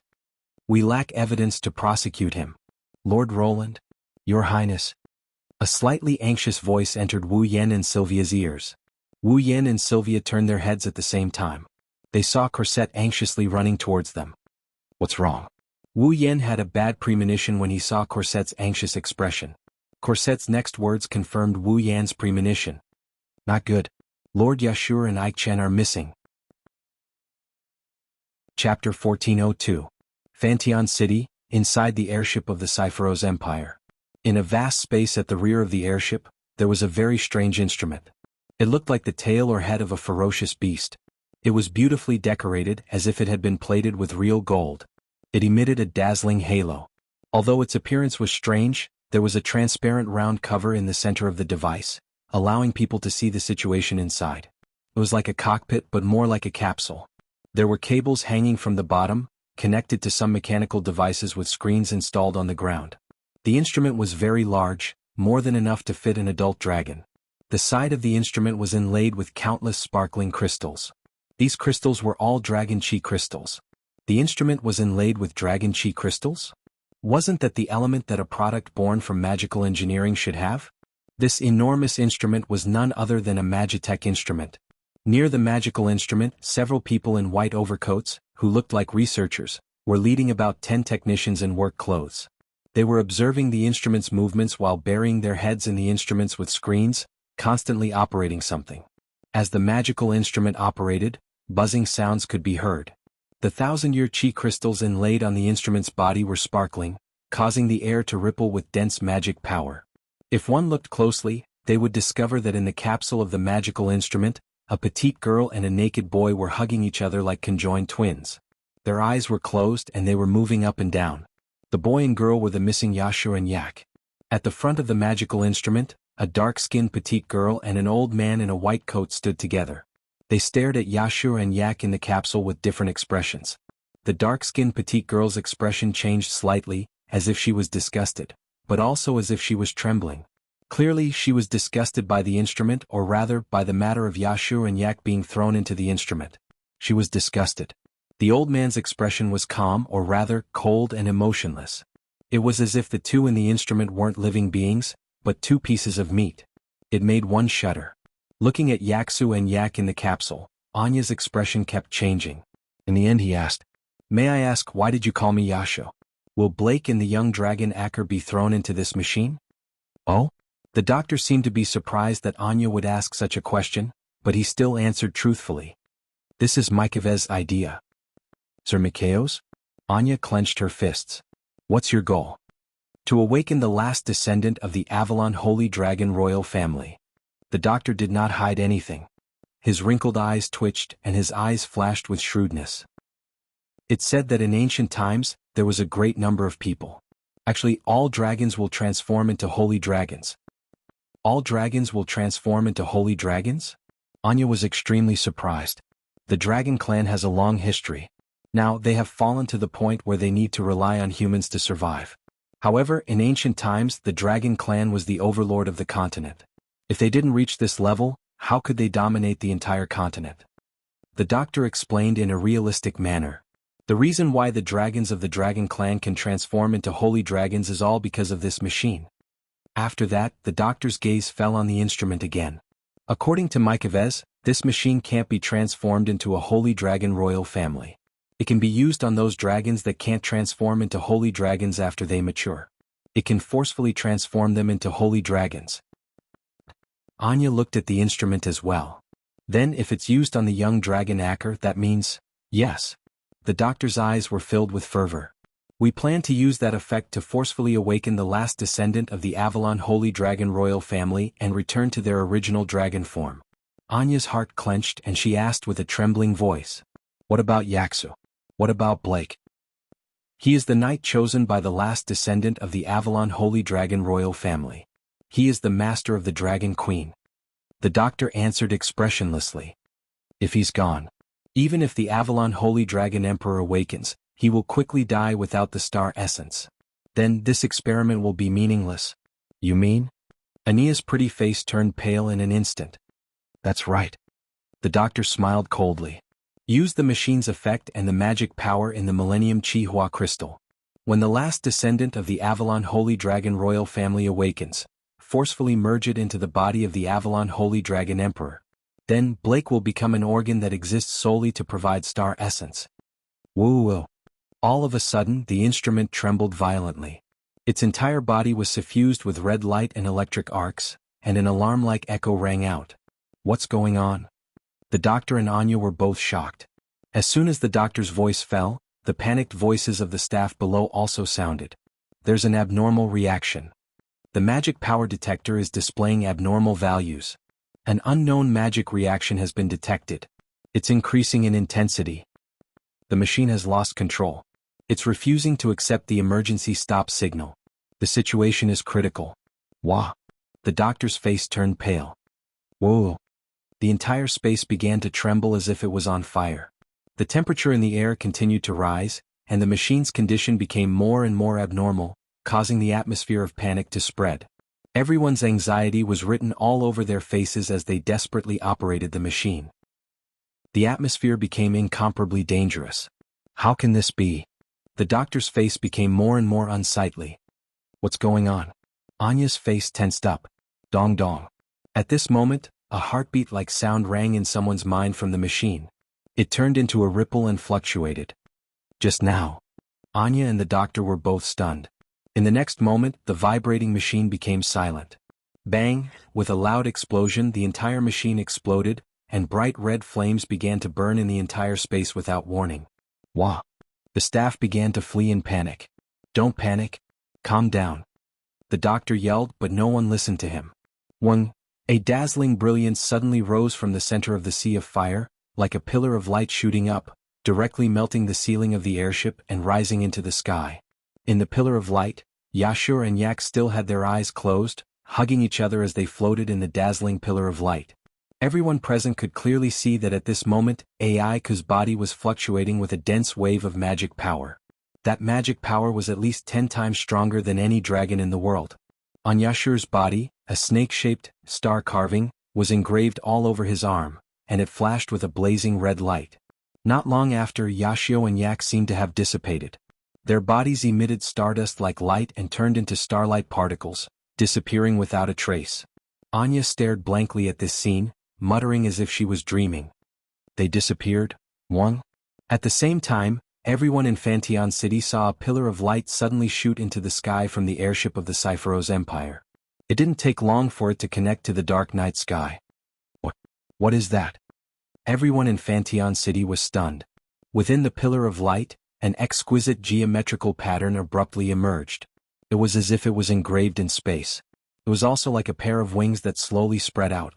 Immediately, 2 hollow ring-shaped magic arrays with the pattern as the center slid to the sides. Not long after, they formed an oval-shaped luminous object. The originally dazzling full moon dimmed under the illumination of the mysterious glowing object. Upon closer inspection, one could see that the mysterious glowing object's appearance was extremely similar to an egg. Yes, was an egg. An exquisite geometric pattern was engraved on the egg, emitting intense light like the sun. The pattern was identical to the star carving that covered Yasha's entire arm. Pairs of wings spread out around the egg surrounded by 2 ring-shaped magic circles. Blinding light rose. In the sky, an egg covered in 2 ring-shaped magic circles and surrounded by angel-like wings was imprinted in the eyes of everyone in Fenshin City. The egg was glowing brightly and had 2 ring-shaped magic circles on it. The egg was surrounded by angel-like wings. It was imprinted in the eyes of everyone in Fenshin City. The calm before the storm descended upon the world. Chapter 1403. What is that? In the ballroom where the masquerade ball was held, the beautiful palace music and the nobles' joyful laughter seemed to have been cut off. Everyone in the ballroom gathered on the balcony where they could clearly see the outside. They were all dumbfounded as they stared at the gigantic winged egg in the sky. "It's so beautiful." Sylvia stared blankly at the glowing object floating in the sky. She unconsciously let go of Wu Yan's arm and immersed herself in the beautiful scene. Sylvia wasn't the only one. Almost everyone in the ballroom had an intoxicated look in their eyes. They were all attracted to the glowing object. Wu Yan was the only one who stared at the egg in the sky. His expression became more and more serious. Inside the glowing egg, Wu Yan sensed a magic power not inferior to that of the old generation vampires in Blood Frenzy. He also sensed a familiar presence. Yeshu. Yak. Wu Yan clenched his teeth. It can't be. Look, dragons. In the ballroom, a nobleman with sharp eyes suddenly exclaimed and pointed to the distant horizon, causing everyone present to look up at him. Holy dragons equipped with riding equipment flew over from all directions in Fanteon City. They were enveloped in magic power and looked like glowing stars. They all flew toward the egg in the sky. "What's wrong with the holy dragons?" Sylvia asked anxiously. However, no one could answer her question. Holy dragons appeared one after another. They soared into the sky and gathered around the egg. Usually, there were very few holy dragons, but now, there were so many of them that they could be compared to a group of ordinary dragons. There were more than 100 of them. Moreover, these holy dragons were all equipped with riding equipment. This proved that they all had a master. Furthermore, these holy dragons were all holy dragons. They were most likely holy dragons from Lorea's Holy Dragon Knights. Only Lorea's Holy Dragon Knights could have so many holy dragons. However, they were only able to see the holy dragon but not the riders of the holy dragon. What the hell was going on? Ah! At some point, Sylvia cried out in surprise. Lancelot. In the sky. Lancelot was one of the holy dragons that were gathering towards the giant egg. Lancelot. Where do you plan to go? Sylvia shouted and even started chanting a summoning spell. Unfortunately, Lancelot did not appear at all when the incantation was cast. Lancelot. Sylvia's face paled. Lancelot actually disobeyed my orders. Lancelot disobeyed your orders? Wu Yan flinched at first. Then his eyes narrowed. Don't tell me those holy dragons all disobeyed their master's orders. That's why there are no riders? This? Sylvia's expression changed when she heard that. The holy dragons disobeyed their master's orders? This isn't a joke. If the holy dragons and Loriaman's holy dragon knights all disobeyed their master's orders, then without the help of the dragon tribe, Loriaman's holy dragon knights would be crippled. At this moment. If other forces were to attack Loriaman's Night Kingdom, then without the dragon tribe's power, Loriaman's Night Kingdom could only be considered a small kingdom. It would definitely be destroyed overnight. The situation wasn't optimistic. What the hell is going on? Sylvia's delicate body trembled when she thought of the consequences. Why did the dragon tribe suddenly lose control? What's going on with that egg? I'm not sure about the details. Wu Yan cast his gaze towards the giant egg in the sky and the groups surrounding it. The holy dragons that were circling in an orderly manner as if they were worshipping the dragon tribe. What I can be sure of is that the situation is troublesome. While speaking, in the sky the glowing egg also began to change. Silver feathers floated down from the wings surrounding the egg. Like white snow, they adorned Fanteon City like a dream. Then, on the surface of the huge egg, a kacha sound was heard. At the same time, a crack appeared on the surface of the huge egg. Everyone in Fanteon City felt their hearts skip a beat when they saw this. Kacha kacha kacha. In the next moment, cracking sounds echoed in the night sky, clearly entering everyone's ears. Following the cracking sounds, the egg cracked open at a speed visible to the naked eye. Pop. In the end, the beautiful winged egg shattered. Bzzz. A blinding flash spread out like an explosion, covering the entire city of Fanteon. The dazzling light made everyone in Fanteon City shriek and close their eyes. Sylvia, who couldn't stand the dazzling light, did the same. When she opened her eyes again and looked up at the sky, her beautiful face was filled with disbelief. The huge winged egg had already disappeared.